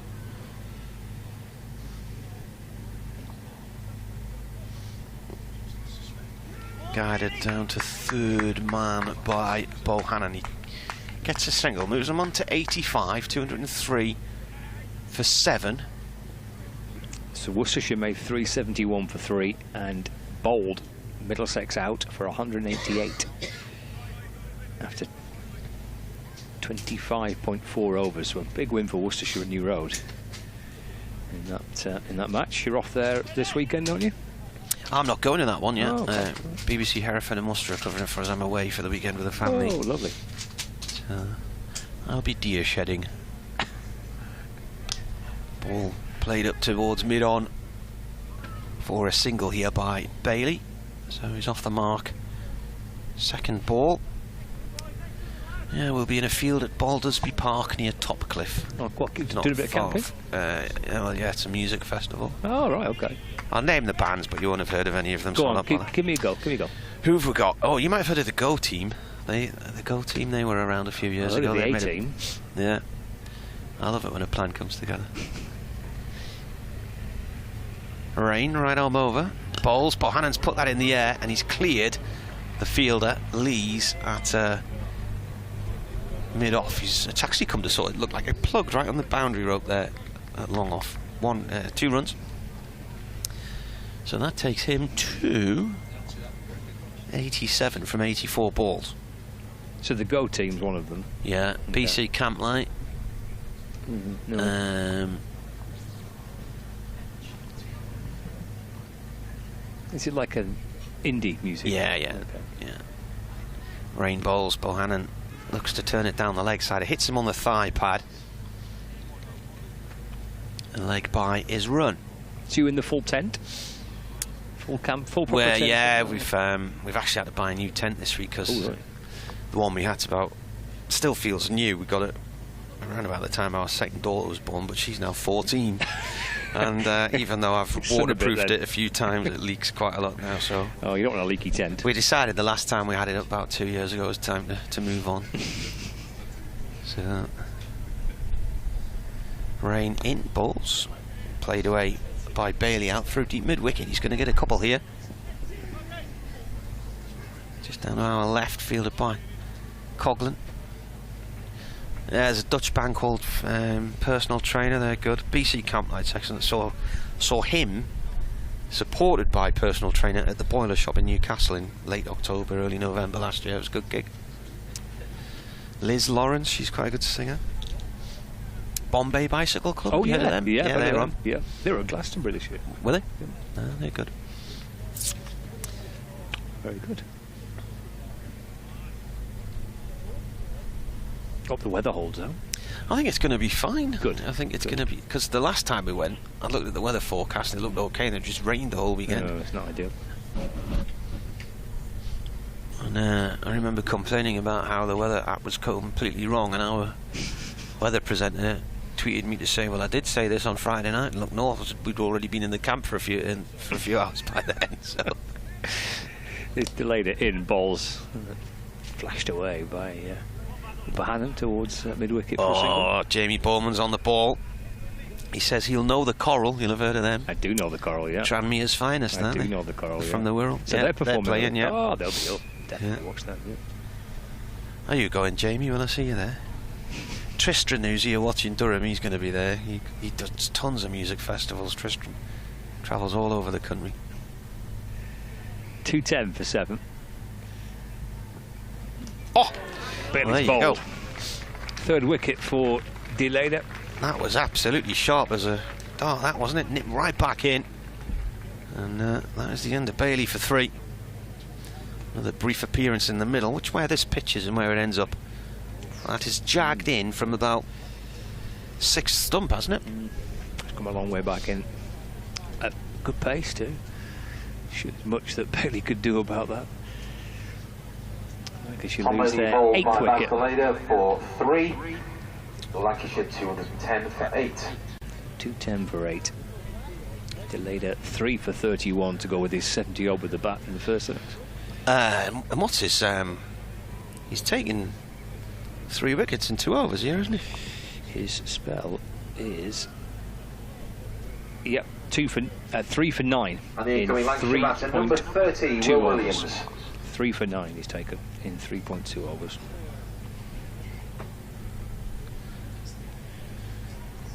Will Williams, the new batter. What's he got runs wise?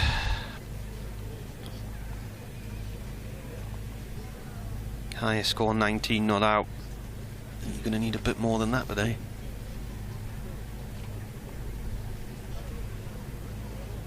So what's that spell of bowling from Deleda? 3 for 9.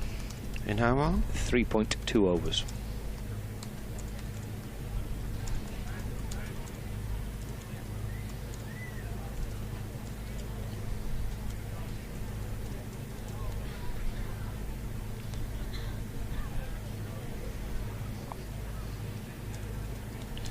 Target's 3, 4, 5.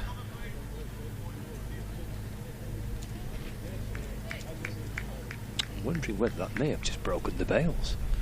Because they've just had to go and fetch out some white bails. So there's red bails at one end and white bails at the other. So I wonder whether maybe that one of the bails was broken and the ball clattered towards the stumps. Yeah.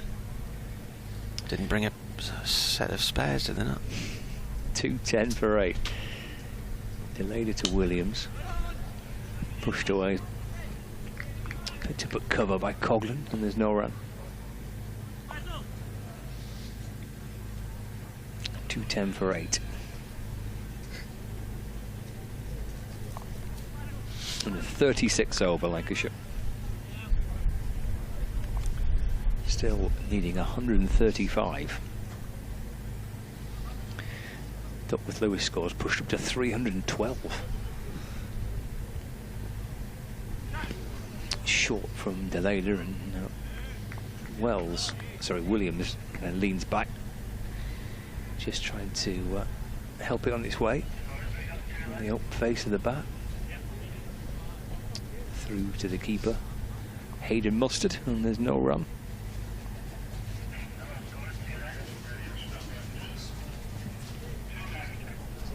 Ground staff are on the walk, and they think that maybe on the move that something could be in the air. And dropped into the offside by Williams for his first single. The score moves on to 211 for 8. So you said Colin came and did some stuff on air with you on Sunday? Sunday? Yeah, on Sunday, yeah. Was there anybody with you from Radio Cumbria or not? No, just some of the Lanky lads came, so Tom Bailey and Will Williams, George Bell did a bit, and we had Mark Chilton for a bit as well, and then there's nobody else, so I got Colin on. It's cut away to the offside by Bohannon. And build them up there. Through he goes for 1. You know how to build them up. 89 now for Josh Bohannon, 212 for 8. It's the end of the 36 over. Davey Fennick says if it stays dry you can take your new tent back. Yes, true, yeah. Get a refund, didn't use it. We've gone for one of those inflatable GB ones. Yeah. Look, they're quite good, those ones, aren't they? Saves you messing around with the poles, isn't it? Yeah, I remember as a kid though, back in the 70s, an igloo tent was popular. So it was a tent which looked like an igloo that you inflated. And we went camping at Reeth, and every morning me and my sister woke up with the tent on our faces and my mum and dad in the car. They didn't realise when they borrowed it off a pal that it had a slow puncture. Oh dear. That was the week Elvis died. Do you know what? I never went camping again until about the 35th anniversary of Elvis's death. Happened to be camping in Beedale and it came on the radio. That was the anniversary of his death. Ben Rain bowling here to Bohannon, who looks to pull hard at that one, but he's not timed it well. It's gone out to Borthwick mid-wicket, no run. Well, the ground staff are gathered behind the bowler's arm. For some reason, Colin from Lancs TV's in there as well. Not whether he's planning to pull out a few of the covers and cover the pitch, I don't know. But so there may be a little bit of rain around because they're hovering. They take all this gear down to Blackpool after this, don't they? Yep, yeah, they will do. Back there again, eh?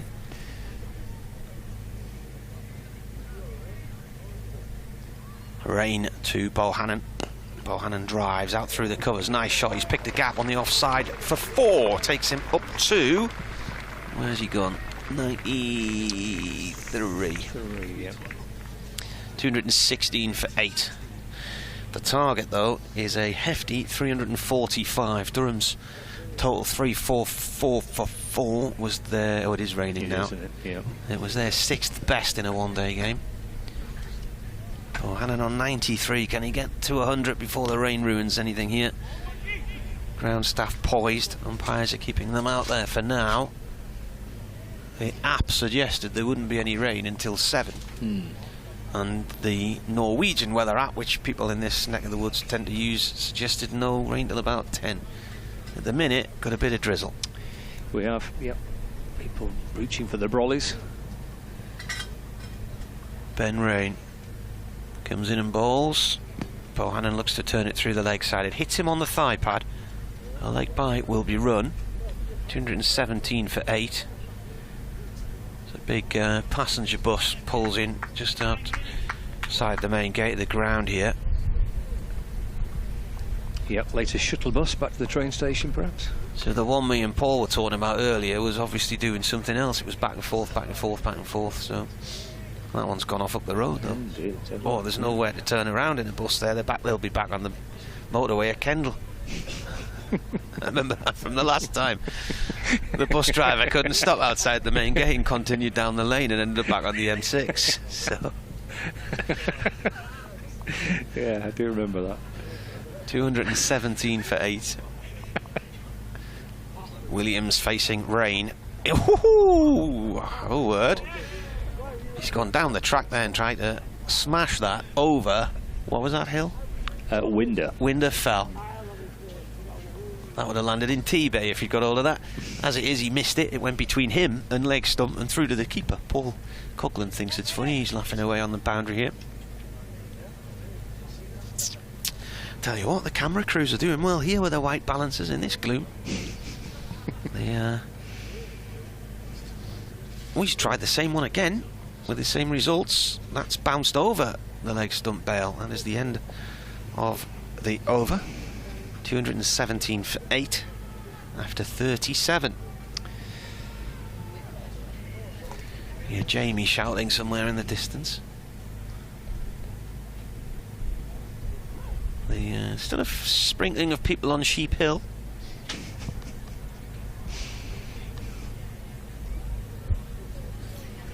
A few people leaving, aren't there, now with that latest kind of, well, I say latest, it's been the only shower we've had since play started, but it's very light drizzle. It's difficult to see it with the naked eye. It is. It has eased off. Number 23, Paul Coughlin.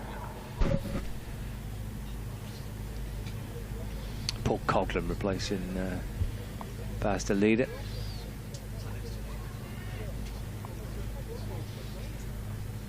You can just see people walking down the pavement, can't we? They're just heads bobbing up and down beyond the brick wall, heading back towards town, waiting for the cars. That's actually a public artwork. They're on sticks and wheels. It's Coughlin.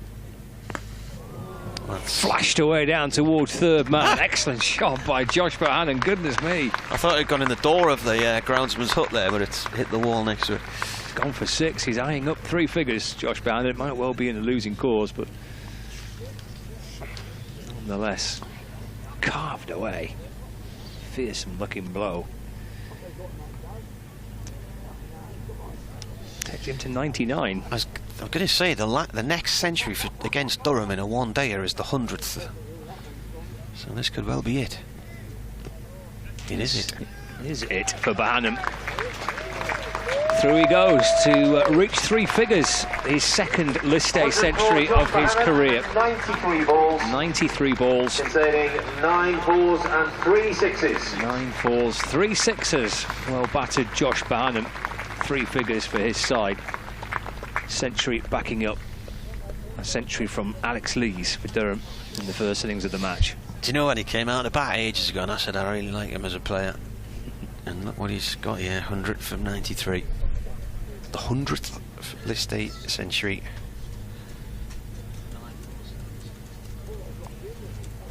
Two, 4 for 8. Coughlin to Williams. It's dropped away into the offside, no run.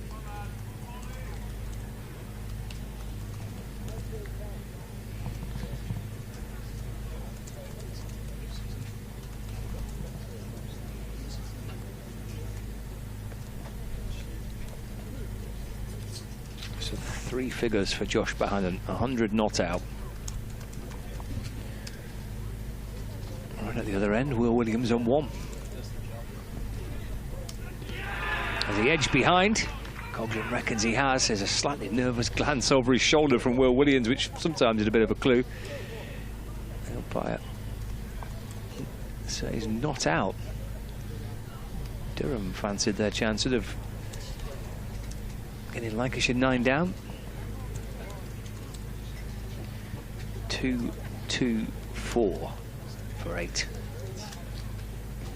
Ah, that coach has found a way to somewhere to turn around. He's turned around. He needs to ring the other bus driver and tell him where he went wrong. Where the turning circle is, yeah. Coughlin to Williams. That's a no ball. Yeah, indeed. Daft delivery. Oh, he's just. Oh, he's pulled his hamstring as well. Oh no. Never seems far away from an injury, Paul Coughlin. He's just feeling his left hamstring there.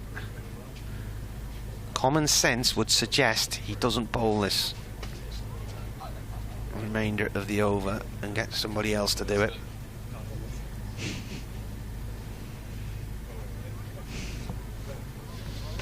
Looks like he's going to give it a go. Well, he's going to give it a go. Striding his way back in. Bowls. And it comes to rest just in front of the crease there. It's played off the inside edge onto the part of Williams. Sensible thing here would be to take Coughlin off after this, because he's only going to end up with a fetlock. Be out for a few weeks. They've used him sparingly in the T20 recently. Bow fell in the distance, clouded in mist at the moment. As Coughlin bowls, and that is played away by Williams, back up to mid-on, end of the over. So 38 gone, 226 for 8. What do they need? 119.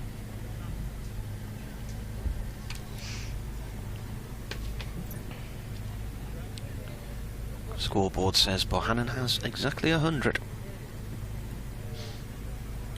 Some of the action from earlier in this innings. Both were going for 6 there, and Bohannon again pulling him out through that leg side, and that uppercut for 6 as well. For his century, some of the highlights from that innings. And he's on strike again, Bohannon. Ben Rain. He's into him. That's worked away down to backward point. No run. There's another bus now. It's bus two wars. Buses, yeah, 2 buses. Like. Boy, what are you doing? This is my manor. I was here first. Got a grey bus now, which the way it's parked looks like it's got a tannoy system on its roof. And a white bus. Make sure you get on the right one. Yeah. Rain to Bohannon. Swatted away towards the leg side for a single. 101 not out. 227 for 8. Loads of kids playing cricket over the back there towards the school buildings on our right hand side, and one group of lads had a rugby ball out as well. I was just thinking, you know, just a pang of jealousy that they've got 6 weeks holidays ahead of them. You don't realise how lucky you are when you're at school. I know not everybody enjoyed school, but Rain to Williams. Bohannon says yes, calls him through for a quick single. I remember when it sort of hit me how lucky you were when you were at school, because you always had enough for a game of cricket and a game of footy, didn't you, in PE?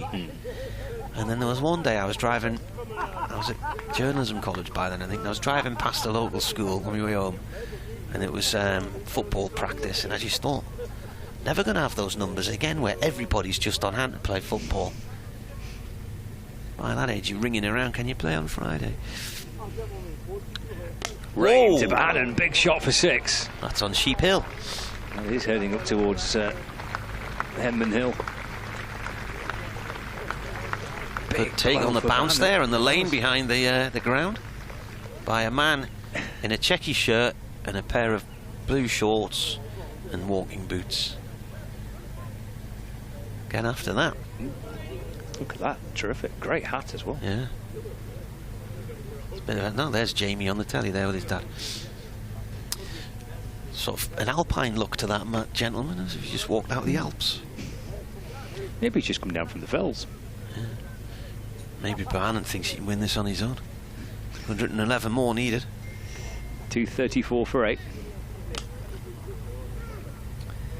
Single clipped away to long on by Josh Bohannon. 108 not out. 235 for 8. So what's the run rate at the minute? The last 5 overs 6.19. Current run rate 6.04. Required rate's nearly 10, 9.7.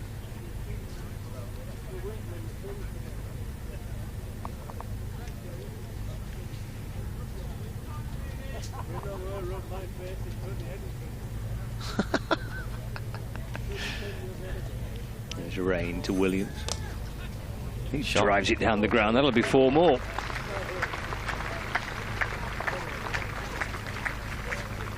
Bouncing onto the rope and looping up over all spectators. You're not going to believe this one. Go on.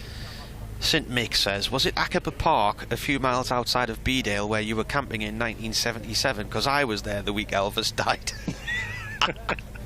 Went on to Whitby where John Craggs nearly flattened me as you sped around a bend just south of Saltburn.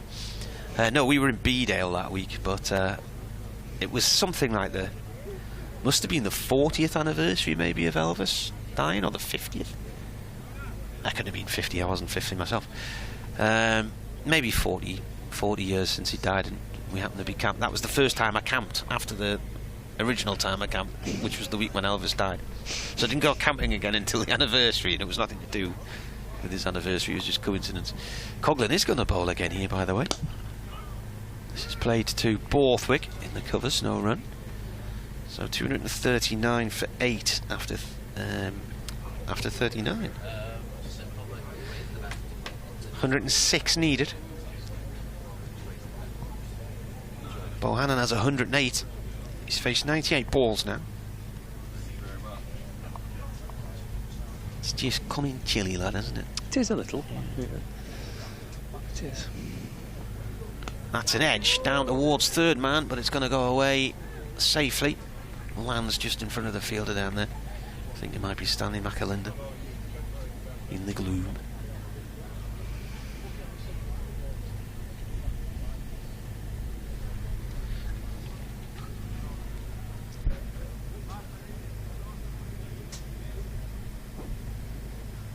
It is Stanley McAlinden down there.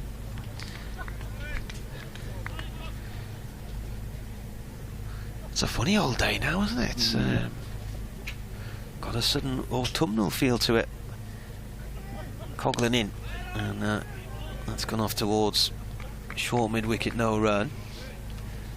That's the Fells for you, laddie. You don't know what you're going to get. No, it's quite right. The foggy, misty conditions have rolled in on the opposite where we're looking now. Clear still up towards our left, and the Fells away to our left, but stick to the roads, lads, don't go over the moors. Can change pretty quickly, can't it? Do you know that film? I've no idea what you're talking about. No. I never do. I know you don't, do you? Coghlan bowls, it's played back to him. And dot ball. 240 for it. Was the pub called the Slaughtered Lamb? It was in American Werewolf in London. Okay. You made me miss. I never miss. Guy throwing at the dartboard. And then the advice to give these two hikers is stick to the roads, lads, don't go over the moors.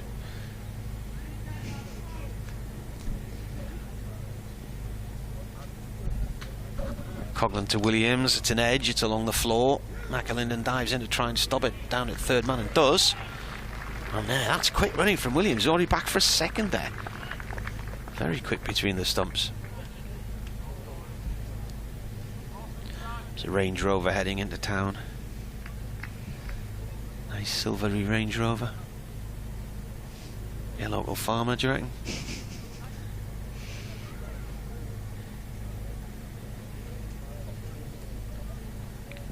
.242 for 8, 103 needed. Coghlan bowls, Williams drives to Borthwick, short in on the offside, dot ball.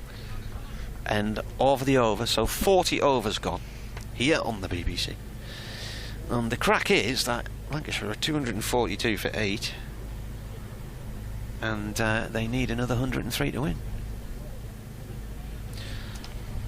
Right, I'll be back with you in a sec.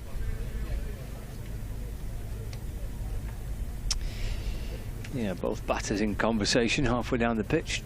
Josh Bohannon and Will Williams. 10 overs left. Change of bowling at the Evans end. Coming on number 28, Stanley McAlinden. Stanley McAlinden coming in to the attack from the Evans end of the ground.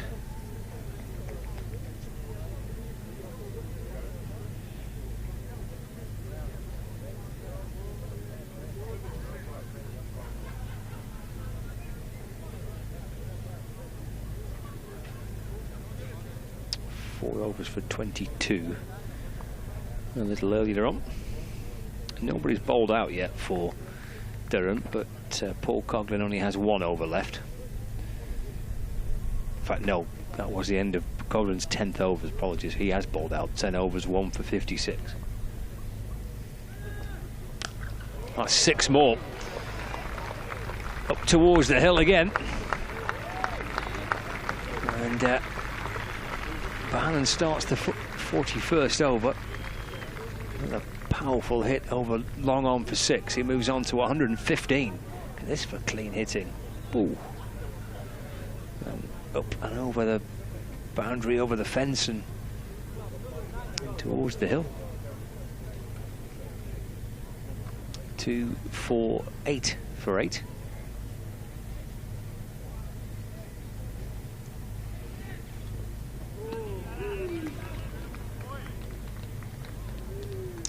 Miss this time from Bohannon. McAlinden slightly awkwardly on his follow through, kind of hobbling a little bit, but looks like he's okay. He was hopping a bit at the end of his follow through, as if he just hurt his a muscle in his leg.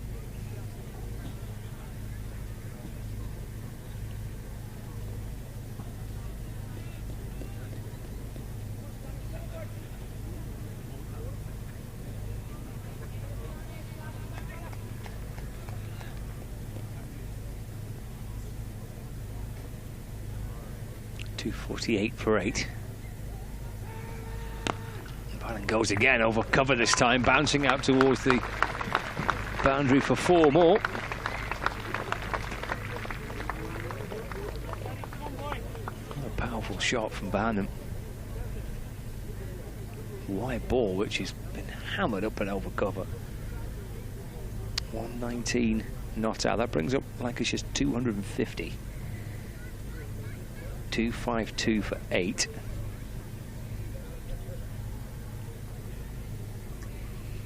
Bohannon causing Durham just 1 or 2 concerns here.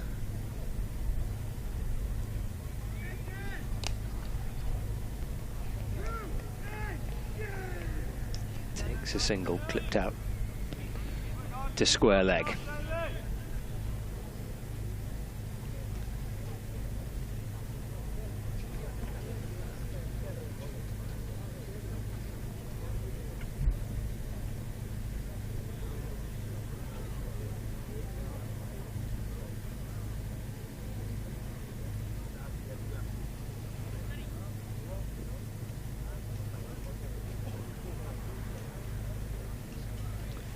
London to Williams, goes for the Yorker, and dug out by Williams.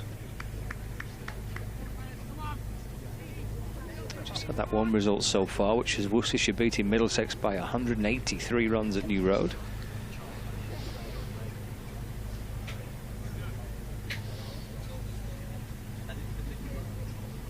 Derbyshire need 52 from 10 overs with 3 wickets remaining to beat Northants. Also in Group A. McAlinden bowls to Williams, who defends but gets a single, just guiding the ball away off the back foot, away to mid-wicket for 1, and he keeps a strike as well. He moves on to 9. That's the end of the over. 41 gone. 254 for 8. Bohannon on 120 and Williams on 9.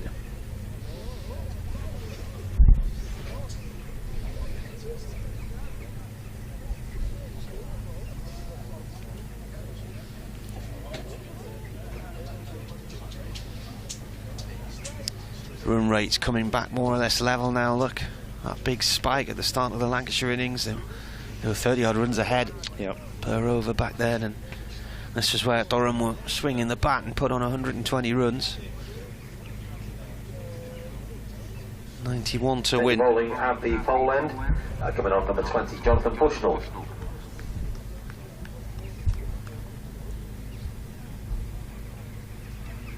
Durham might have got away with this if it hadn't been for these meddling kids. You're not going to know that one either, are you? Eh? Scooby? No, you must have known. Was it Scooby-Doo? It was always... The baddie always got caught, and he would have got away for it if it hadn't been for the meddling kids. You must have seen Scooby-Doo.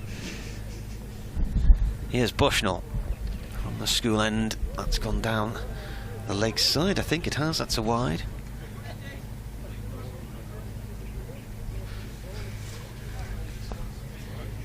It's like the cartoon, wasn't it, Scooby-Doo? Yeah. Is that right? Yeah. Okay, yeah. Kind of know what you're talking about, I think. Can't say I can recall too much of it. No, it was the same plot line every week, just a different haunted house. Excellent. Yeah.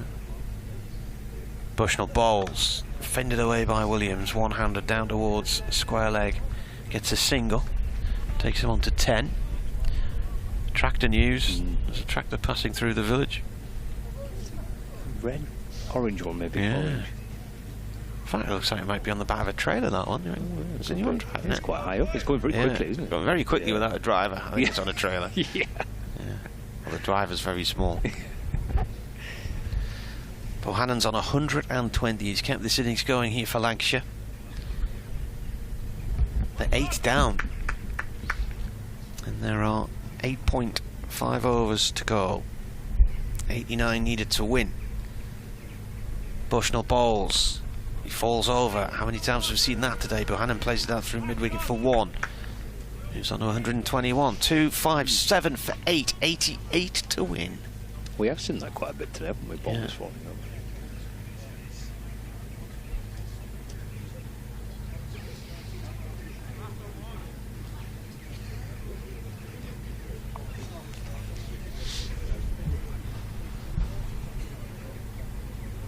Bushnell bowls.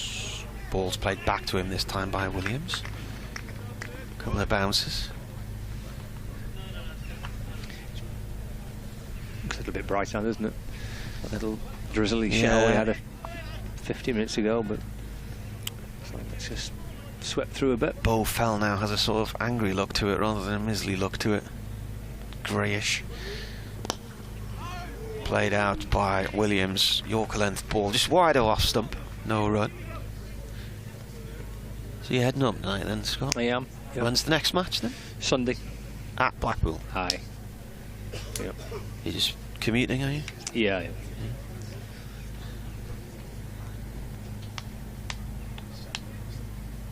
Bushnell bowls. Williams plays this up to McKinney at short mid-on.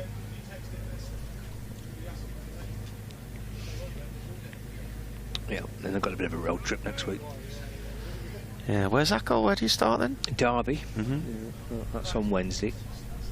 And then Somerset on Friday. So you'll stay in Derby Wednesday night and then drive down to Somerset?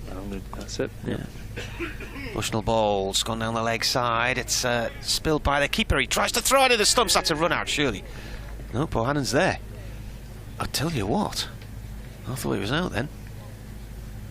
See this again. They ran off a wide down the leg side. And the keeper got the ball and threw it back at the stumps. How close was this? He fumbled it initially, then the throw comes in. Bohannon had gone a long way off to the left, to his right-hand side there. So he was running in to try and complete the single. 259 for 8, 86 needed. This is not over yet, you know. This partnership has accrued 48 runs, I think. Bushnell bowls, hits Bohannon in the thigh pad. It bounces out on the leg side. It run for a leg by.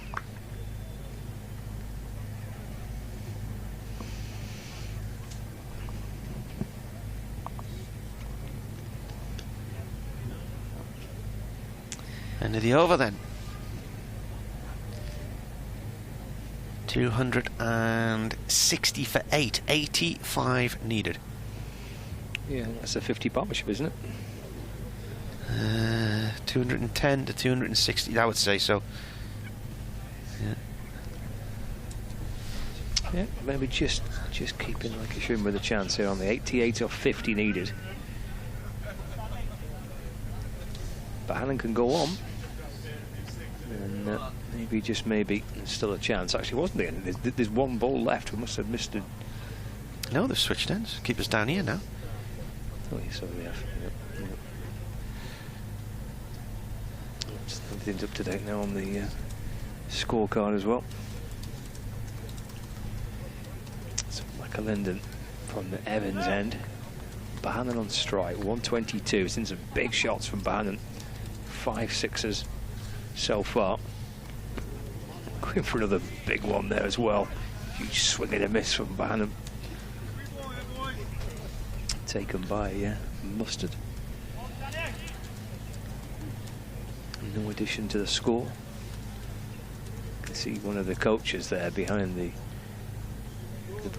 the wall on the far side. That must be ferrying supporters back from the train station, or maybe back up to the northeast perhaps.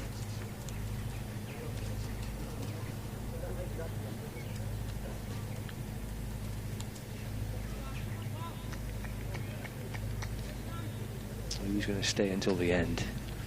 Will we have quite a dramatic turnaround, really? Bohannon still believes. His cries of crack. It's helped on its way down to fine leg. He's going to get 4 more. Over the boundary. Partnership for Lancashire's ninth wicket came off 41 balls in 32 minutes, 34 from 19 for Josh Bohannon, 10 to Will Williams, on to and 126. That 4.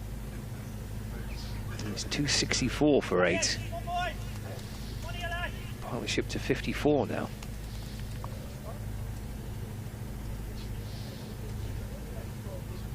$81 needed. 46 remaining.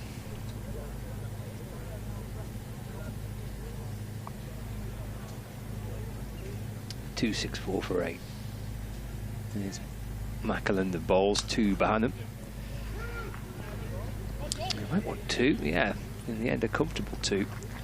On a red hot day 2 years ago at Taunton, Durham made 342 against Somerset. Somerset were 292 for 9 and only lost by 9 runs. Oh, that's a good finish. Because Ben Green just smashed the ball all over the place. He hit 157. 10 fours and 12 sixes. Oh, that's hurt. Oh, he's been hitting the Bohannons. Oh, nasty. Yeah, Bohannon down on the deck. He's been caught in the Josh Bohannons. Not good. He's lying on his back with his hands on his face. The physio runs on with a bag of frozen peas. Nothing here to do. It's a sickening, sickening pain. Yeah, so they were eventually all out in the last over for 333 when Liam Travaskis took a brilliant catch, diving catch out on the boundary off the bowling of Ollie Gibson to see off Green for 157. And he went to town. He just smashed the ball all over the park. At 292 for 9 in 45 overs. In fact, before that, there were 195 for 8. That was about 37 overs in. And a lot of people got up and left because the game's done. And they missed an absolutely incredible finish to a match. Bohannon's been brought a towel, and he's giving himself a wipe down on his knees there. He's faced 128 balls. Sorry, he's got 128 from 109 balls. 79 to win. And partnerships today, Durham's first partnership 87 and 129 for the second wicket, 83 for the fourth.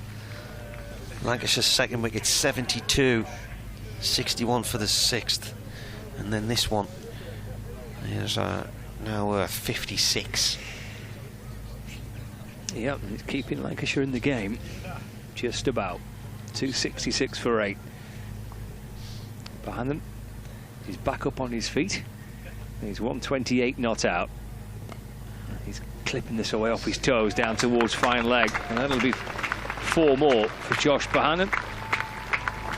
To 132 not out, 270 for 8. This is his highest score, isn't it? By a distance, I think. Yeah, he got 105, was it? 105 in a win against Kent last year, so career best.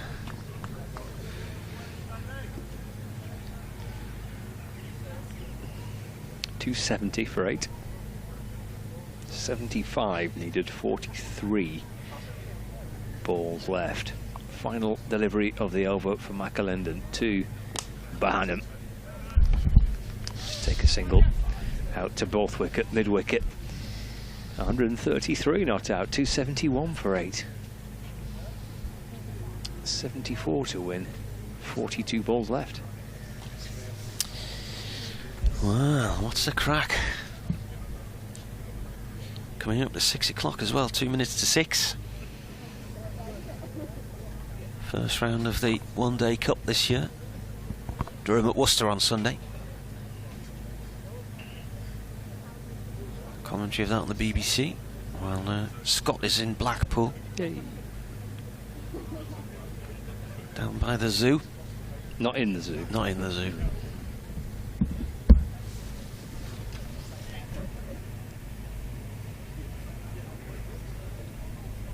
Well, my dad's left.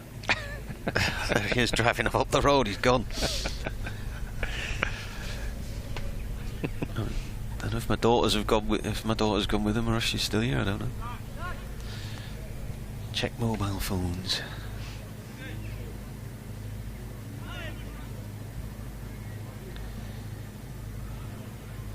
Bushnell bowling to Bohannon on 133. Pulls that out towards deep mid wicket. 1 run.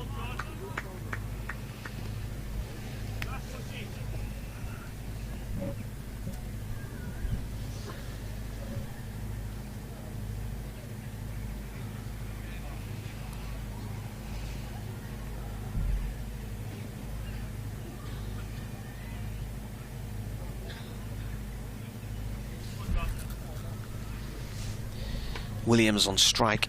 He's on 10 from 22. Comes down the track to Bushnell, plays the ball into the ground, and Bushnell grabs it. No run.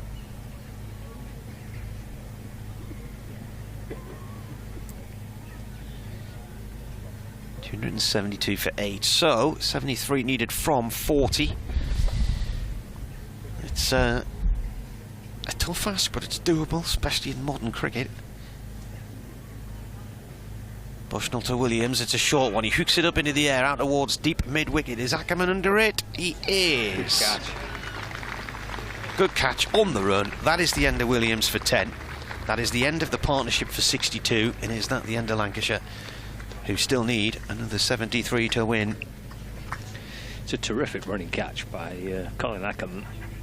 He's got loads of ground to make up. It's in the air. It's in the air for a while from Williams. Ackerman's come from kind of square to deep mid-wicket. Takes a really good running catch. Excellent catch. Will Williams caught by Colin Ackerman after bowling of Jonathan Bushnell for 10. 10 to Williams, but 272 for 9. He shared that partnership, as Martin just mentioned, 62. And the incoming Lancashire batter, number 5, Charlie Barnard. With Josh Bohannon, who has kept Lancashire in the match, Bohannon. But ultimately, looks like being on a losing course. Charlie Barnard heading out. He's on debut for Lancashire. And with the ball, he sent down 8 overs for 48. Josh Bohannon greets him as he heads out towards the middle. 272 for 9, 1 more wicket for Durham, and that's a victory here at Sedbergh School in the opening round of the one-day cup. Oh, it's going to have to be something quite brilliant, really, by Josh Bohannon. Only 39 balls left, 73 required to win. Bohannon's 134 not out. Bushnell with his first wicket as well, 1 for 30. I think that's his 9th in one day. So, Barnard, the new man, on his debut. Bushnell bowls, he guides this down to third man and is off the mark. First ball, a little ripple of applause for him. 19 years old, plays for Cheshire in the minor counties. Last couple of years he's come through the Cheshire school systems, played for England under 19s. Would have played with Ben McKinney and Hayden Mustard this year against Sri Lanka. Played for Shropshire schools as well, but he's off the mark, off the strike now, because Josh Bohannon from Bolton is the man who is on strike. As Bushnell bowls, this is shortish ball, he just guides it away towards long leg for 1 run, takes him on to 135. Bohannon came through Lancashire's academy, turned professional in 2018. 27 years old now, and links to Ormskirk Cricket Club in Liverpool. Ormskirk's where Michael Jones, the Durham player, is from.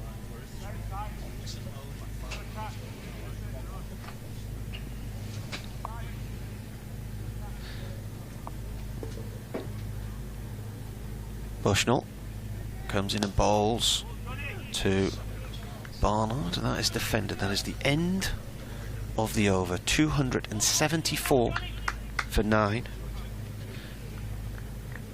So 36 balls left, 71 to win.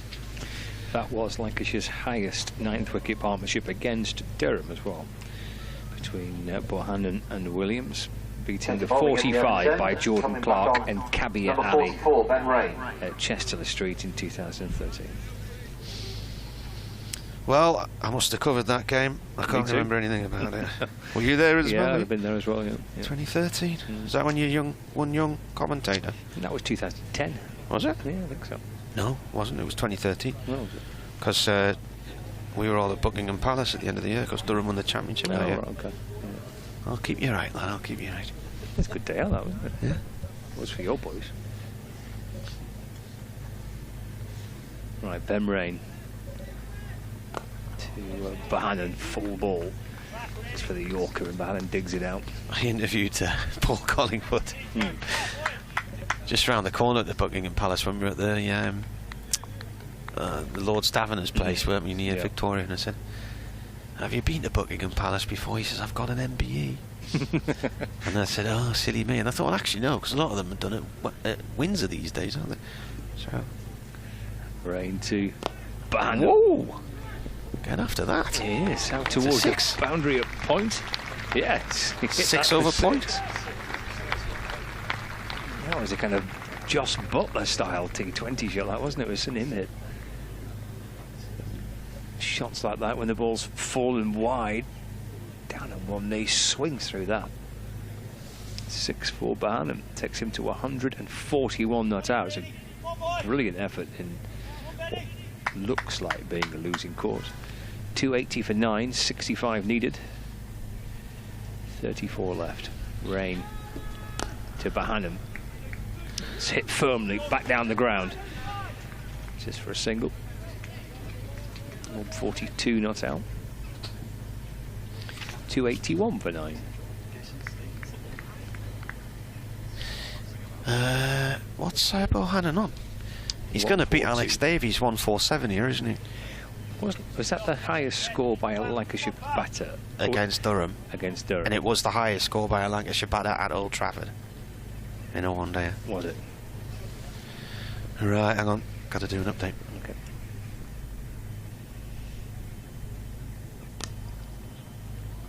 Barnard plays this nicely off the front foot, just works it away in front of square and up towards mid-wicket. Comes back for a couple. 282 for 9.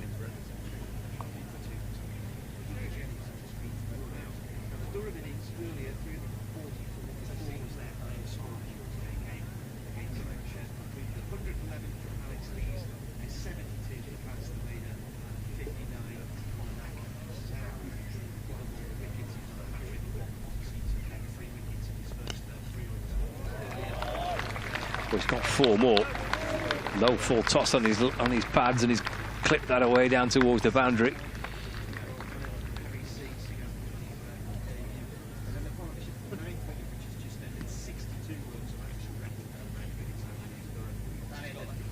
.146.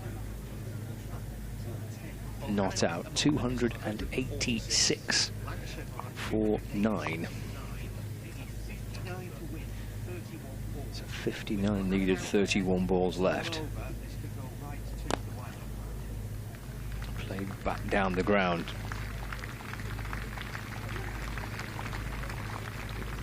For a single.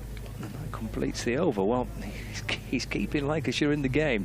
To be fair to Lancashire, they've been ahead all the way through, but just kept losing wickets and didn't have that one big partnership like Durham have had. But they've been ahead of the rate, really. It's the fall of wickets that potentially could be their undoing. But it's a brilliant effort by Bohannon to keep the game going deep into the match. 58 needed, 30 balls left. Will Davies as well. And he's on strike now. Bushnell bowls. Oh, he's edged it behind, has he? There was a noise. He's gone. Bowled him, has he? I think he's clipped his stuff. Can't see that. Where's the bail off? Oh, the bail is off. Indeed it is. Well, that's a pity. He's equalled Alex Davies, 147, which was at Old Trafford in a demolition of Durham a few seasons ago when records galore were broken in 2018. So a stoic effort from him. He's eventually bowled by Jonathan Bushnell. So Durham win by 57 runs. Durham win the game by 57 runs. With 4.5 overs to go. Bohannon eventually out for 147. They're up and running with 2 points on the board in what's been a cracking game of cricket. It has, yeah, been a really good game, and congratulations to Josh Barnes. A fine effort. 3rd highest score by a Lancashire batter in one-day cricket. So great performance by Bohannon, even though it's on a losing cause. Congratulations to Durham, who have made a winning start to their Metrobank One-Day Cup competition. The shuttle buses running to Oxford Home at regular intervals will be departing from Loftus Cottage. Please take care as you're making your way. Players are heading off. Durham boys just holding back to allow Bohannon to head off first. Fabulous knock by George Bohannon. Have yourselves a safe journey home. But it's Durham that go on to win this One-Day Cup fixture. Set Lancashire 345 to win. And Lancashire being bowled out for 287. And can we have spectators please to keep off the outfield as well? Durham clinching victory here by 57 runs. A good performance with the bat, and backed up in the field as well by Durham. So a winning start for Alex Lees' side. And Lancashire head back up towards the pavilion. They'll dust themselves down and they'll go again at Blackpool this coming Sunday. So that's how it's looked. That's how Lancashire's card finished. Absolutely brilliant effort by Josh Bohannon to try and get Lancashire to a victory, but to keep them in the match for as long as they were. Brilliant. 147, 3rd highest score by a Lancashire batter in one-day cricket. And the partnerships, Jennings and Bohannon and Harry Singh, and then Bohannon and Williams, just trying to keep this game alive from Lancashire's point of view. But in truth, too many runs, and Durham's bowlers, 3 wickets for DeLeader, 1 for Coghlan, 3 for Ackerman, 2 for Bushnell, were able to defend that score of 345 that they set Lancashire for victory. So that's how it's finished. Alex Lees with the century, DeLeader with 72, Ackerman and McKinney also contributing a wicket each for Singh, Bollerson, Williams and Aspinwall Lancashire all out for 287, chasing 345 for victory. So Durham win by 57 runs. Martin, thank you for your company. Yes, it's been lovely again, and I will go to bed happy tonight, and as I close my eyes I'll be seeing these fells and just dreaming of the next visit here, whenever that may be. And it really is a special place for cricket. It is. I couldn't agree anymore. Thanks, Martin. Safe travels back, and we'll catch you later in the season, I'm sure, in September up at Chesley Street. We'll be back with you for live coverage here on Lancs TV and the BBC Sport website and app from Blackpool Cricket Club on Sunday for Lancashire against Kent in the One Day Cup, starting from just before 11 o'clock. That's it from us. Enjoy the rest of your day. Thank you to everybody at Sedbergh School for their hospitality for another wonderful couple of days here. Fingers crossed we're back next year.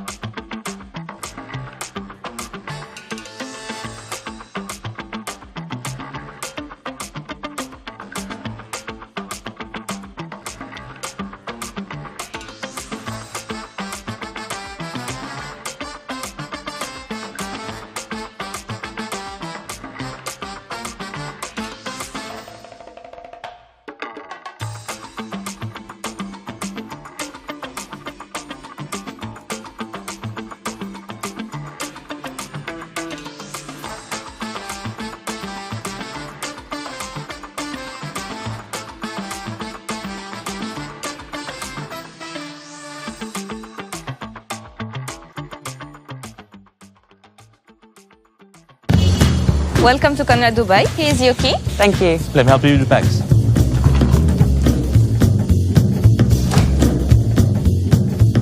Nice room. How's that?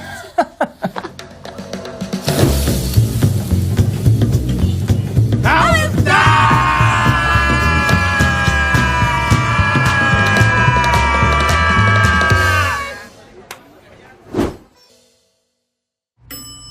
How's that?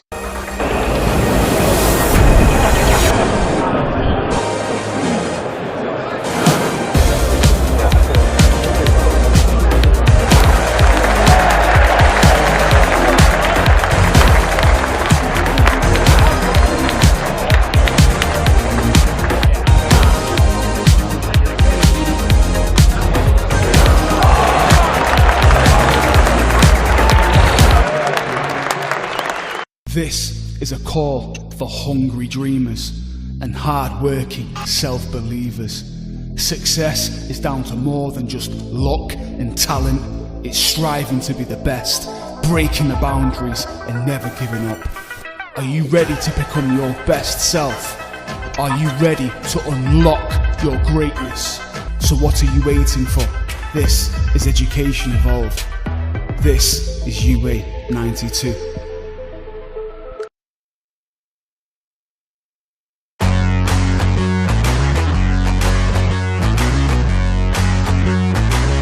Hi, I'm Keaton and this is Luke. We are the Giraffe opening pair at Lancashire Cricket Club. We are here today at the Astoria Estate Agents. Let's see what they have in store for us. One of the highlights for me probably was making my Test debut. You aspire to play international cricket, and I think for me making that Test debut in Mumbai was a special moment I think I'll look back on. Property is potentially an option that, well, I've already started to go down. I'd like to explore more options in the future for sure. I've seen how positive an investment strategy that can be. If I could, I'd get a little clay pigeon shot up in the garden. I'm not entirely sure the neighbours would be all too happy with it, but yeah, a little clay pigeon trap. The idea of dealing with the day-to-day stress of everything that comes with being a landlord isn't something that I would necessarily want to be a part of, to be honest. So using an experienced agent like Astoria would definitely be something I'd be interested in. I think it's not devilishly good looks, to be entirely honest. I'm not sure where the reference comes from. I think it's fairly self-explanatory. I think just making sure the advice you're getting is aligned with the goals. It's a big investment, it's a large chunk of your savings, so to make sure it's taken care of and taken care of in a really sort of professional manner.